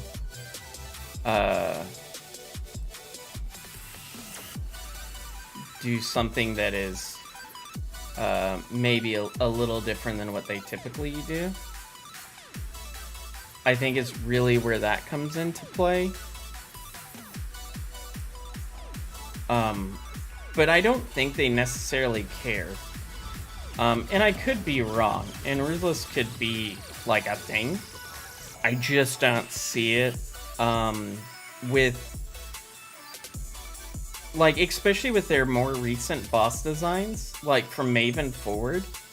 Like, they're making a lot of unpopular boss design choices and kind of sticking with it and doubling down and making them harder and harder and harder. So I think they're trying, whether their intention is to or not, to weed out casual players. And so it'll be, that's why, like, I don't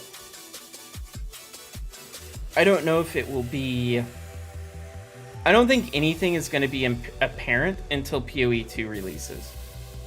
At this point, like, I think we're just too deep in the fog of what they're willing to tell us versus what it will eventually be. And I think they've kind of come to terms with that too.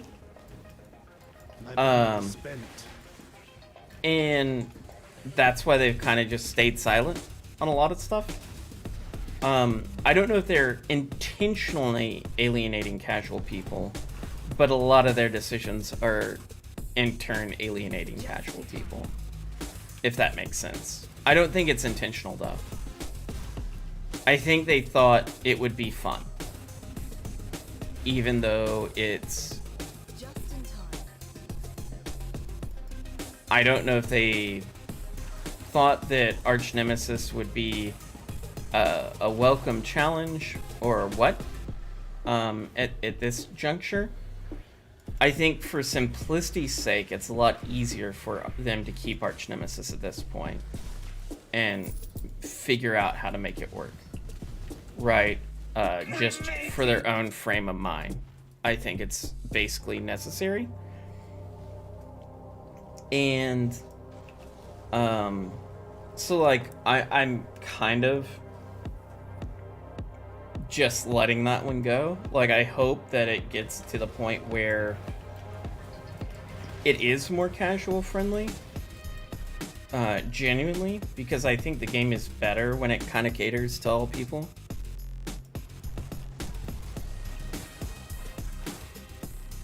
Oh no, they know, because they can see the numbers that show that, like, people aren't playing their game after record after record after record after record after record, and then all of a sudden it's like back like 3 years. Like, they literally went back like 2 or 3 years in player numbers over the last couple leagues. I don't think they're intentionally doing it. I don't think Chris Wilson is a malicious person in the slightest. Like, just from all the years of dealing with him, through his posts and like reading what he says and reading his visions and stuff, I don't think he's malicious at all. I think he genuinely wants to make the best product humanly imaginable. I think where Chris sometimes gets lost in the sauce is, I think his ideal game and what gamers want to play are two different things, and he tries to grapple with that between making the game that he wants to create and the game that people want to play. I think that's where Chris Wilson struggles. And I don't think it's malicious. I don't think he wants the game to fail at all, especially when they're on the precipice of a new version of the game, right? Like what CEO would want their game to fail. I just think that there is a cognitive disconnect that, whether it is intentional or unintentional, is happening. And I think that's where we're kind of at, and we're just experiencing it. And this has happened before, right? Where their vision and what the players wanted have not been in sync with each other. Now, previously, what normally ended up happening in those scenarios is their vision caved to meet player demand. I don't know if that's going to happen this time around or not. It'll be interesting to see kind of what happens going forward, just because they've been like, there's certain things Chris Wilson really doesn't like to stray from, like from an ideological perspective of like his vision, and there's certain things he's perfectly happy with straying from. And so I don't know, I mean, I'm sure like when he's in the boardroom or they're talking about the next league, I'm sure Chris Wilson's like, we have to hit a home run, right? Like there's no option, we have to hit a home run, no matter the cost, with this next league. And I think he understands that. Now, whether they will hit a home run or not, I don't know. But I think he understands from a community standpoint that there's a lot of people that have either quit or are on the verge. And that they probably do need to do something that may go against the vision a little bit, just to get people back in their corner. Because the last thing that you want is the game to be dead going into PoE 2, right? That's the last thing I want. That's the last thing Chris Wilson wants. But I also know that if they stay, I don't want to necessarily say stubborn, but maybe unwilling to compromise might be a better way of phrasing it. If they stay with the unwilling to compromise on the vision, I think they could absolutely kill the game. Right, and it's just dead. And people won't play it anymore. And it no longer charts on anything. And so I think that's a difficult thing for any developer to wrestle with. To be fair, is balancing your vision versus the player. As a player, right, like I want them to listen to me. As a developer, I understand that I don't understand all of the tools that they're working with, etc., etc. So some of my suggestions may not work right with their tools or whatever. But like a company that used to really listen to the community and then really quit was Warframe, which is made by Digital Extremes. And for the longest time, they like there was things that the community hated, or that the community loved and they hated, and they figured out ways of toning it down but still keeping the feeling of it. So there used to be this thing where you could if you like equipped a bow staff, for instance, you could essentially almost teleport to the end of the zone.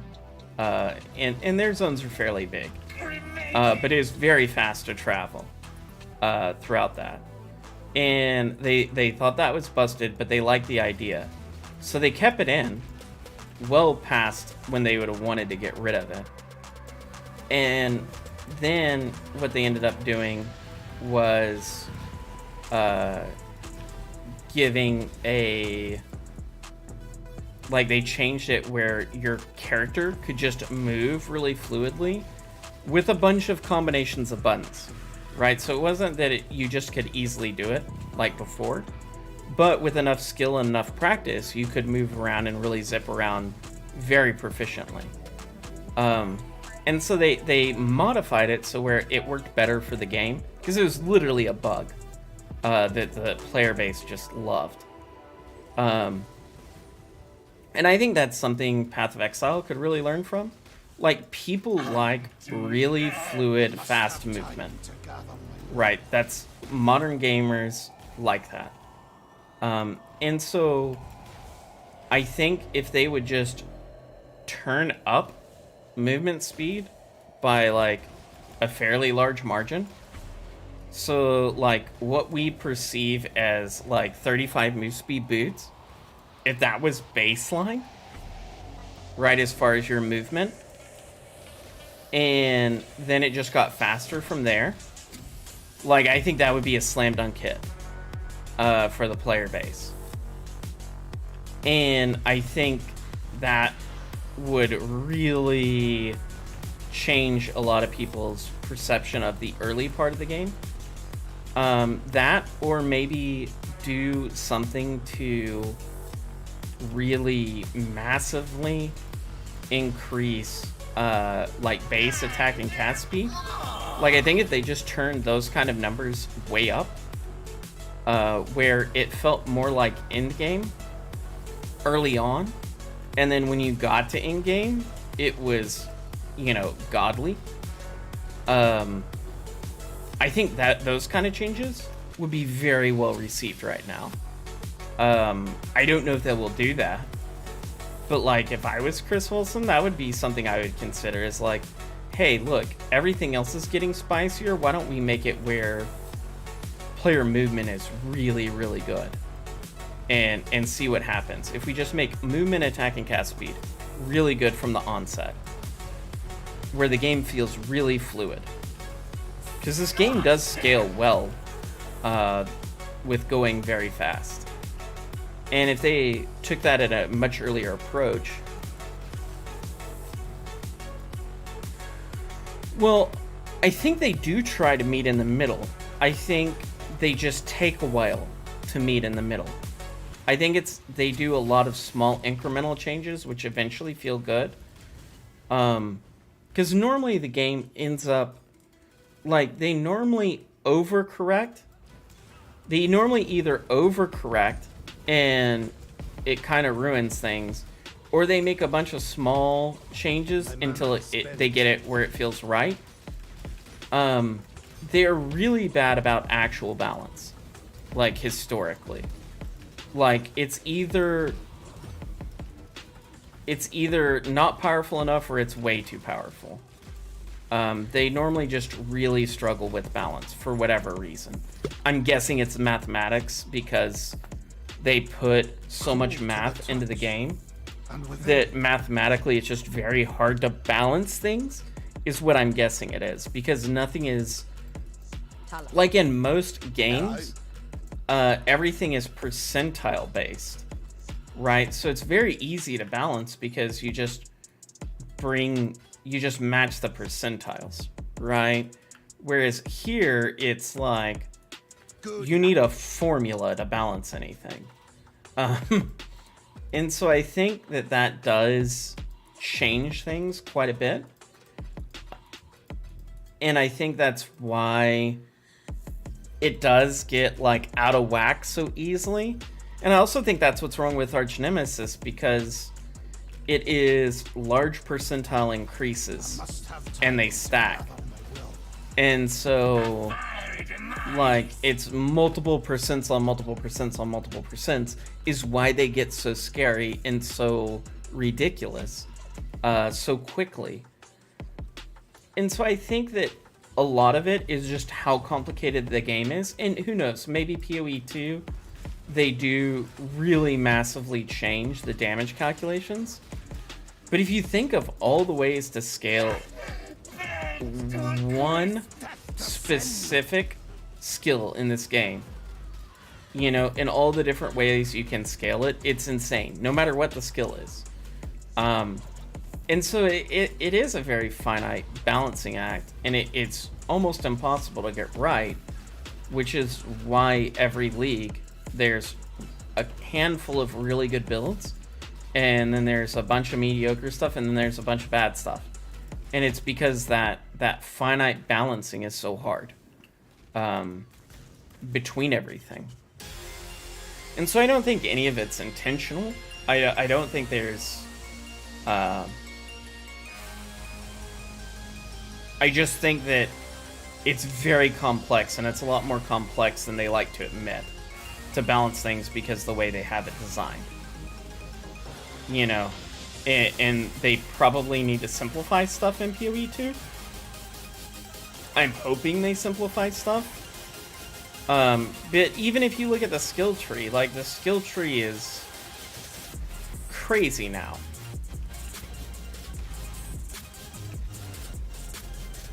You know, I also really like the idea of you just get X amount of mastery points. And you get them every so often instead of using skill points on them, because it feels like you should just get X of them. Right? Like, you should just get, like, 5 or 6 masteries or whatever. And that should just be that. And that would balance them quite a bit on its own, just naturally, if you were limited to the number of masteries you got, and if you got masteries at certain breakpoints, like, I think that would just feel really good. And I think most builds that wouldn't affect them at all, and the couple of builds that it does really affect, I think they can just, you know, bring that in line in another way.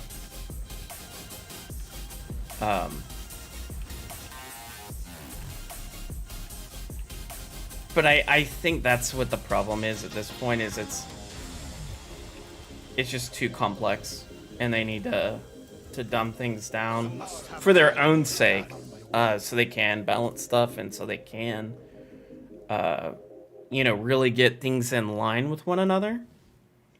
Right? Like, for example, like, spells have been king for forever. And yeah, there's been good melee builds sprinkled in here and there, but spells have been king for ever. Whether it's traps or totems or mines or self-cast or whatever, like brands, spells have just stayed king for such a long time that I think that they're...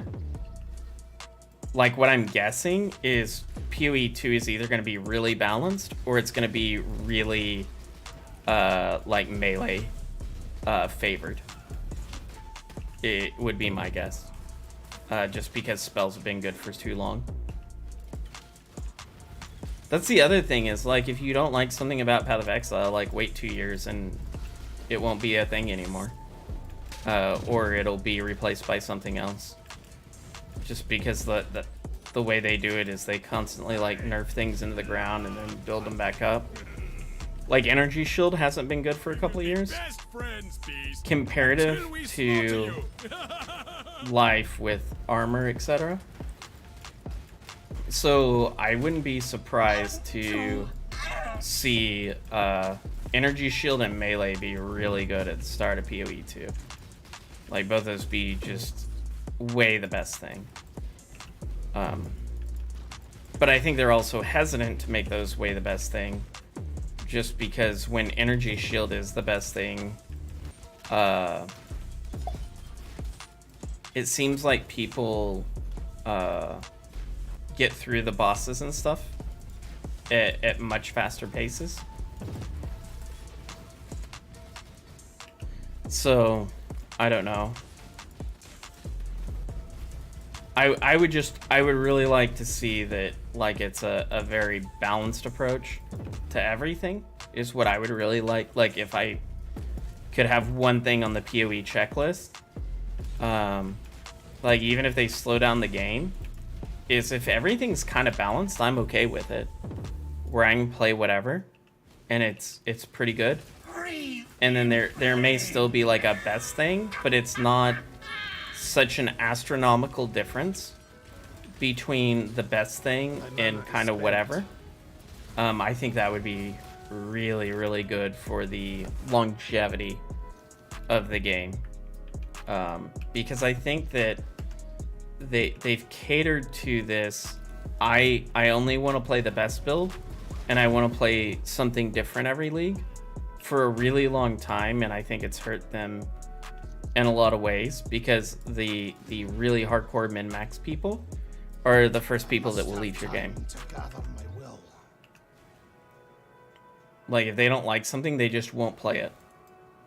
And like, I think they've catered to that group for probably a little too long, and they need to get back in the realm of, like, okay, like, this is pretty good for just about everything, you know, and everything to have, like, its own strengths and weaknesses, especially with being able to get, like, multiple 6-links, which I think is really good for the long-term health of the game. Like, I think multiple 6-links is a great thing for long-term. I don't know how obtainable it'll be. That'll be the other thing that will be curious. And if, like, you drop a 6-link gem and it's not the gem you want, like, how much value are you going to get out of that? I've also noticed a lot of people don't really like the Divine Change. I don't mind the Divine Change so much. I just wish that there was, like, I wish the 6-link recipe was something better than 20 fusings, like maybe an Exalt there. Just to help kind of keep everything up the way it was a little bit more, but it's fine.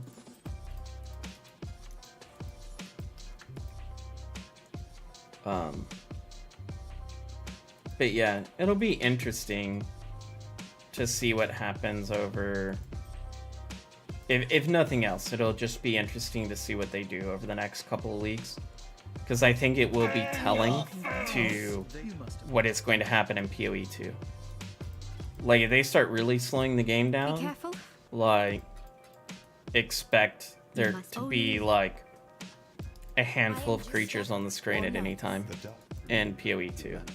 If they speed the game up, which I don't foresee them doing, but I guess they could do, then expect it to be utter chaos, like Mayhem League at PoE 2 start. So that's going to be the most interesting part for me, and to read, like, kind of what's in the pipeline.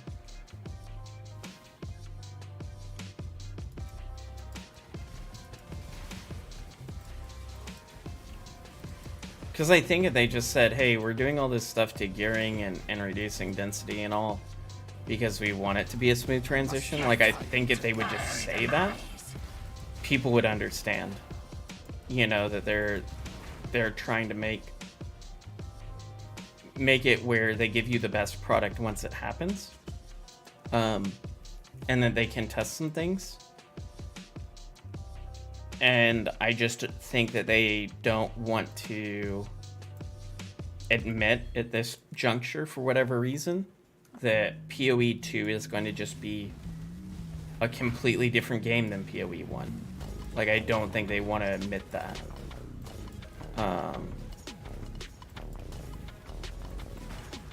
And you know, especially when they're saying you can play either game, but you're only going to get the characters associated with whichever version of PoE you're playing. That also kind of has me worried, because I have a feeling that the new characters are just going to be infinitely better than the old characters, and no one's ever going to want to play a PoE 1 build, is my worry there. Or people will specifically play PoE 2 because the campaign or whatever is better. Not necessarily because the characters are better. And both of those things are a little troubling.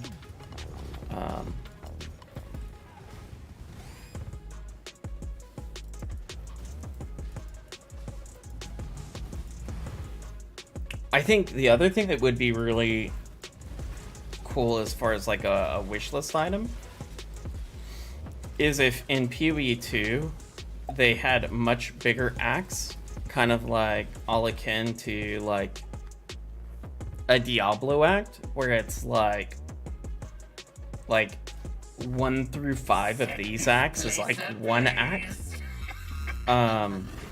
in the new game, and like maybe the in-game tree is part of an act, and they actually added cinematics, you know, that are of course skippable after your first one. But I think that would go a long way.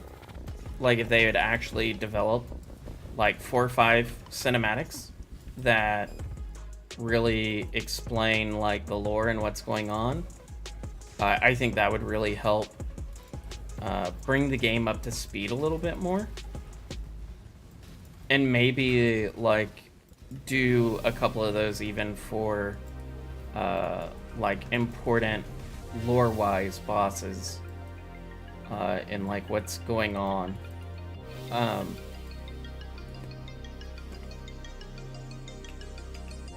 But like I think that would be a really smart move on their part,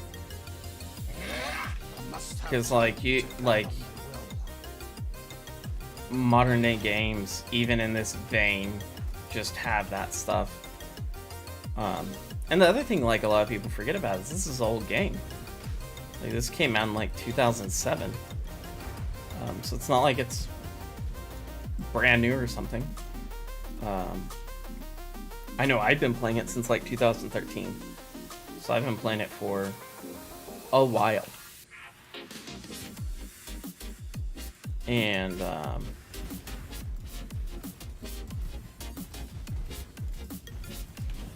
I think some things like cinematics would really go a long way, or if they had like a, or even that, or if they made videos, like, or even had a community creator make videos that were linked into the game, and like PoE trade and, you know, like their website and that kind of stuff was somehow in the game itself. I think that would go a long way, because having 50 browser tabs on top of playing the game is a little archaic as well.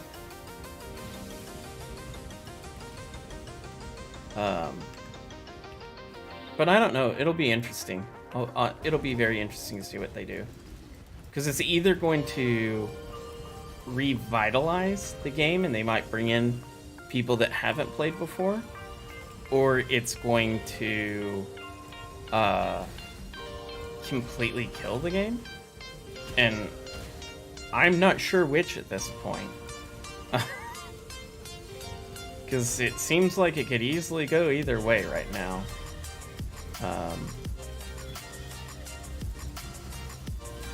You know, I hope the game is very successful for years and years and years to come.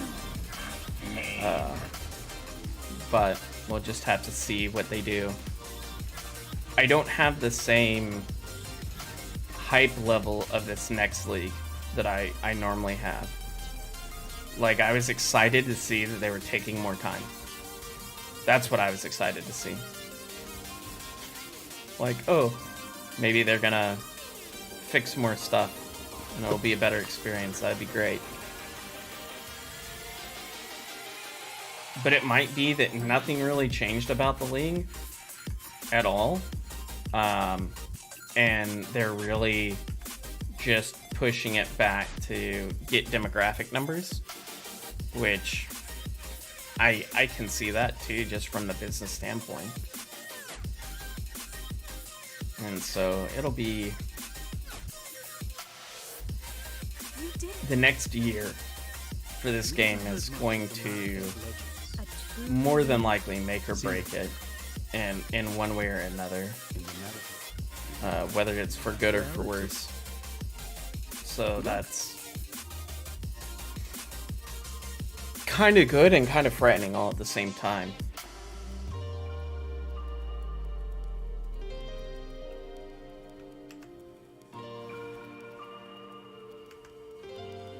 But I think the other part of it is just going to be, like, I think the key is whether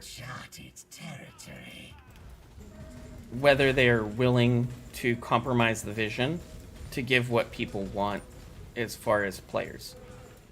Because if they're willing to compromise the vision a little bit to give players what they like about the game, more of that and less of what they don't like about the game, I think overall PoE 2 will be a success. If they get really stubborn about it and think that no, this is the way it is, no matter what, I think they're gonna. I think people will still play and it will break records when it's released, but I think it'll die off real quick and people won't give it another try. With how things have gone recently. And it's crazy to think, like, in the last year, like, how many people have quit playing this game. Like, it's actually crazy. And, you know, I don't know how many of those will come back.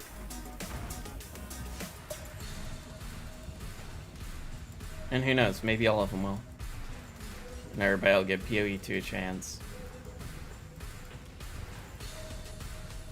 I mean, I know they'll get a huge media hype over it. I just don't know if it will stay past the initial media hype boost.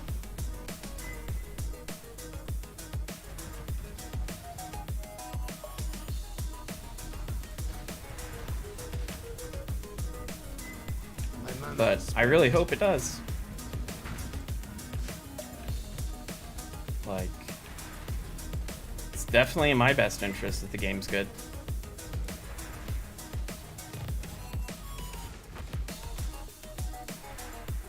I think the main thing now is that they had been a good guy developer for so long. Right, it's kind of like what happened with CD Projekt Red. Where, like, even though Cyberpunk was not great on launch, like, they had been a good guy developer for so long that you want to give them the benefit of the doubt.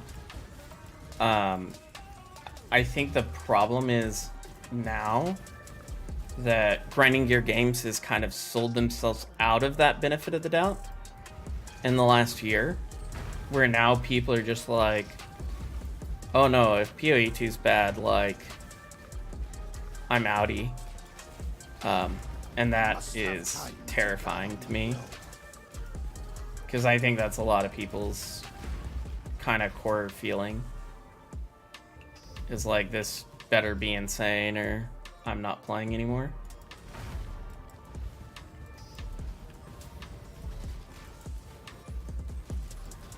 Like, and I don't know if they can live up to the expectations that people are going to have in their head. I guess is basically the best way of saying that. It's like Diablo 4. Like, right? Like, Diablo 4 is probably not going to be nearly as good as people's expectations are going to be of what it should be. And I think it may really suffer very quickly from that alone. And I think Path of Exile could be doing the same thing to themselves. The difference is Blizzard doesn't have a lot of faith left. Where I think Grinding Gear Games still has some faith left. It's just not great currently.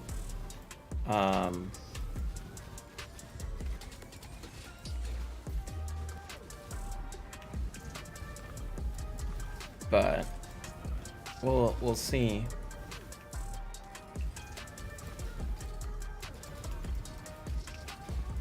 We shall see what happens. But yeah, I think for me, like, I was really looking forward to PoE 2 before this past year. And now I'm kind of in the, was this even going to be a good thing? You know, camp. Because the way the game's been going, it gives me cause for concern.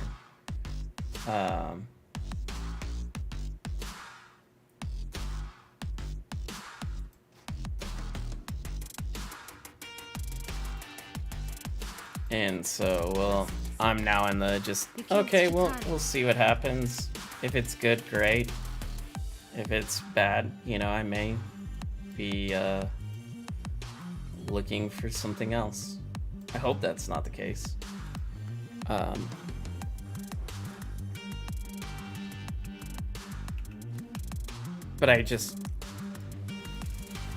I think they've lost too much goodwill lately. That if they don't knock some stuff out of the park big time in the next couple of releases, and or PoE 2 is phenomenal. Not just good, but like one of the best games ever released. I think they're in some trouble.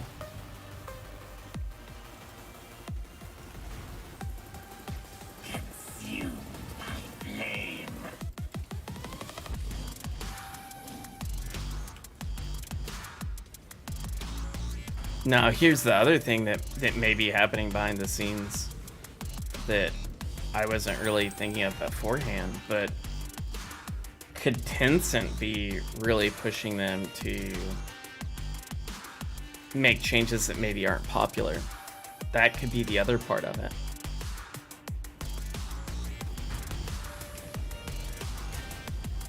You know, is that they're like, hey, you know, this is what, you know, Chinese gamers want.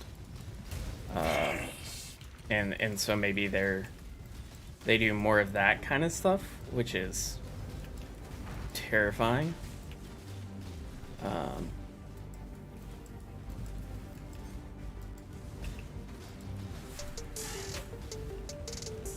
But we'll see on that front too, kind of as things come out.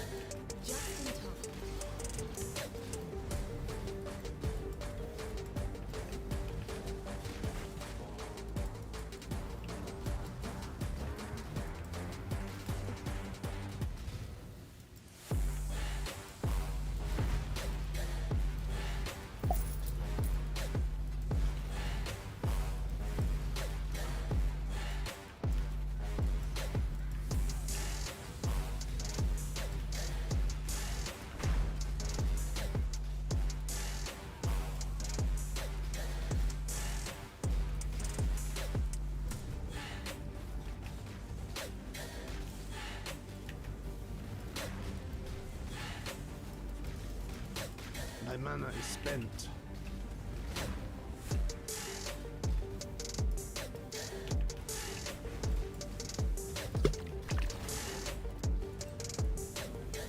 I have truly become the heretic, dabbling in foul alchemy. Oh.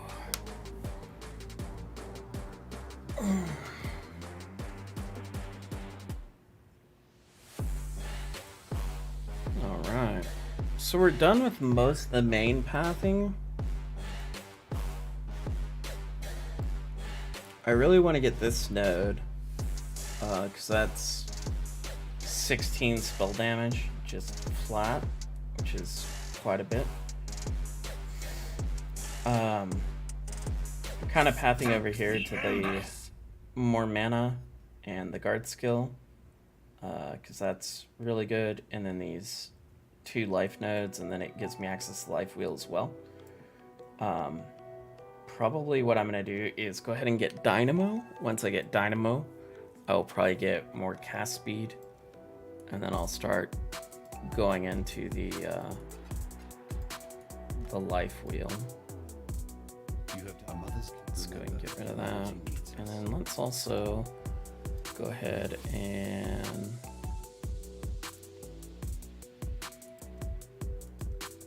get very strict filter going, because I think we're at that point where we can lose some strictness. Must have time to gather my will.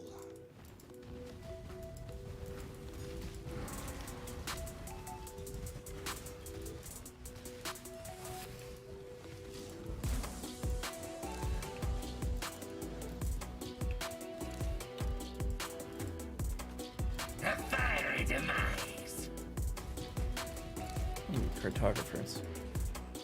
That's nice.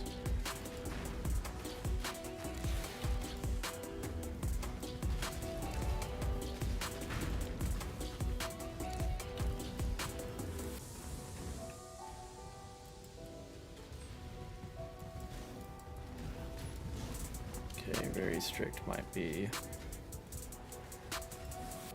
a little too much.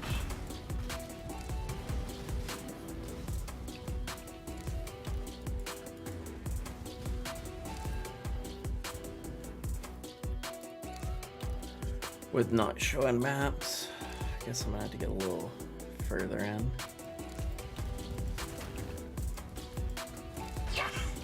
Consumed by flame.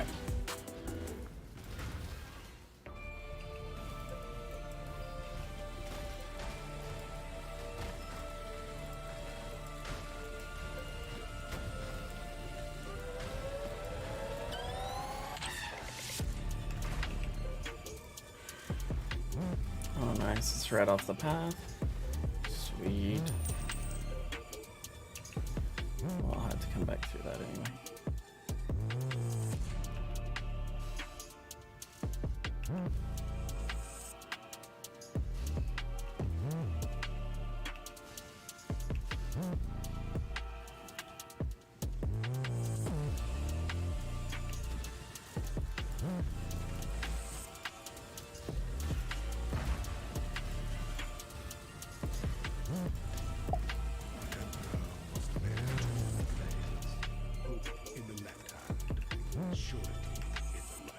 Nice. Plus storeroom.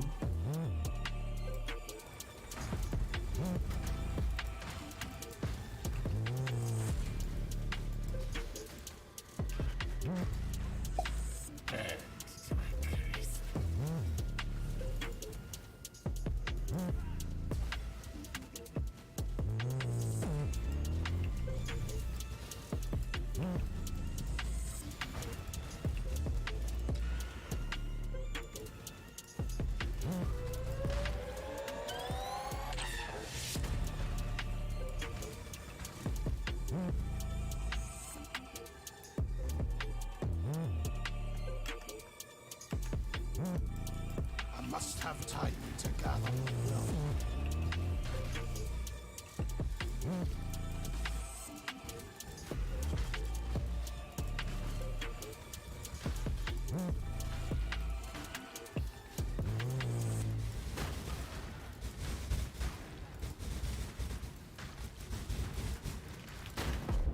Holy moly. 1, 2, 3, 4, 5, 6. 6 tormented spirits on 1 rare is scary.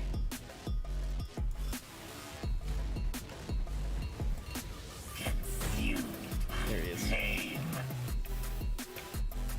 My mana is spent.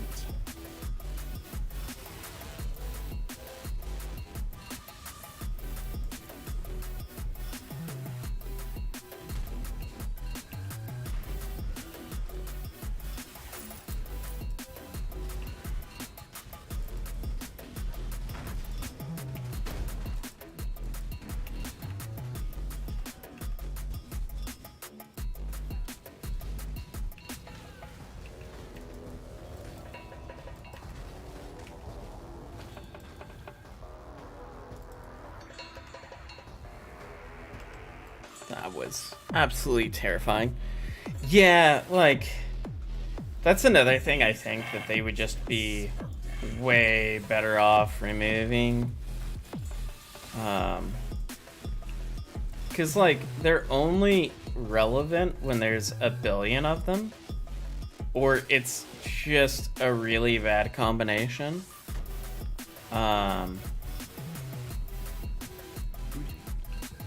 And I think that's one of those things that just needs to go with the times and be replaced with something completely different.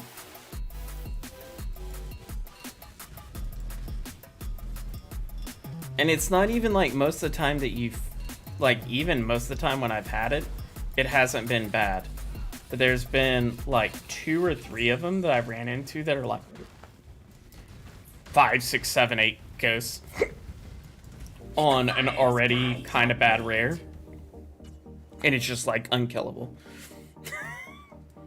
Like there's no way you're going to damage it fast enough before you die. And like that kind of stuff, like,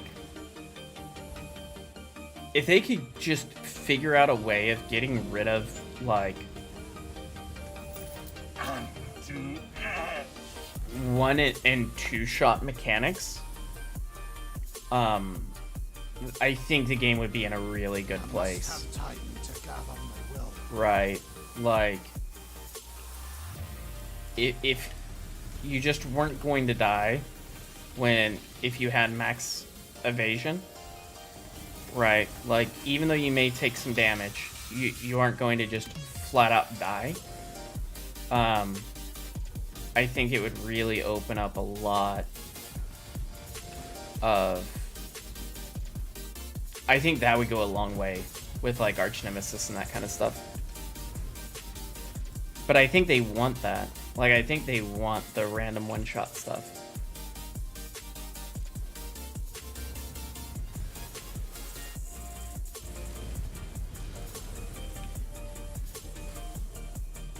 Which is like a really punishing aspect.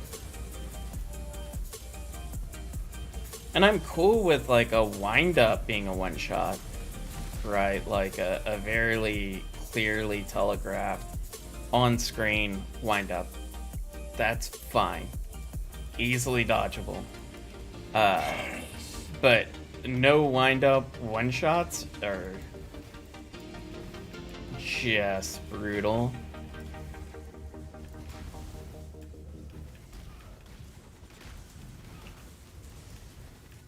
My mana is spent. And like that's something players have been talking about for years. And that has never gone away. If anything, they made it worse over the years. There's more of them now than there used to be.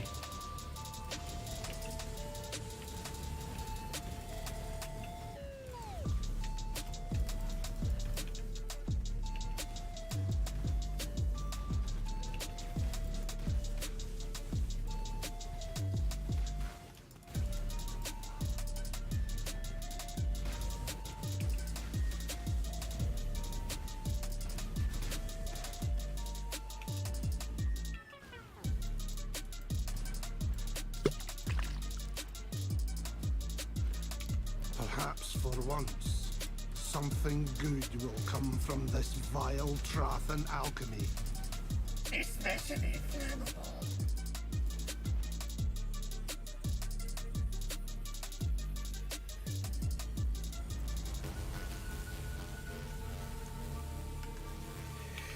Yeah, the problem though is that it's still like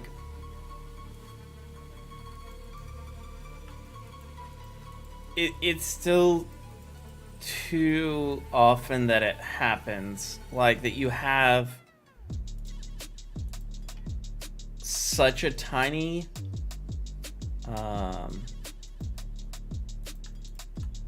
such a tiny reaction speed window compared to like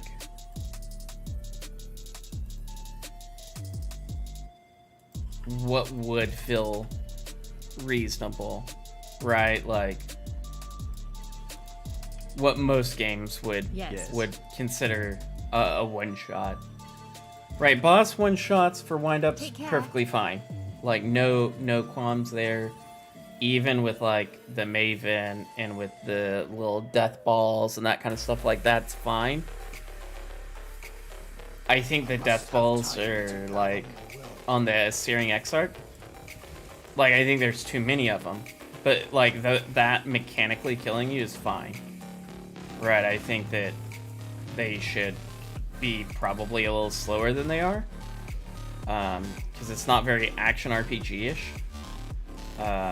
Like the Maven memory game. Yes, absolutely. Well, and it's not even when it's a random rare. It's the most frustrating ones, I think, are the ones that are off-screen. You know, completely off-screen. Where there's no way to even react to it, because that exists. Right, where there's no way to react to it. And you're just dead.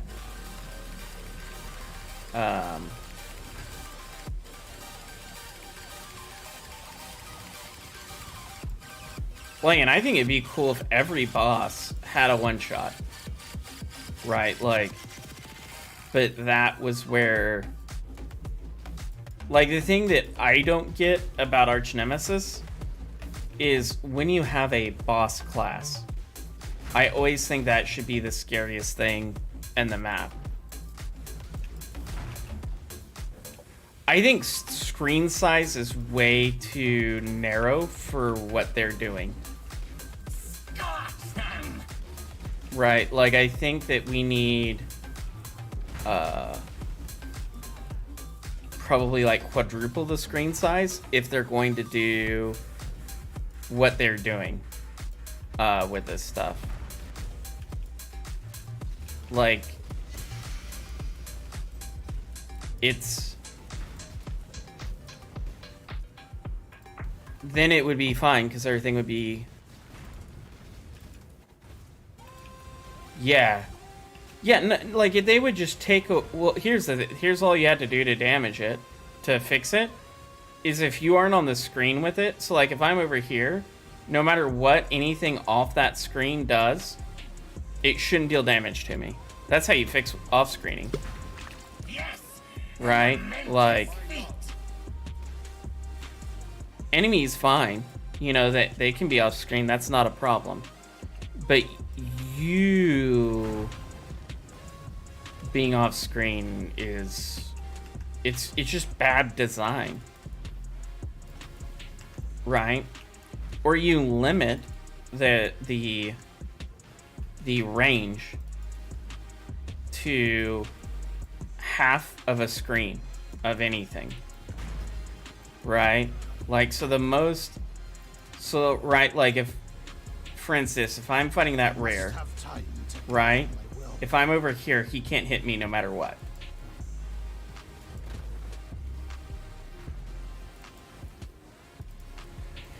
Well, that's the thing about PvE is, like, you could do it that way, or you could not do it that way. Well, that's the thing. So, I don't think there's anything wrong with you strategically manipulating the screen. Does that make sense?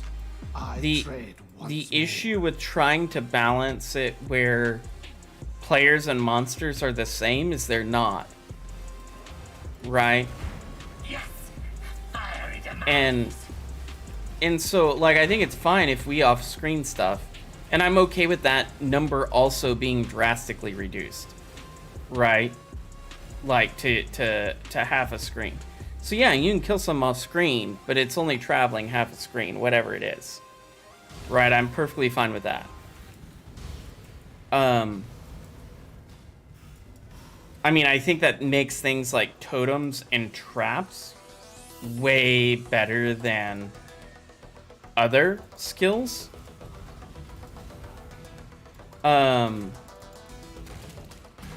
But I mean, if you want to make it where your skills can travel however far, but theirs can only ever travel half of a screen, I'm completely okay with that. You know? Because at the end of the day, there needs to be some level of control where manual evasion just takes over, right?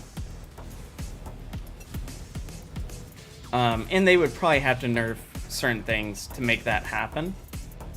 And they most likely would nerf our range as well, right?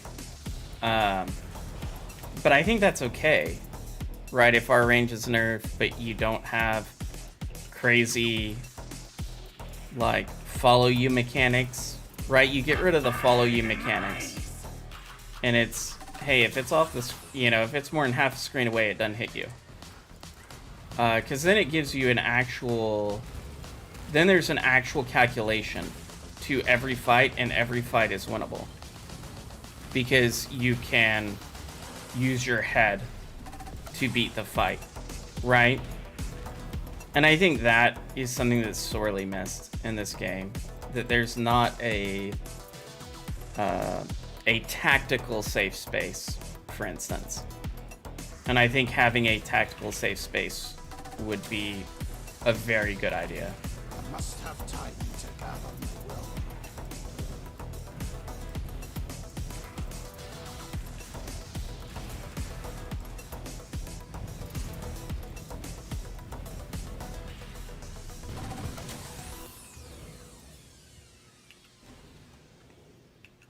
But I think that would fix a lot of problems.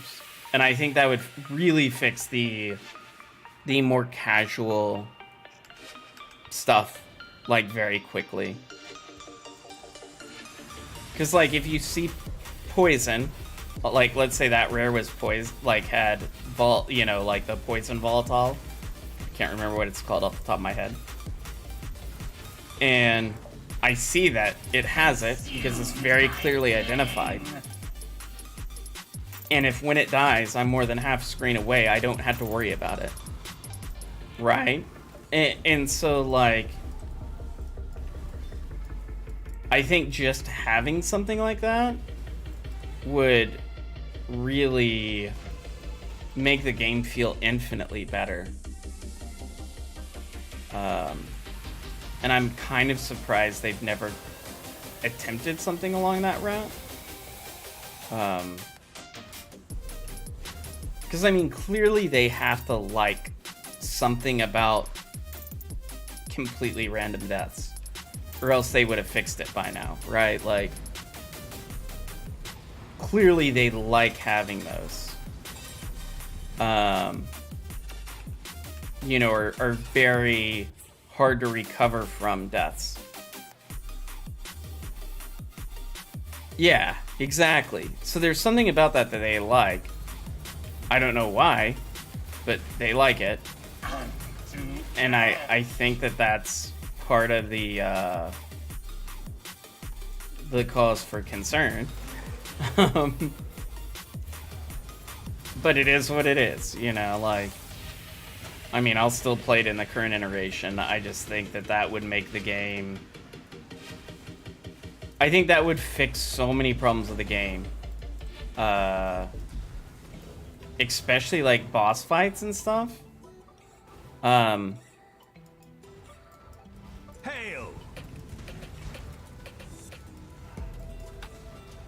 Yeah, exactly. Softcore, not a big issue.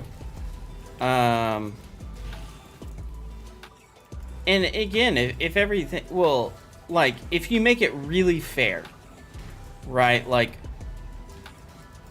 if you would make it where it's super fair and it's super noticeable, if there's a risk of death, right? And so you knew, hey, when this pops up, like, I really got to pay attention, right? Then it's a completely different experience than, oh, hey, this random thing happened, and, you know, now I'm probably gonna die. Right, and there's nothing I can do to... I'm gonna die here, I think. Oh, maybe not. Ooh, thank you, mobs. Well, and it makes it where then hardcore is a lot more enjoyable, right? And I would probably delve more into hardcore because I played hardcore before. Like, I've played hardcore leagues before. But like in the current iteration of the game, I would not want to play hardcore. Like, I don't think you should feel that it is necessary to use a logout macro to play the game. And I don't have an issue with a logout macro. But I don't like the idea that you can't manually avoid it. That it's like, oh no, you gotta just log out and hope for the best. I don't like that mentality either.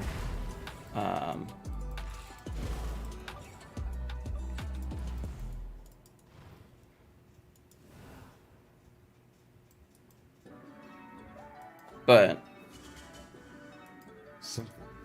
I'm a very big proponent of like trying to make the game as fair as it can be, and challenging you with trying to kill you within fair parameters instead of like just crazy stuff happening occasionally. Right, I think it's just better for the health of the game, and I think you get a much healthier player base as well if the game is very fair about when you die. And people will argue that this game is fair about when you die. And to a certain point, they're correct. Except for the fact that screen clutter is an issue. And not everyone is Hawkeye. And so...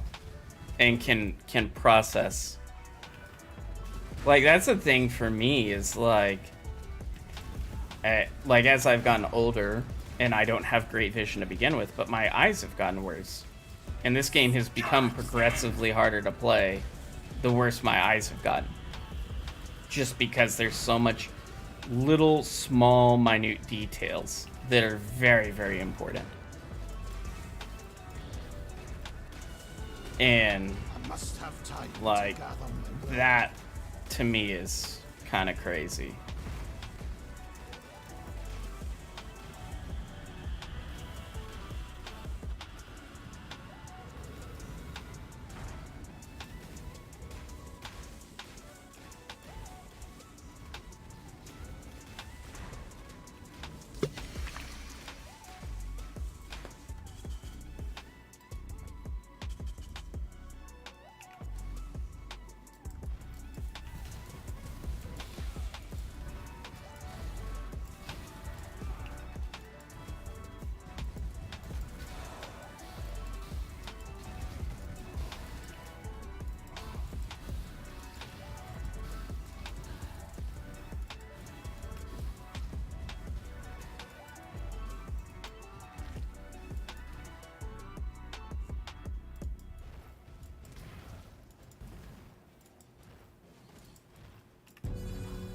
Yeah, that would be great. Yeah, like just like a WoW player damage log would be like fantastic. Many things have had do that as well. But like I would actually love a chat box that I could focus on, or a damage like, it makes me think of, like, World of Warcraft, just because I used to play that religiously back in the day.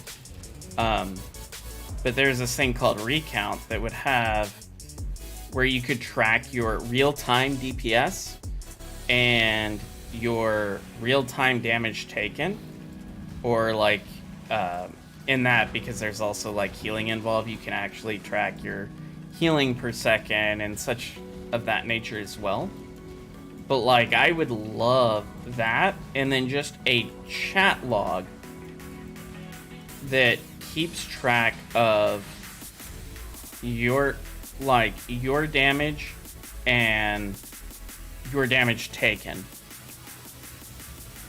or even if they just made a 30-second, like, or a 10-second or whatever kill capture, right? That would be great for streamers,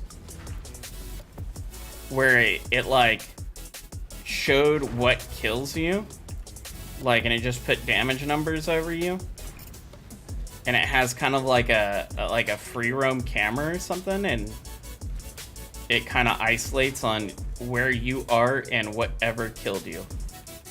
Like, that would be super good. Time to gather my will.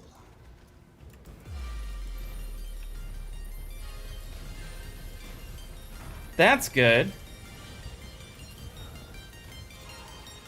Extinguished like a candle, you'll be... I mean, I think it's really easy to export data that is already being calculated into a chat box.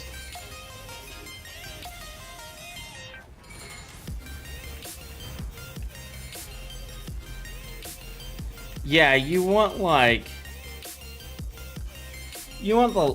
the last 10 to 30 seconds, somewhere in that time frame.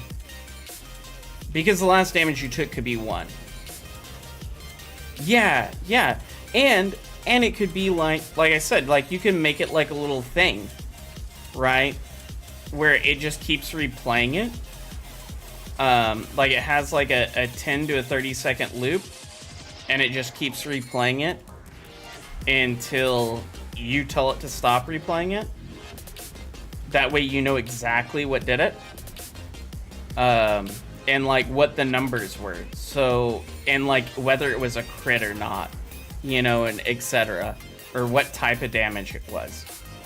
But if they did that, it would be great.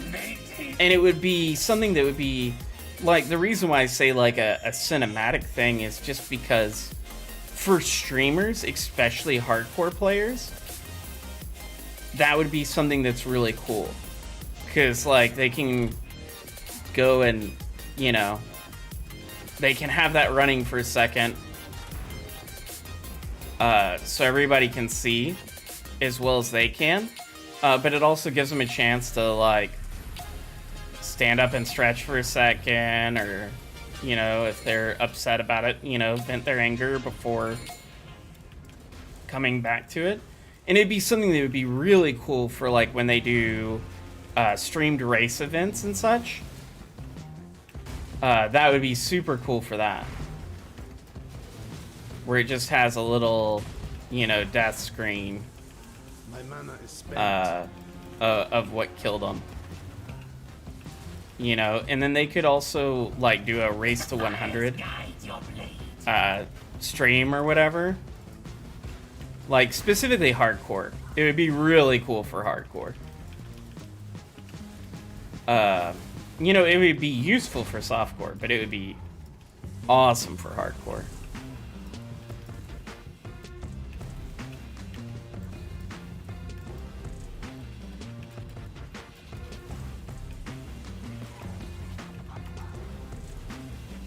Yeah, well, you don't even have to make it a toggle. You just make it where, you know, you just have a key assigned to it that can overlap, right? It can be like, oh, you can map it to left mouse click or space bar or whatever you want it to be.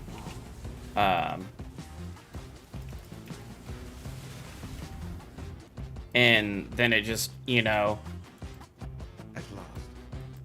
something that's common, you know, or well, F1 does all the charts, so maybe like F5 or 6 or something. I don't think those have a in-game use at the moment. But, like, yeah, just something that, yeah, so if you wanna take it in, you can. You know, if you don't care about it, you can just pass right through it.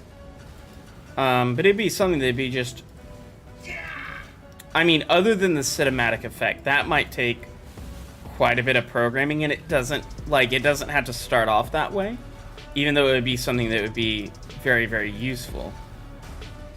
Even if it was a 10-second rewind, and it just played it as it happened, and then it just had a text box with the damage numbers, or they just give you a text box with the damage numbers that's filterable, so you can choose to keep track of like just the combat log essentially, because all that's getting calculated on a server anyway. And I mean, we're talking about a text file. That's, you know, it's nothing to put out, no matter how large the text file gets, right? It's nothing to display that log server side, because each text file is less than a packet. And so it would basically have no server strain, even if they did the most dumbed down version of it, which is a combat log. It's just making a manual output onto the screen of what's happening behind the scenes and getting tracked by that's happening, tracked by the server.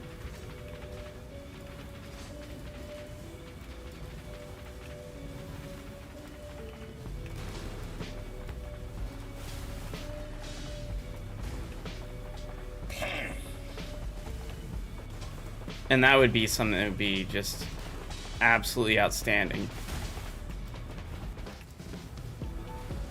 Yeah. Like, even if they just, I mean, I would be happy with just a combat log, a text combat log, and then, you know, maybe someone comes in and makes a better version of it, you know, that has like a better UI or something, and they just implement that. But even if they don't, just the access to some of that kind of information would be, you know, huge. And it would save a lot of people a lot of frustration. But yeah, like, that would be something that would be super cool for PoE 2 to have, like, a polished death, what happened to me, death log, combat log, however you want to phrase it. Like, that would be a huge feature. And that would probably bring some people back. Just having that alone would probably bring people back. Because, like, I'm one of those, like, I'll analyze it. You know, like, if it actually gave me that kind of detailed information, be very happy. And I know I'm not the only one that would be very happy.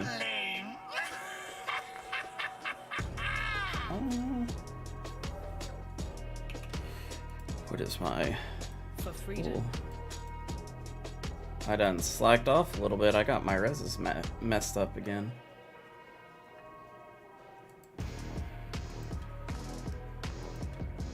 Changed too much stuff. See what this guy has. Negative, increase quant, increase life. It's not the worst, I guess, but not great.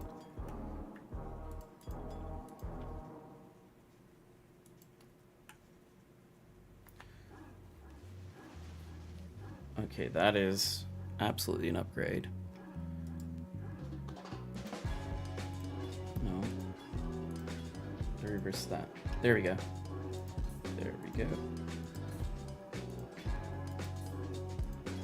Kind of surprised I'm still on a 4-link. Normally I'd be past a 4-link by now, but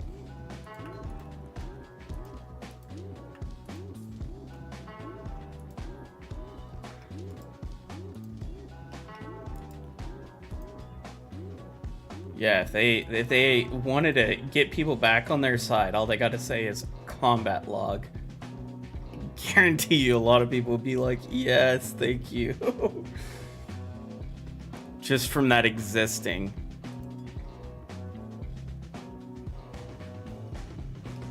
That's pretty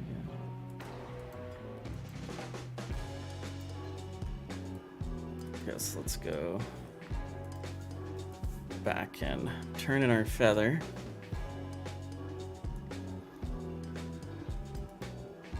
Not since there I was, Sarah. Bye.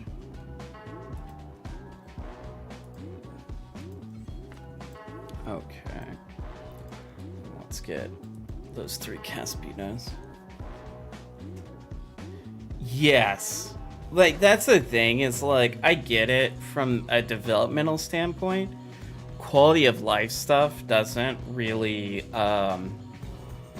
necessarily garner the most excitement.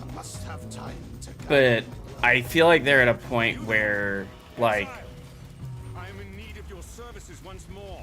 this feels like you're playing a much older game than what you're actually playing. Like, you're not, it doesn't feel like a 2020 game or a 2015 game. Right, like it feels like you're playing like BioShock.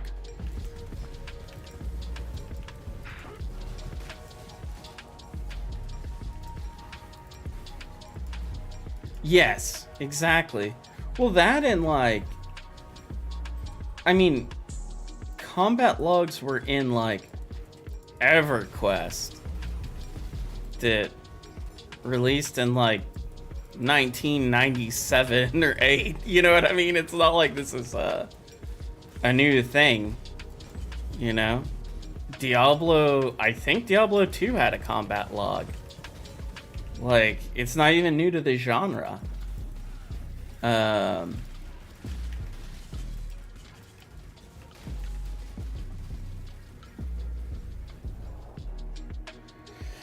But yeah, like certain decisions, like I really get, right? Like even though I don't like it, I get why they're so reluctant to do deterministic crafting, and why Chris Wilson hated Harvest and Ritual. Like, I understand it.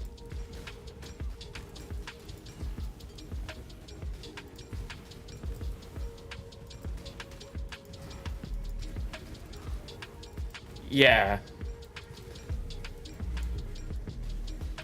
Yeah, and yeah, and I think that was just poorly communicated. Right? Because, like, playing it longer, right? Like, I didn't feel like I got substantially less loot. I felt like I got worse quality of loot. If that makes sense. Like, I think people conflate those two. Right, like, I think the drop rate or the quantity is the same. I think the quality is diminished. And because I run an item filter, I filter out a lot of the quantity. And I think that's what people kind of base it on, because mentally you don't see as much stuff and you're like, oh, they destroyed drop rate. I don't think they actually destroyed drop rate. I think they just made it much spikier. So you're either going to be lucky or unlucky. And if you're unlucky for a long period of time, man, it really feels bad. You know? Like, but that's always been the case with this game, right? Like, there's leagues that I have played a whole lot more just because I've been really lucky with rare drops early on.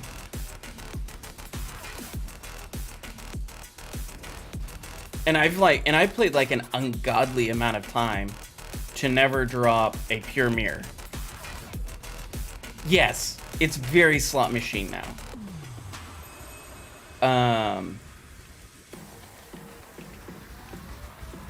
And so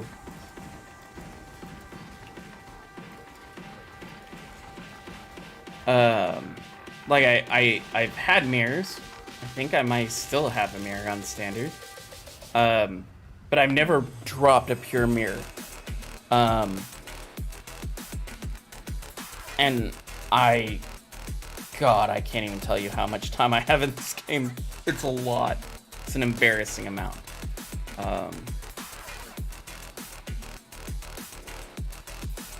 Probably like 40 or 50,000 hours or something ridiculous.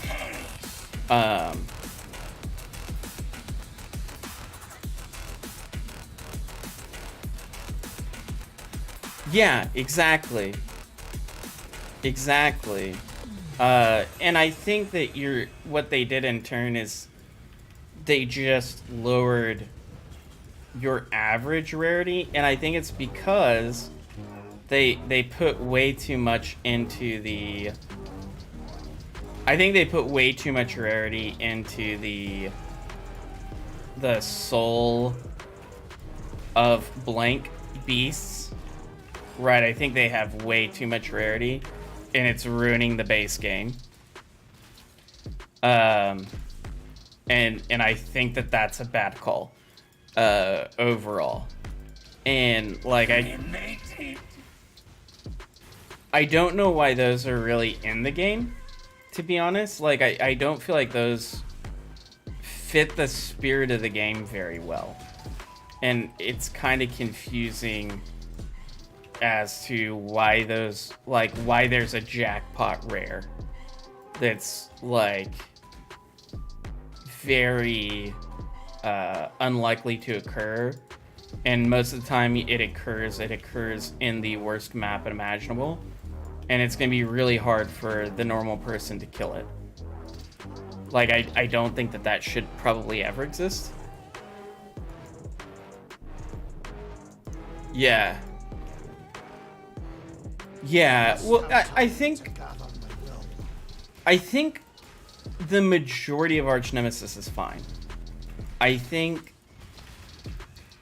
the soul stuff is problematic just because I feel like they put too much rewards into that instead of it being less jackpotty. And I think if you make it less jackpotty, just everyone is happier.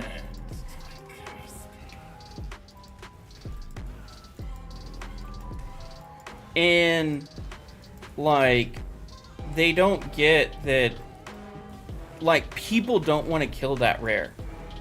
Like I think that's the part as developers they don't understand. I would rather that rare just not exist. That is damn near impossible to kill, even if it is super rewarding. I would rather that just not exist and just give me more base rarity and me not have to deal with that. And then, you know, again, you can put it on the Atlas passive tree, and it can be the most rewarding thing, right? Like, you can make it one of the Atlas tree things, say every once per map there's a soul touched arch nemesis with, you know, 7 mods on it or whatever, right? I don't care, but make it optional, because like I don't want to deal with that. Like, I would rather just not deal with that.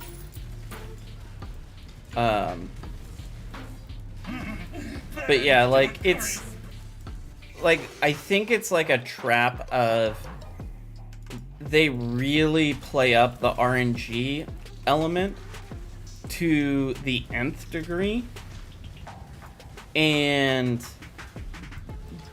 they're alienating a lot of people by playing it up too much. Like, RNG is a good thing for the most part, but you don't want to be so RNG heavy that literally one league feels awful to play and another feels amazing to play. And I think that that's where they're at with RNG currently, is it's actually determining your people's fun in the league because it's so tipped. And I don't think that's good for anybody. Like, I think that's just genuinely off-putting, and, you know, 9 out of 10 people are not gonna appreciate that. While there is that 1 out of 10 that really is gonna appreciate it, and they're gonna really invest, if it is even that large. it might not even be that large. But I think there's a subset of people that do really like the super heavy RNG gating. I just think it's a very minute set of people that really like that style. And I think most people would just prefer a much more straightforward, much more consistent experience where you kind of know what you're getting at, right? Like, if you know that while you're leveling, you know, you're gonna see on average, you know, 1 Exalt and 5 Chaos from Act 1 through mapping, right? If that was just the average experience, I think more people would be happier than, for instance, me dropping that Divine while leveling, right? And the Divine could still happen, but where you get a very steady supply, so to speak, of X amount of, like, you're on average going to get this every single time you play the game.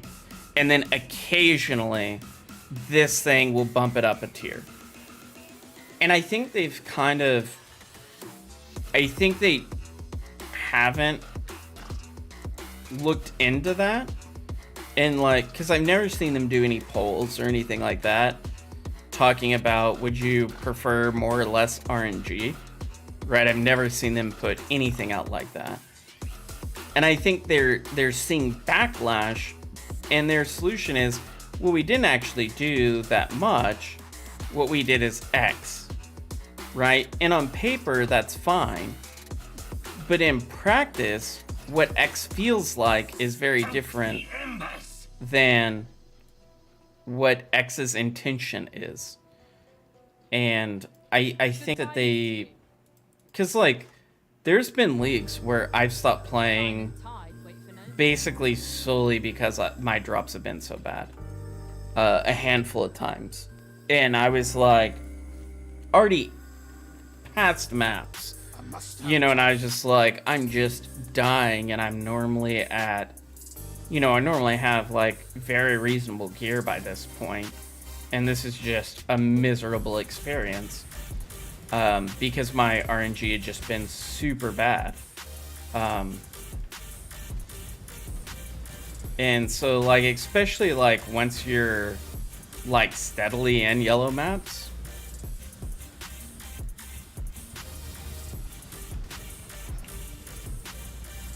yeah, well, I think that's what the Kyrix Vault came from. And I think, yeah. Now, I think if they went monthly subscription, I think the game would die internationally. Like, I don't think this game would make it.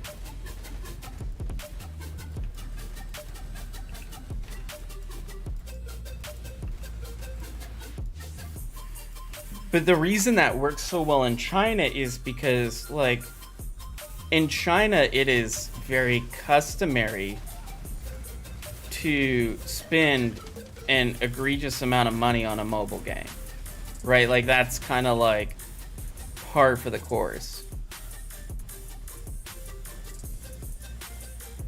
I would consider that pay to win, and I would say that's overall bad. Like, if you paid to get, like, Tab and Gold Rim and Wonderless, like, I would say that that's detrimental to the game. It's longevity. Like, part of the reason I like this game is that while I have sunk a bunch of money into it, and probably well above, like, their average, I'm probably well above, like, their average player's revenue, because I bought a bunch of the supporter packs and stuff, and I'm not the top by any stretch of the imagination either. But I think a lot of it is because it's been very honest leading up, and I think if they do something like that now, they lose a lot of credibility for the people that have invested into it because it wasn't pay to win, if that makes sense. Like, I would have very... Like, I think if someone's gonna sell Divine Orbs, it should be Grinding Gear Games themselves. You know, and I would be okay with there being, like, a purchasable token to facilitate that, or, like, a marketplace or something. But at the same token, you built the game off of saying it was free to play and we would never be pay to win.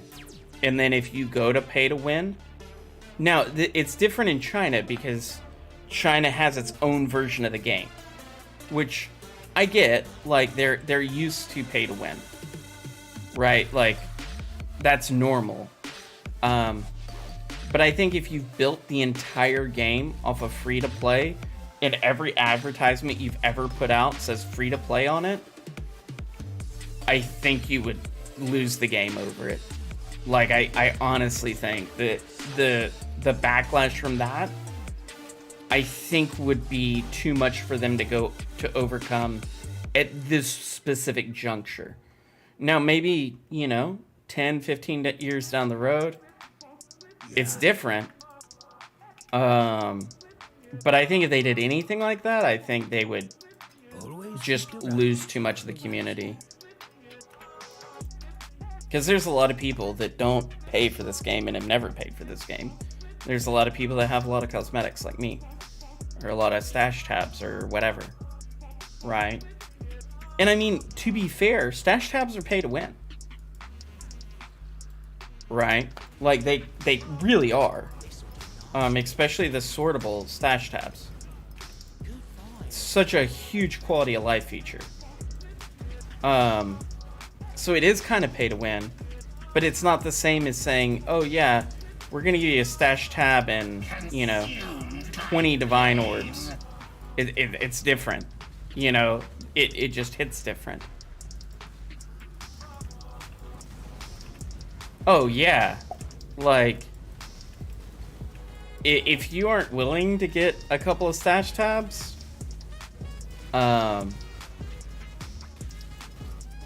like, I think I play... Now, of course, we didn't drop the amount of stuff. Yeah, that's what I mean. Like, the filterable stash tabs. Like, if it was me and I was grinding Gear Games, right, I would say, hey, for any new account, for any new account, in the first, I would say, like, the first 60 days of game time, right? We will make it where you can purchase it at a reduced cost or whatever for those tabs. Or, here's the other thing. Why aren't those rewards? You know what I mean? Like, they do all this fancy stuff as rewards, but maybe they could give you, like, straight up points as rewards, and then you could pick your own poison. Like, I do think that would be good for the health of the game too, to have a way to earn, like, the cosmetics and stuff free to play. I think that's good for the game, because then it's genuinely free to play. Like, even like yeah,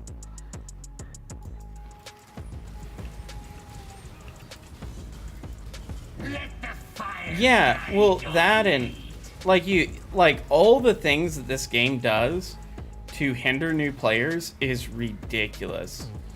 And it's like, guys, like, y'all need a short intro video that kind of gives them a 2 to 3 minute breakdown of the game, and kind of what to expect.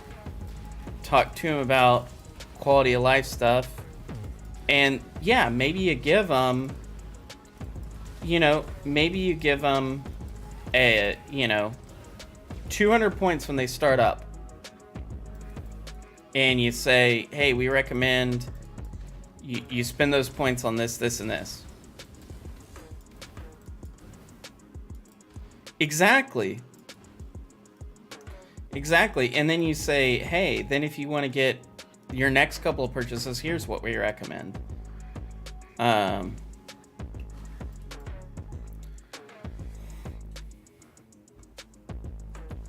that's the thing, is like that kind of stuff hurts.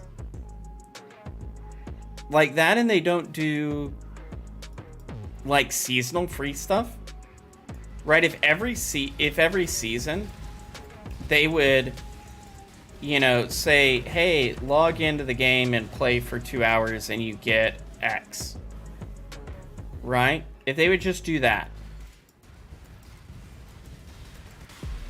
Hey, log into the game, play for 2 hours, and you get, you know, a couple of Halloween microtransactions that everybody can get.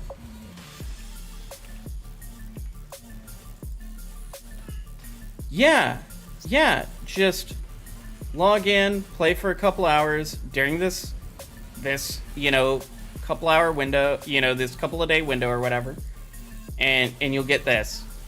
And really make it where it's more free to play, or yeah, have a daily login timer that works retroactively, where you get, you know, points or microtransactions or whatever, and it just keeps resetting. And if you already have, or make it optional, where you can pick the transaction or you can take points for it, I must have time right? to gather my will. And you know, and maybe make some like really unique stuff, especially for people who have played the game for a really long time. You know, and kind of like a loyalty reward type system. Because I feel like if they did some of that stuff, it would go a long way to make up for a lot of the negative that they've experienced recently. Right? Like, a little bit of goodwill goes a long way when you're struggling with retention. You know? Or even if they say, hey, you know what? If you log in every day during this league, you get this prize. You know? Like, make it a prize to actually log in every day of a league. You know, or if you log in 30 days, you get this prize, you know? Like, that kind of stuff would go a long way with a player base.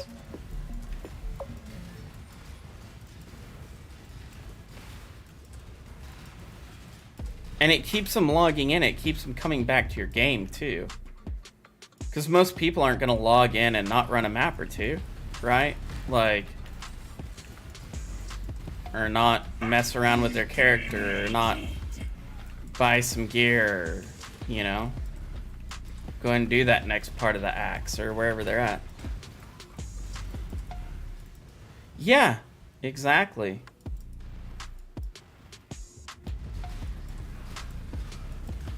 Instead of trying to make me memorize Simon Says with Maven. You know, like, it would go a long way.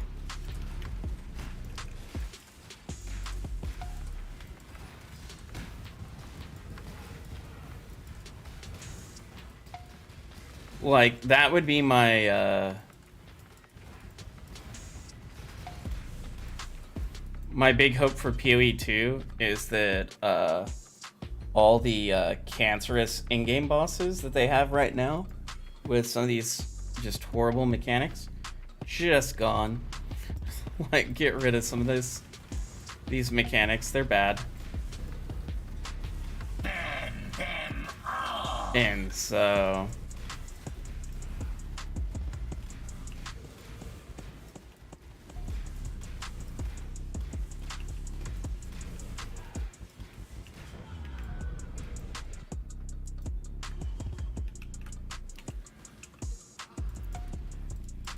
But yeah.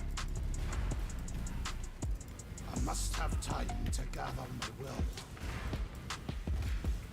The other thing is, could you imagine if PoE 2 doesn't have maps, but it has a completely different system instead? That could be crazy.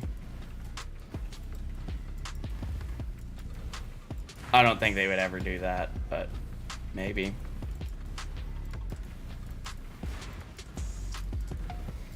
But like, at least with this round of in-game bosses, it's mathematical.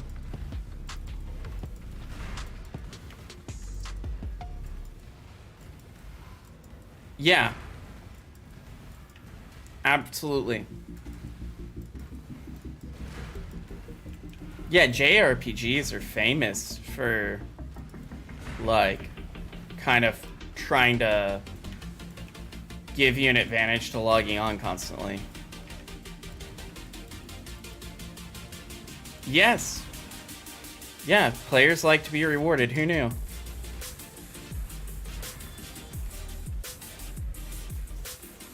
Well, and I think that's the other thing that, like, Path of Exile is missing, is that Rest now, my brother. God shall be your judge. they've until the last year, they've had such a good base game for so long that they didn't really need to incentivize people to play. People just enjoyed playing. The issue with that is when the game isn't going great, you really want to incentivize people to play, just because at that point it gets people playing your game. And but having those kind of mechanisms, man, it would go miles, I think, towards the overall community standpoint, which would be good.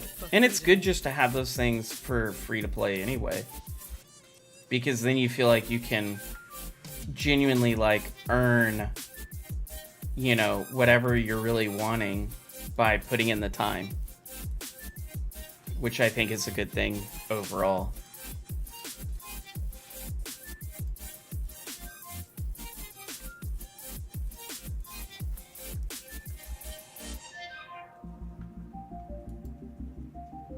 Yeah. Exactly. That's the thing. And I think that I think the horse blinders are on right now. And I don't think anything like that will happen anytime soon. Just because I think the horse blinders are on and it's all PoE 2. Right, I legitimately think that's what's happening with the company right now. Is the horse blinders on, it's all PoE 2, and they're gonna have probably kind of minimal regressive changes, and you know, not the greatest of leagues leading up to it, is kind of my expectations. Now, I hope my expectations are undervalued and it becomes really, really good. But this is just kind of what I'm expecting until PoE 2 is relaunched, is that it's going to be as low effort as humanly possible until PoE 2 comes out, is kind of what I'm expecting. Now, I do think this next league is going to be the last one that's got real time invested into it. And I think the only reason it will is because they took the extra month, and because I think they need to figure out a way of making the base game more fun, or risking alienating too many people to fund them, you know, to make PoE 2 happen and not have to sell off another chunk of the company, because I don't think they want to do that. Like, I think they are at the point where they want to control as much as they can with the company.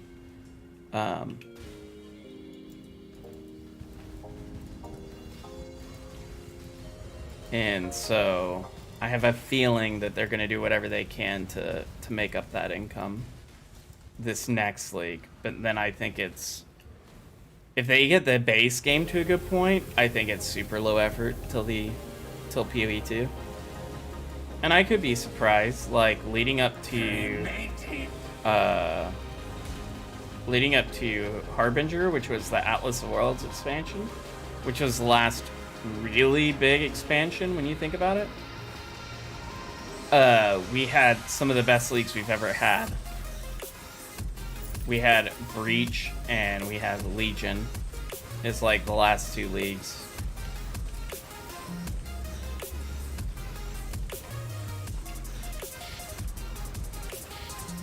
But I wouldn't be surprised also if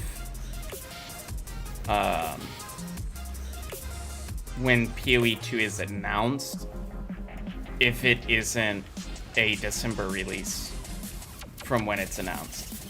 So I think they're planning on announcing it next summer, I think is the plan. And I would be shocked if it isn't a December release, just because you get a lot of people at home for the holidays and that take vacation around that time. And then that way they have maximum turnout for it.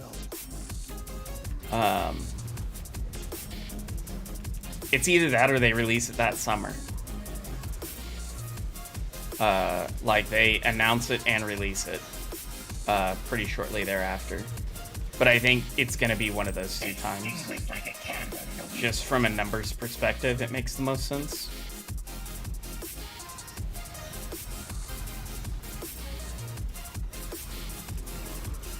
But I think if they did some quality of life stuff or some player reward stuff going into it, like some minor stuff, or even if they teased it, right? Like if they teased a daily login or something, I think that would really hype a lot of people up. Especially if they said, you know, the daily login's gonna calculate how many days you've logged in on top of every day you log in going forward. And right now we have X amount of rewards for it or whatever.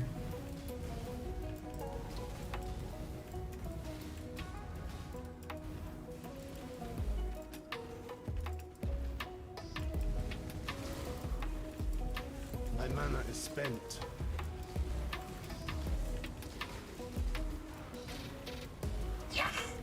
Consumed by flame.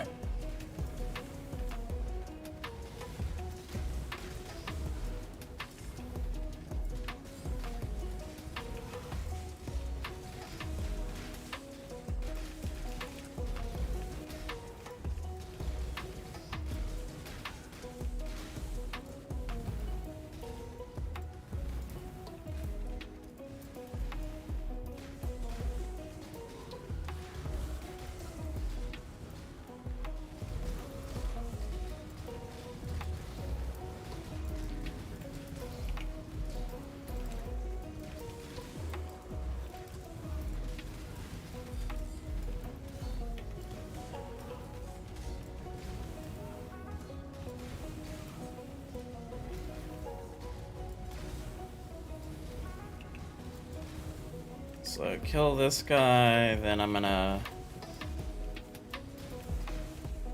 hopefully one-shot Merklab, and then we'll do Katava. And then I will most likely take a break for today. That way I can fix gear and all that off stream. And then tomorrow probably go straight into map and because I definitely will have some gear to fix, and with the divine drop I will oh, those skills are way better than what I have. Time and tide wait for no man. I'll definitely want to go ahead and invest in some gear and such. Okay, nice. Big cast speed node. Oh, Roto Harbor's fine. I do have, yeah, I have everything capped. I guess my overcap actually isn't going to be too bad once I kill Katava. A lot better with reses. I'm not used to running Purity of Elements. That has really made the whole reses thing a lot easier. And then also getting some flat reses on trees just from good nodes.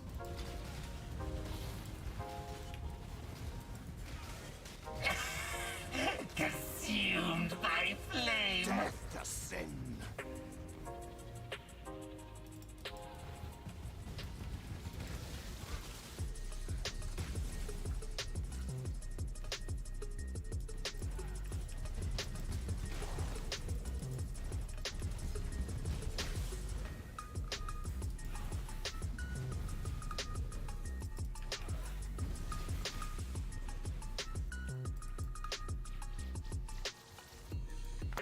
What I may do after, well, I just finished Mental Rapidity, so what I may do is just come through here and then go ahead and get these attack and cast speed nodes here on Totemic Zeal and a little bit more placement speed. And then hopefully I can get a weapon with like +2 lightning and fizz and a bunch of cast speed. That would be fantastic. Burn them all.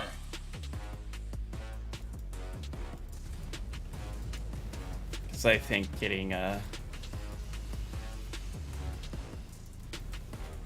lot of cast speed on gear is, oh, that's scary.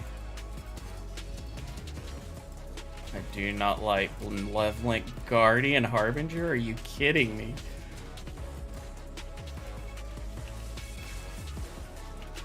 What kind of madness is this? This might be the scariest level I've ever done in my entire life. No.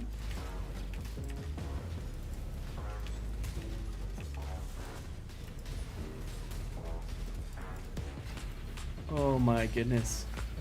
Wreathed in flame. I don't know how I lived through all that, but I will take it.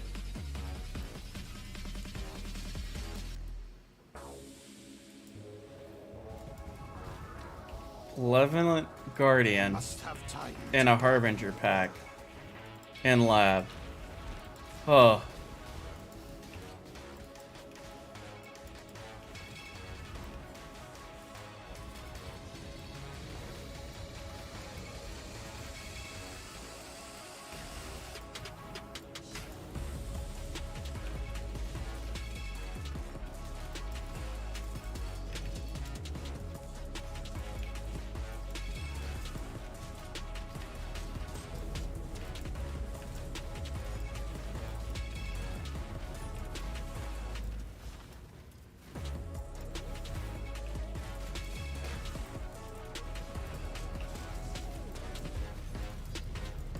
Goodness gracious. And I'm terrified to advance further just in case you get something bad paired with it. Because you don't want to go further up and... Oh, that was intense.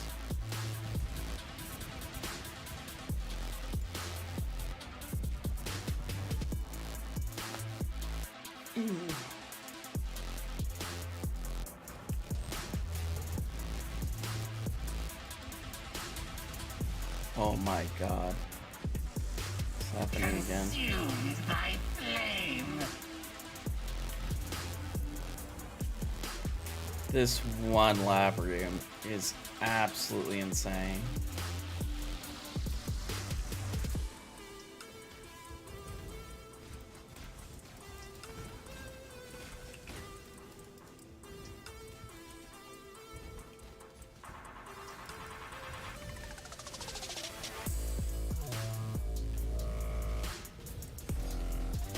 Oh.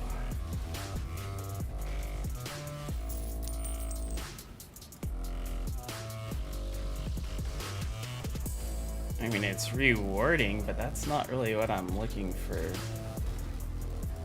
And, Merc Lab.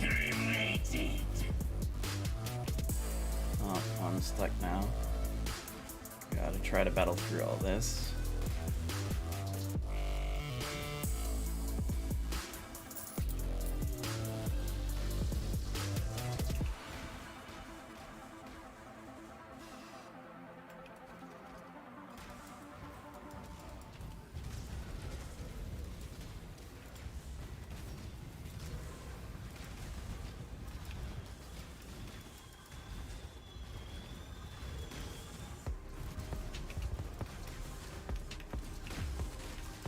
Must have time to gather my will.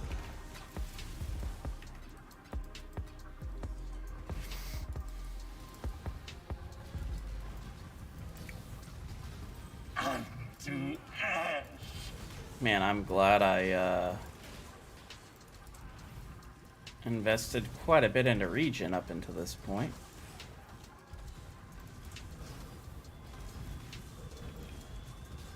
Don't think I would still be alive in this lab without it.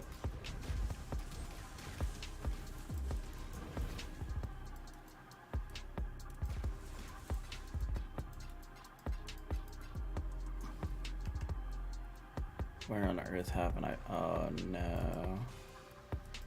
A whole nother wing.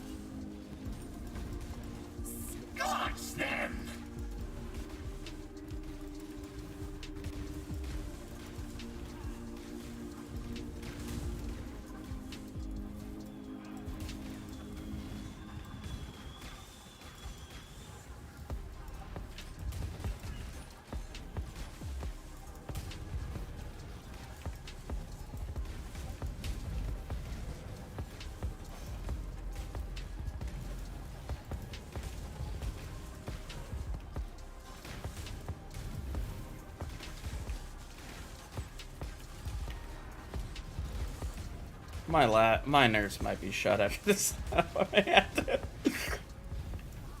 Ugh.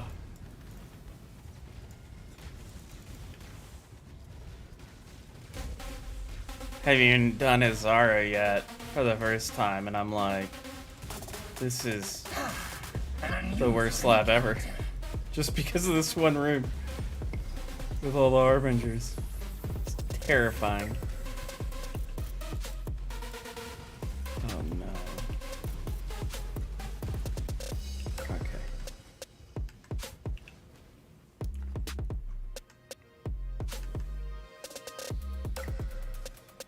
Because I went a wrong way.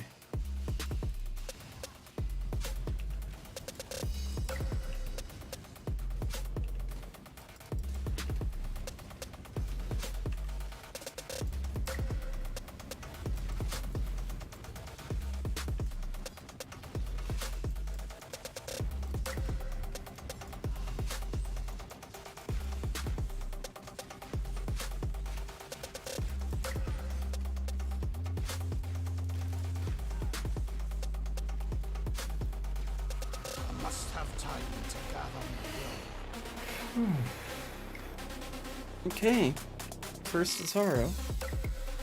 Now that, you know, essentially killed Maven power level, let's do Azaro. Dump all this.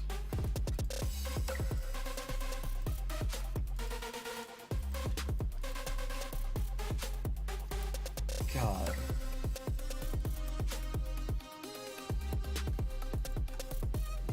I could not imagine doing that in hardcore and not just being like, I'm just gonna do lab another time.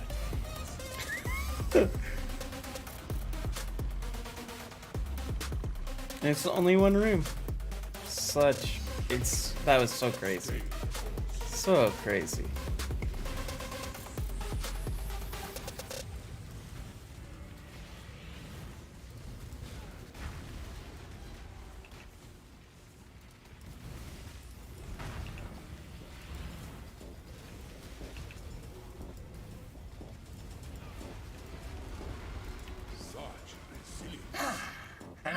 brutal encounter.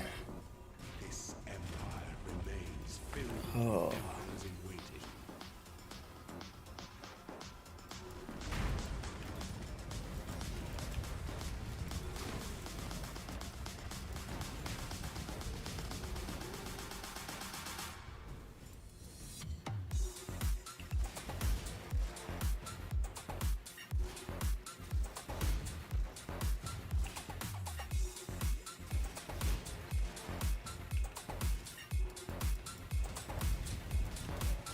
Cremated.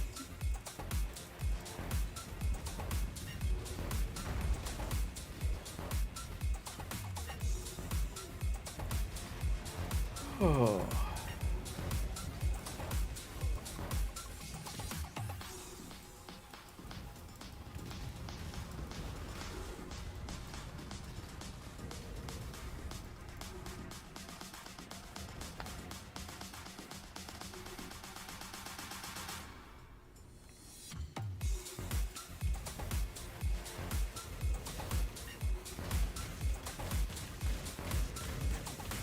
God, what on earth is this?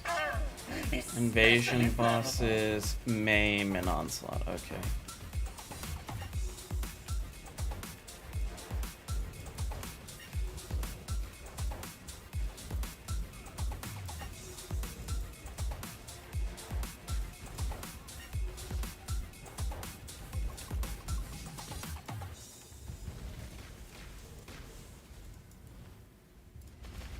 I must have time to gather my will.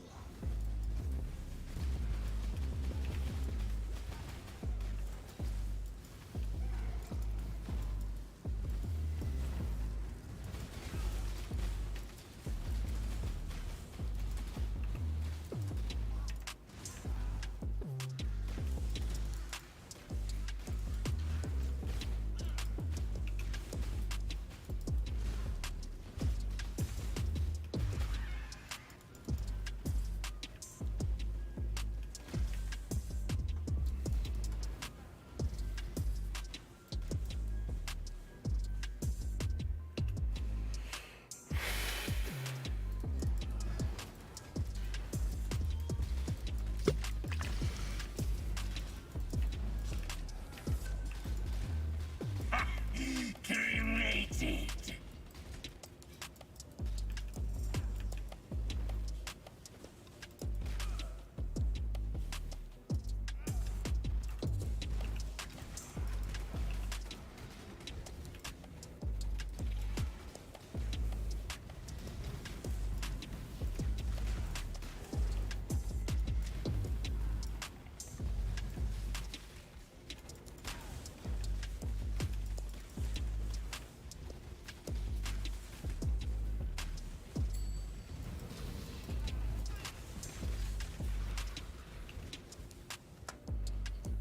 Ooh.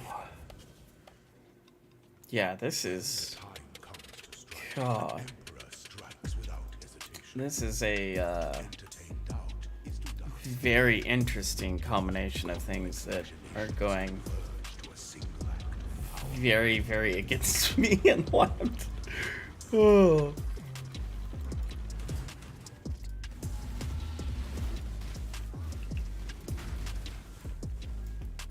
No Let the fires guide your blade.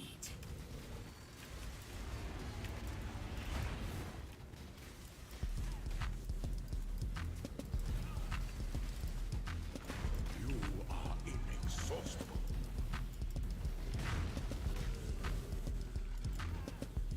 Even the grandest designs can be executed.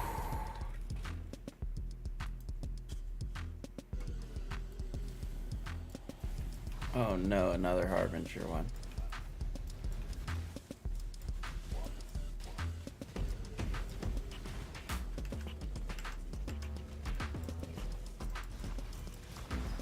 Extra fizz and hinder. Lovely. Consumed by flame.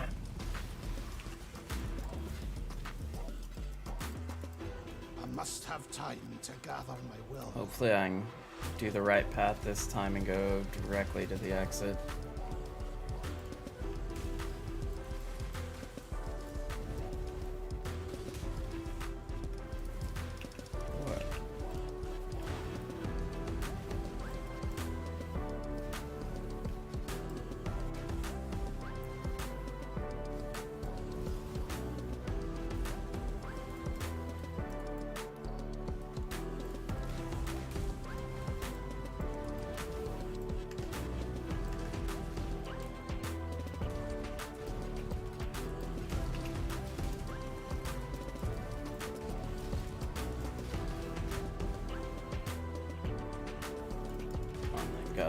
extra XL tossed in there for free. That's cute.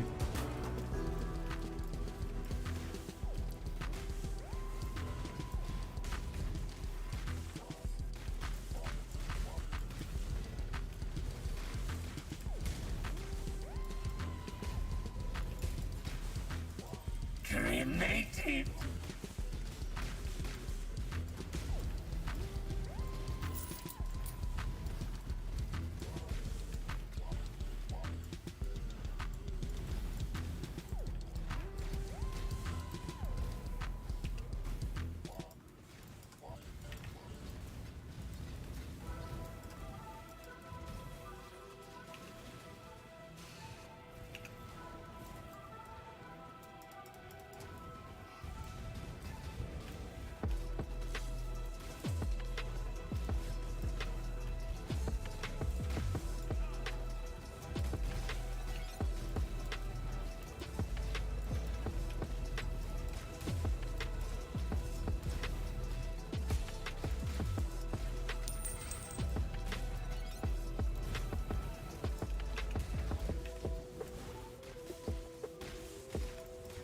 Cremated.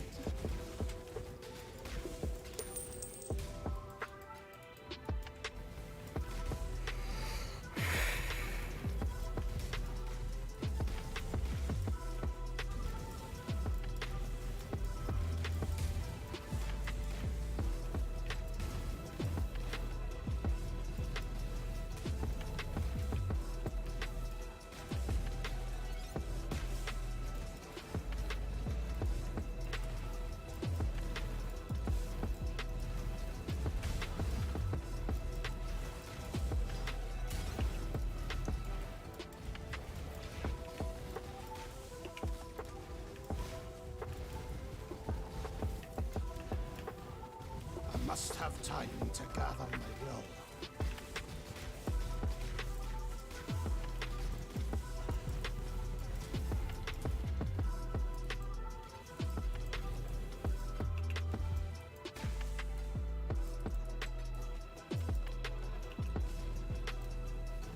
Perish.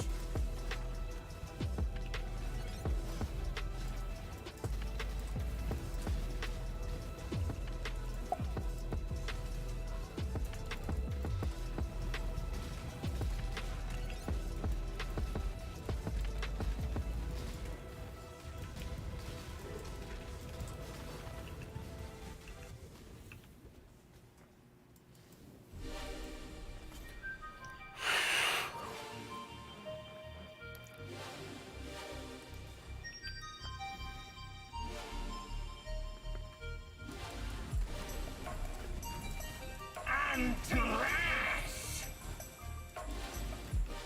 And evasion bosses, cast speed, and onslaught.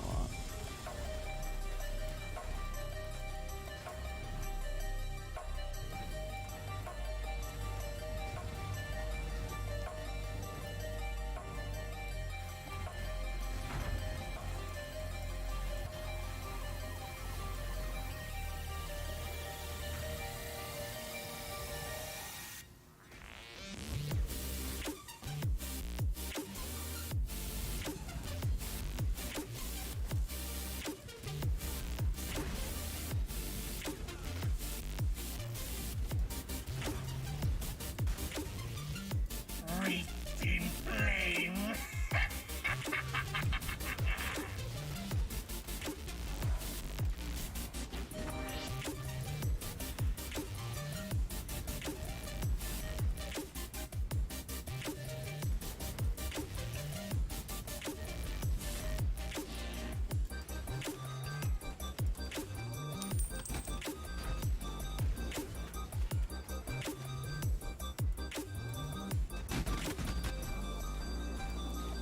Jesus.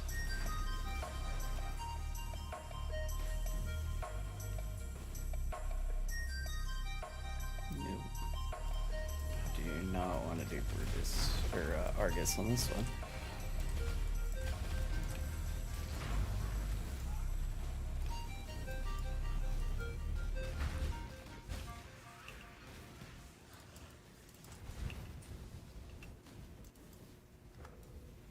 Oh.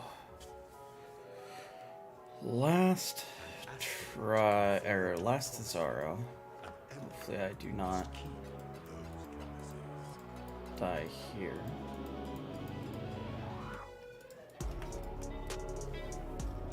I must have time to gather my will. Our throne is the most devious trap of them all.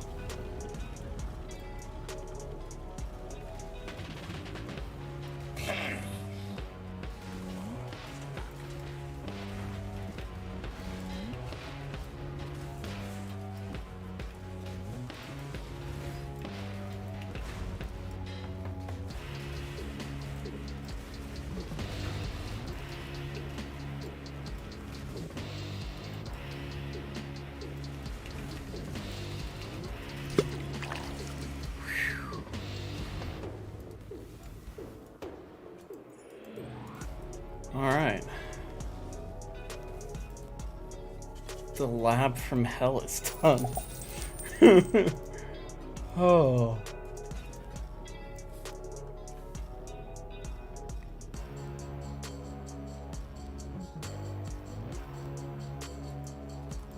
That's actually not a bad enchant. I will take it. Yeah, I am kind of amazed I made it, cause that lab was absolutely crazy, especially the Harbinger with some of the mods that they got was just nuts. But my hand is shot after doing this, so I think I'm gonna go ahead and call it. I will most likely stream tomorrow. Probably start around noon Central Time, which is 1 Eastern, 1 p.m. Eastern. So Central's GMT -6, if that helps at all. But I do genuinely appreciate you stopping by. And I will catch you guys on the next one. Have a great day, Exiles.